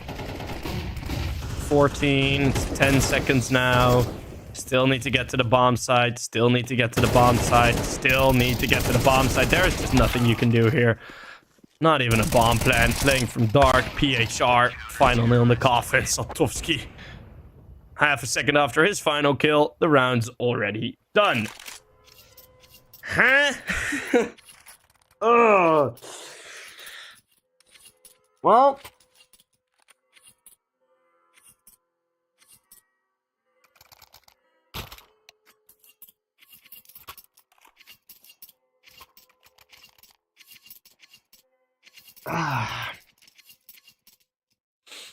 I just legit had I had to facepalm there.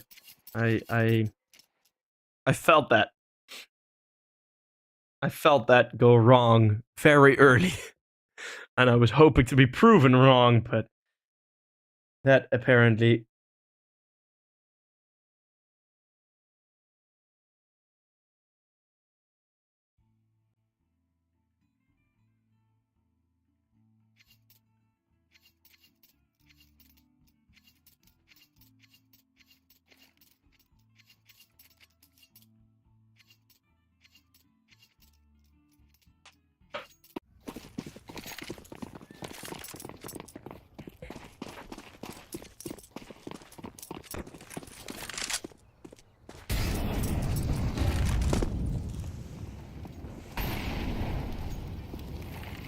Spavaq again aggressive in apartments and again successful. Very nicely done for another opening kill. Spavaq has been very upfront, has been very aggressive. And I feel like he's come more into his own in this Illuminar team than he was in the Permitta team.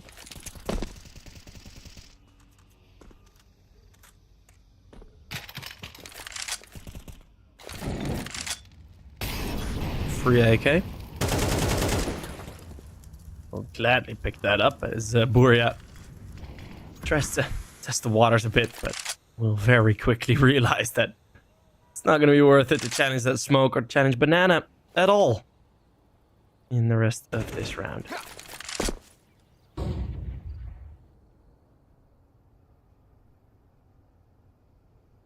That flashbang touches no one. They're just still set. Spavaq for short. Kazu for apartments.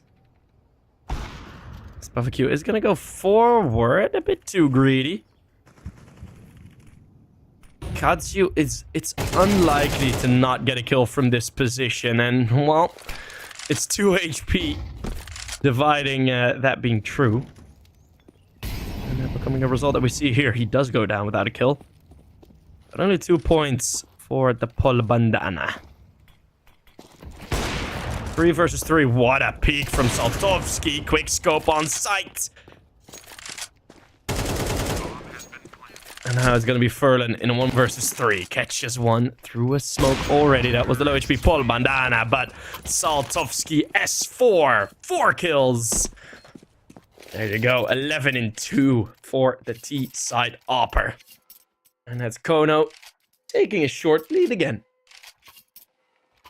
Yeah, this is very back and forth.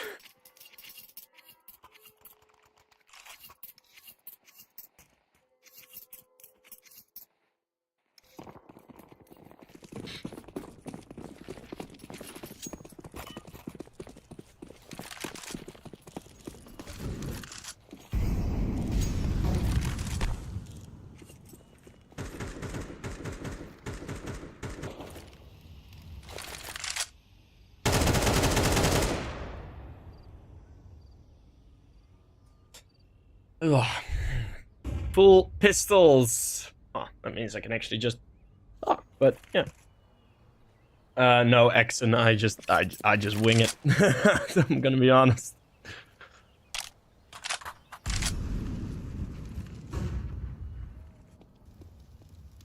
kONO taking control over top middle. We just have these pistols, so I don't think we're gonna see. Don't think we're gonna see much.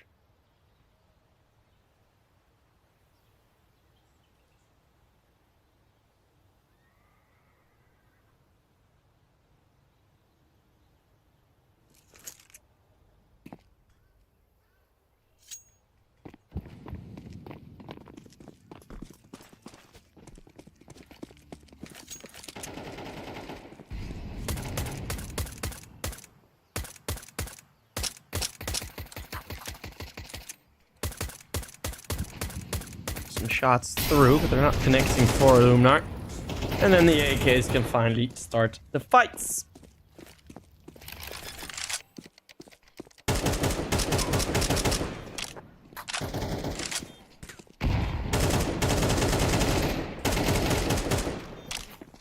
Some kills through the smoke, some nothing, some here, some there.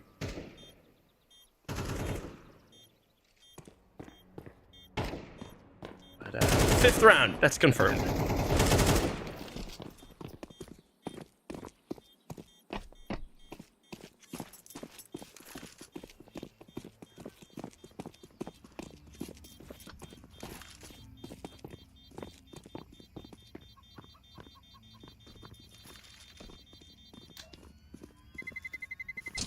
Terrorists win.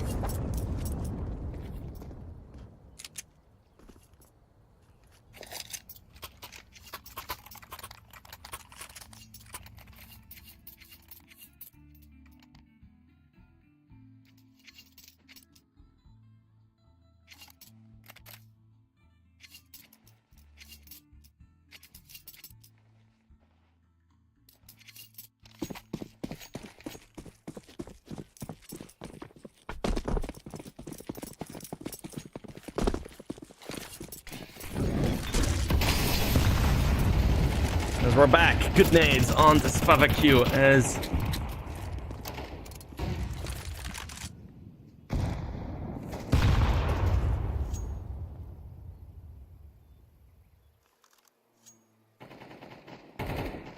gets naded and is forced back a bit. Gonna be boosted up around the corner. Oh no, actually no. They're leaving him. The boost was over towards short. CPH, oh, he got a lot to do. We're not seeing his POV, but he drops another smoke, and I don't want no kONO are gonna turn back. Oh, one smoke made the decision for them. They don't know what we know, right? They saw an AWP and they saw 3 sets of util fly in. It might be because, well, one dropped some util and that there's 2 players there. If there's 2 players there, you still don't really want to challenge, but now you're going to challenge a 4 stack. 2 players up on short. Illuminar, they should, in every case, be around win. CPH finding the opening. Yeah, now it's too late to turn back, and there's another molly. This is a save, right? 20 seconds. Are they still gonna go for this? Illuminar would not be able to believe this. Kazu. Oh, he's gonna be found by Paul Bandana. 1 player on the bomb side. If he falls quick, that will be the bomb plant. kONO completely outplaying them by just waiting. At least the bomb can go down. But it is still the 2 versus 3. There is still a slight veil of comfort around this Illuminar 3 stack that are looking to get this 4th round on the board for the Polish side. CPH with a great find on the op, and that brings them rest. Illuminar will find the round win, but oh my word, that did get close. Bomb has been defused. Counter-terrorists win. Oh boy.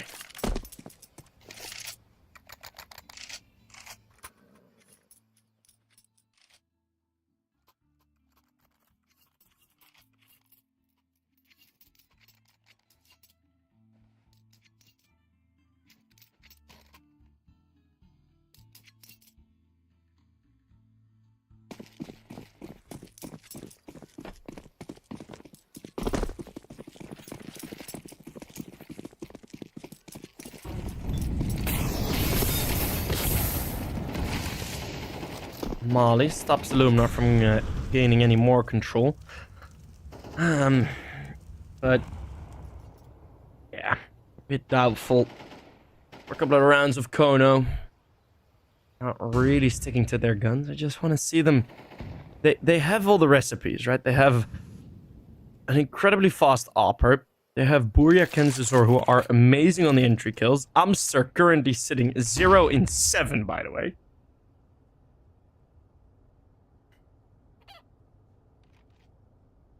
Amster's on 0 kills. That is really quite devastating. Amster gets his first. Woohoo! Right as I call it, Amster gets his opening kill. Kadzu on the fallback is able to take one in return.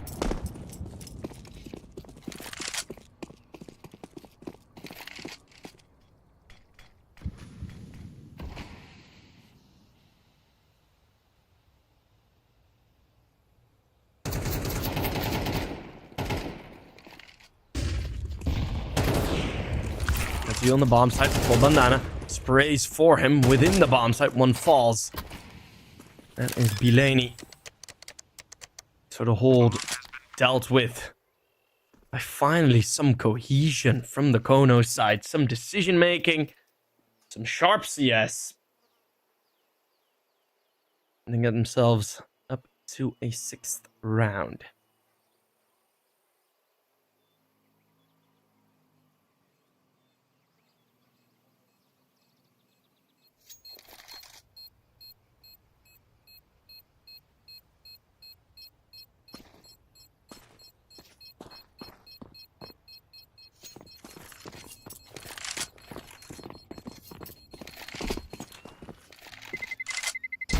Terrorists win.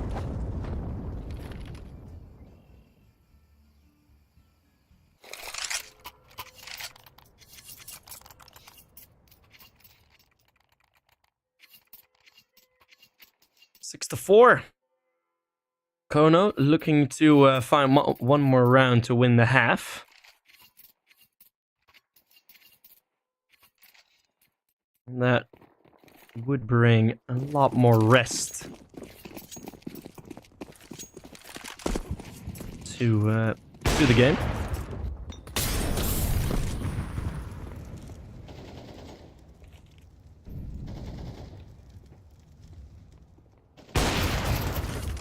Oh, Spavaku seems to have lost his edge a bit. Losing a couple of these gunfights. Not traded, not traded. Kadzu, he didn't have the facilities for that, big man. He didn't have the capacity to go for a trade. It's gonna cause Spavaku's death. It's gonna cause round number 7 on the board for kONO. We just don't have the capacity. Sir, starting to feel himself a triple coup on this one.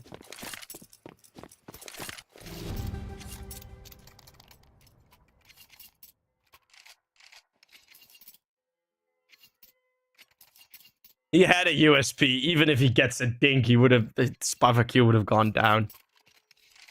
That he does, like, one kill would still have been kind of good, but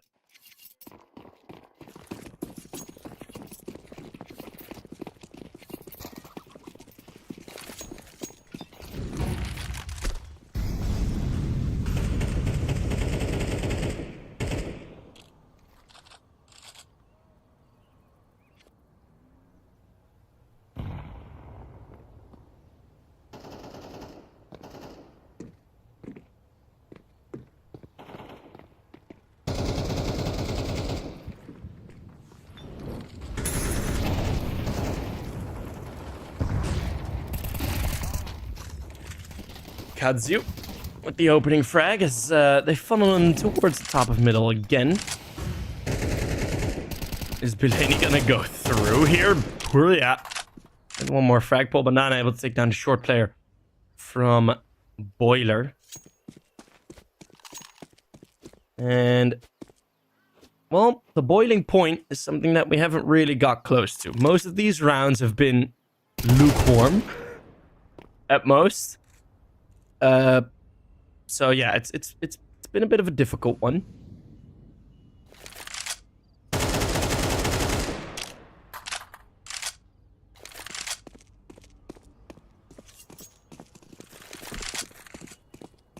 And go running back towards the B bomb site. I don't think PHR has well, now I made the joke already.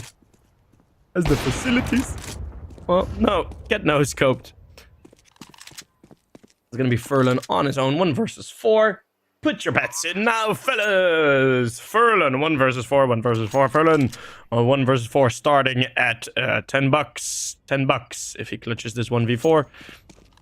We're going to V4, Furlan, 10 bucks. Yeah, we got up to 20. We got up to 20. 20 seconds left. We go. Fuck, I'm such an idiot. Well, that's the first kill. Maybe more. No, not anymore. kONO get 8 rounds on the T side of Inferno. And that is mostly by waiting. Illuminar taking advantage of some of the flubbed decision making in some of the rounds from kONO with some funky late rotates and whatever, but CT economy never really be able to build up. SpafAQ losing his steam a bit after round number 6. And that's pretty much the vibe of the round. The vibe of the half.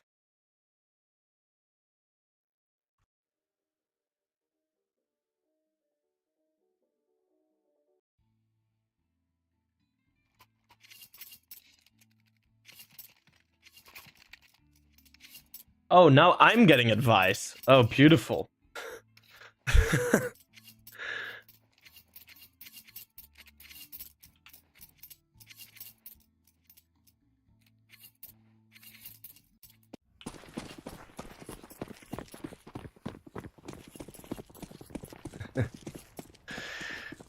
It's gonna be the piss around. We got the several sheep trademarked dual dualies out for Amsterdam Pull Bandana.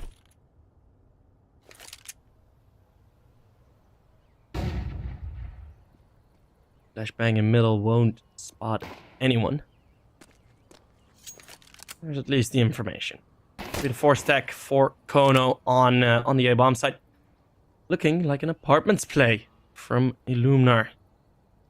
Kinda like this, but the setup should be able to deal with this from kONO. Baited in. Illuminar are gonna be thoroughly surprised by the amount of USPs actually firing at them. And I don't think there is going to be much else to do in this pistol round. Pull Bandana gets the final one. All 5 staying alive for kONO. No bomb plant either. And that's a 5-round gap. Soon to be 6.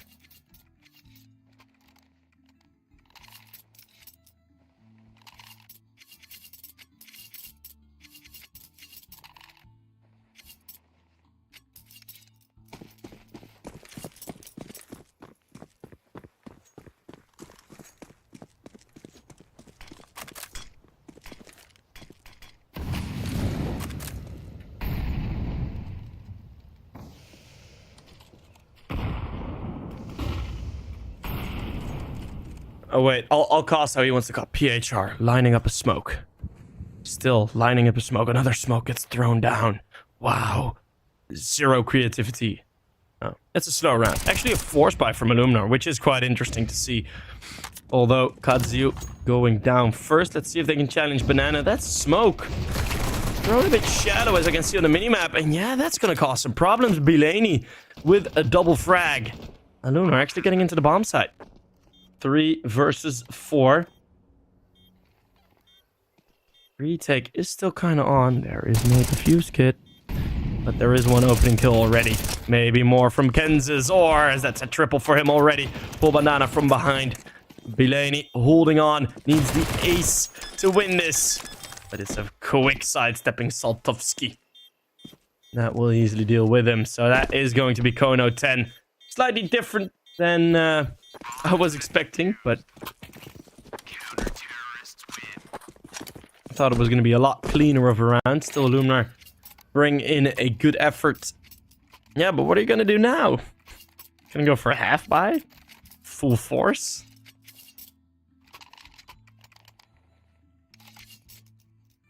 they put themselves in a very awkward position.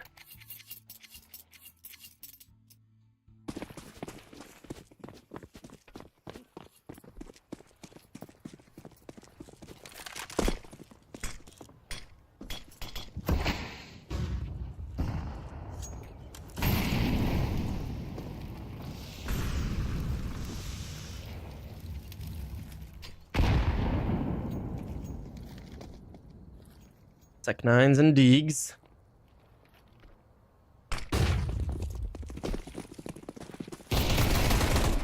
Furlan. Ooh, close range. They got really close range. And, well, same thing happened on B.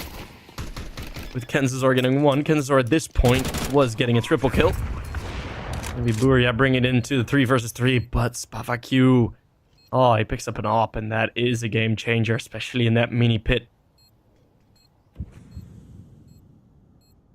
Lots of abilities to play with. Lots of opportunities to play with that AWP. And don't really see this continuing into a retake. Belaney catches that shot. Buria does go down. Amster's just gonna go for the save. Well, if you can prevent this op from being saved, or at least could have made an attempt to prevent that op from being saved. He considers his own M4 too valuable.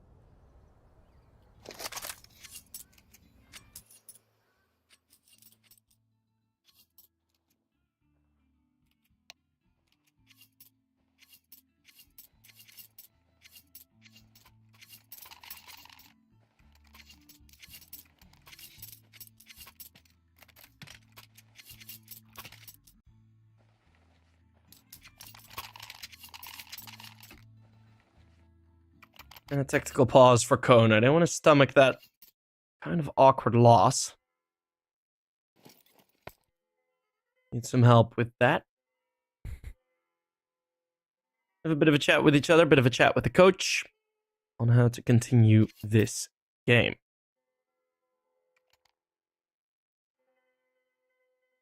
And how do you continue this game? Because yeah, you got some util. Are you going to go for some aggressive positions, right? Throw smoke down. Throw smoke down T ramp. Maybe get in a bit closer, somewhere towards B, somewhere towards A.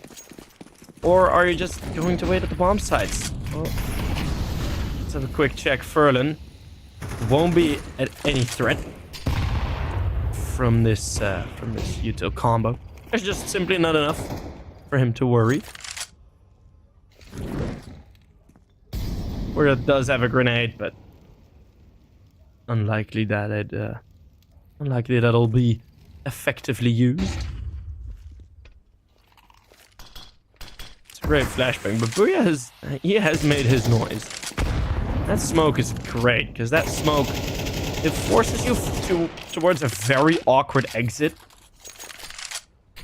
where you are still in the smoke on the moment you open up to all the angles. So quite a popular smoke being used recently. I need to use it more myself, to be fair. Although I don't play Inferno much, because I don't like the map, but... well, don't like to play the map without a full stack team. That's mostly it. Solo queuing this map is horrible. But... PHR. Looking for some opener. No damage dealt yet to the CT side. And Illuminar might fall victim to the same thing that we saw happening a bit earlier with kONO. There's 20 seconds left. We're gonna line up some util, yeah, but these flashbangs won't last 20 seconds, and that's another molly down. Could have been used towards a better position. Now they're all into the bomb site. This bomb will be planted on time. No real worries for Illuminar there, but...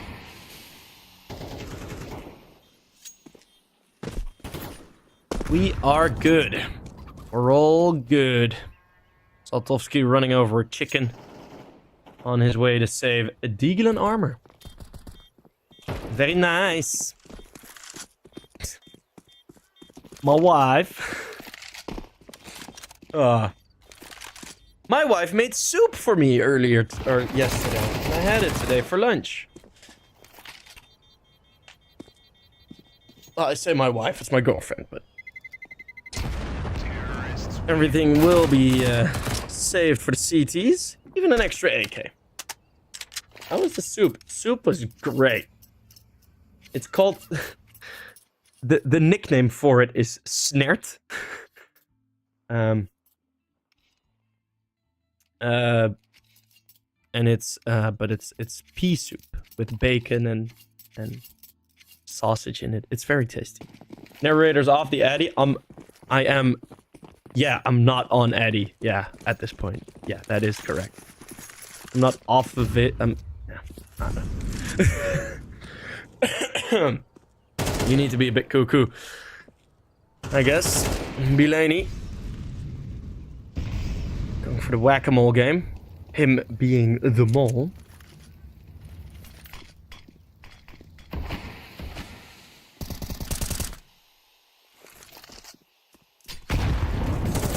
Two of the pistol carriers are the ones on this bomb site. Reinforcements coming in. Full commitment from Illuminar. Last round they nearly waited too long. Now they may be going too early. You don't know what's waiting on the other end for you. Still, some good kills. Kenzazor being looked out for, and this is pretty alright done. Pretty alrightly done by Illuminar. Good checks, good coverage, not ignoring any possibilities on the crosses, on the smokes, and yeah, not enough flashbangs or anything else really to bring it in for kONO. So it's going to be round number 7 on the board for the T side.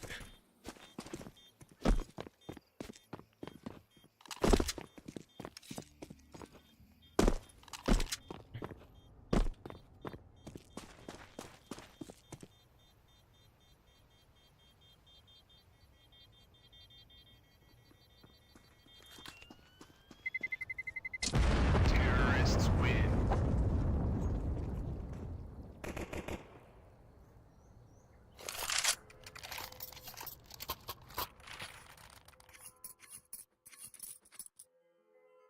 Yeah, pea soup is goated.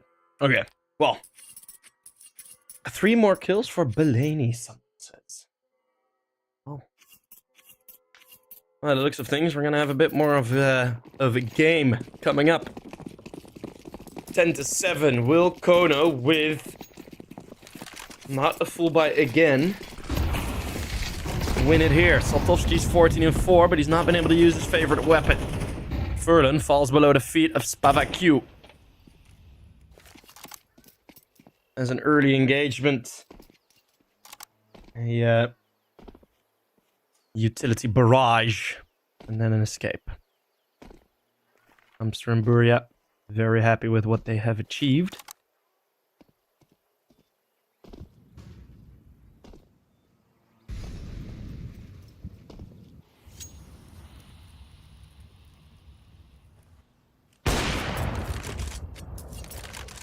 Spavaku misses the shot.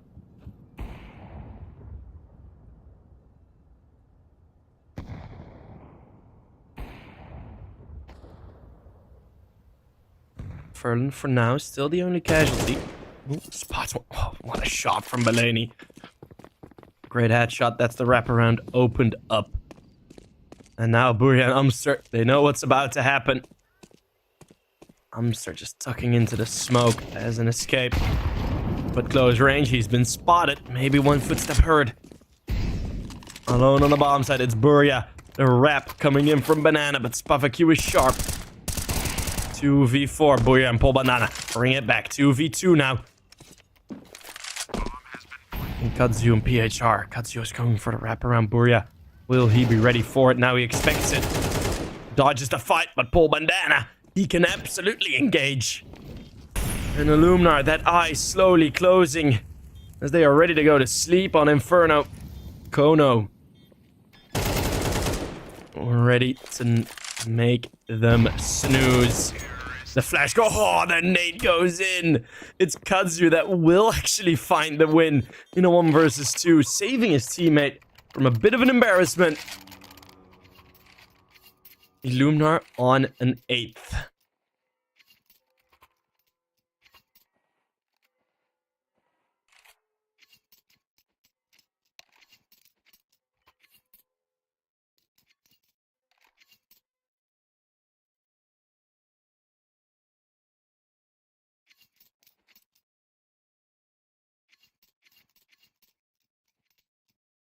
And again, no more money for kONO.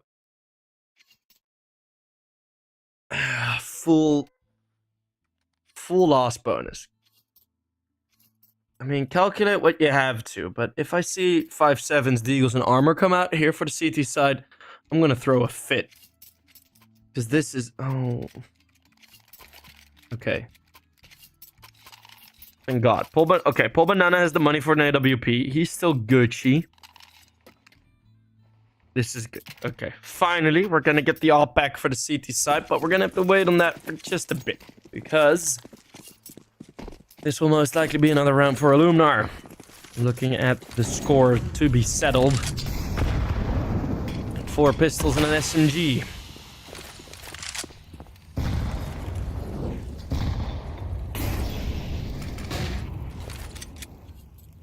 Gonna be a bit of a funky one for kONO if they manage to win this. I'm still dropped behind, so Illuminar are not gonna make any direct pace towards that B bomb site.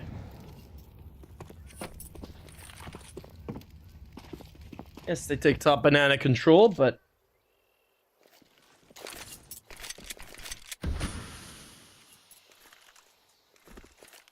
that be it. Smoke thrown over, no rotates. There's this lurk of Kazu. So in sync with the observer, am I not? Beautiful stuff. He's being challenged by Paul Bandana. Only if this round extends for a bit and Paul Bandana decides to push, will that fight become of influence? But he's going to be falling back. He's going to be holding down the lurk push.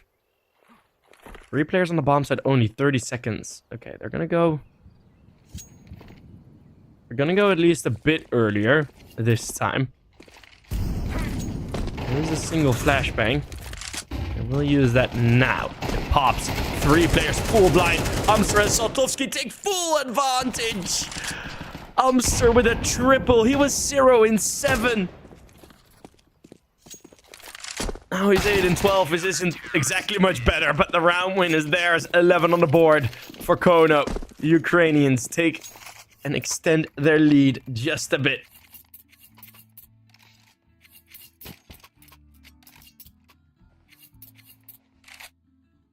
A single flashbang and a triple peek.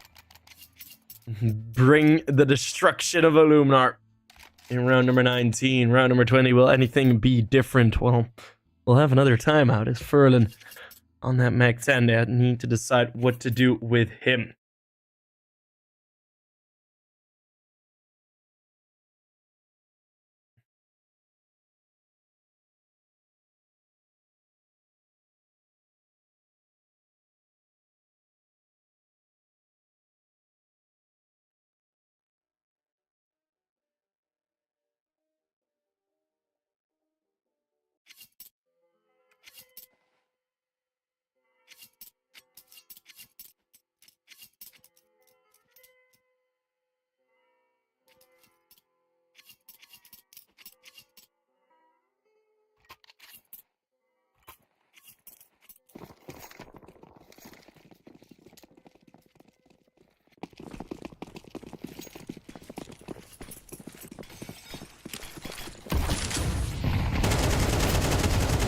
Full peek and full spray, Buria. Already fighting 2-3.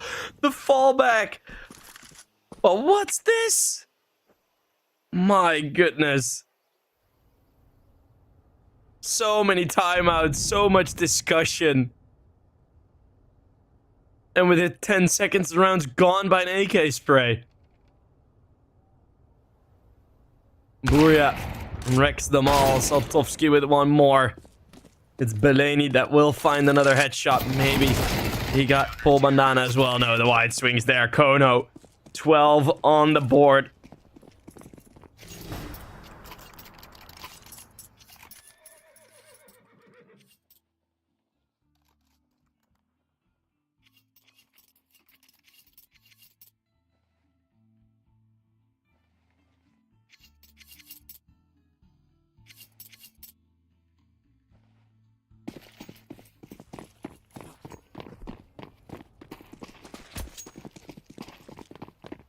And this might be it, because the money's also broken. kONO looking to 2-0 their way into the upper semis.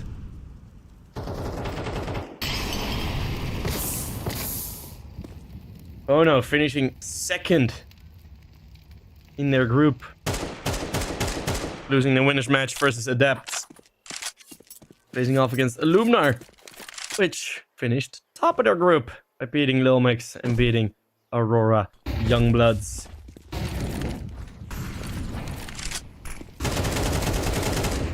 Another wide swing by Buria. Make sure Belaney has the only extra kill. It's Belaney on 15. And one more for Belaney. He is fighting with the 0 AK. He is trying his hardest. As that's one more kill from Kenzie, so that might be the final one. But Belaney is still fighting. 1 versus 2. He's gonna need the ace. 9 bullets in his magazine.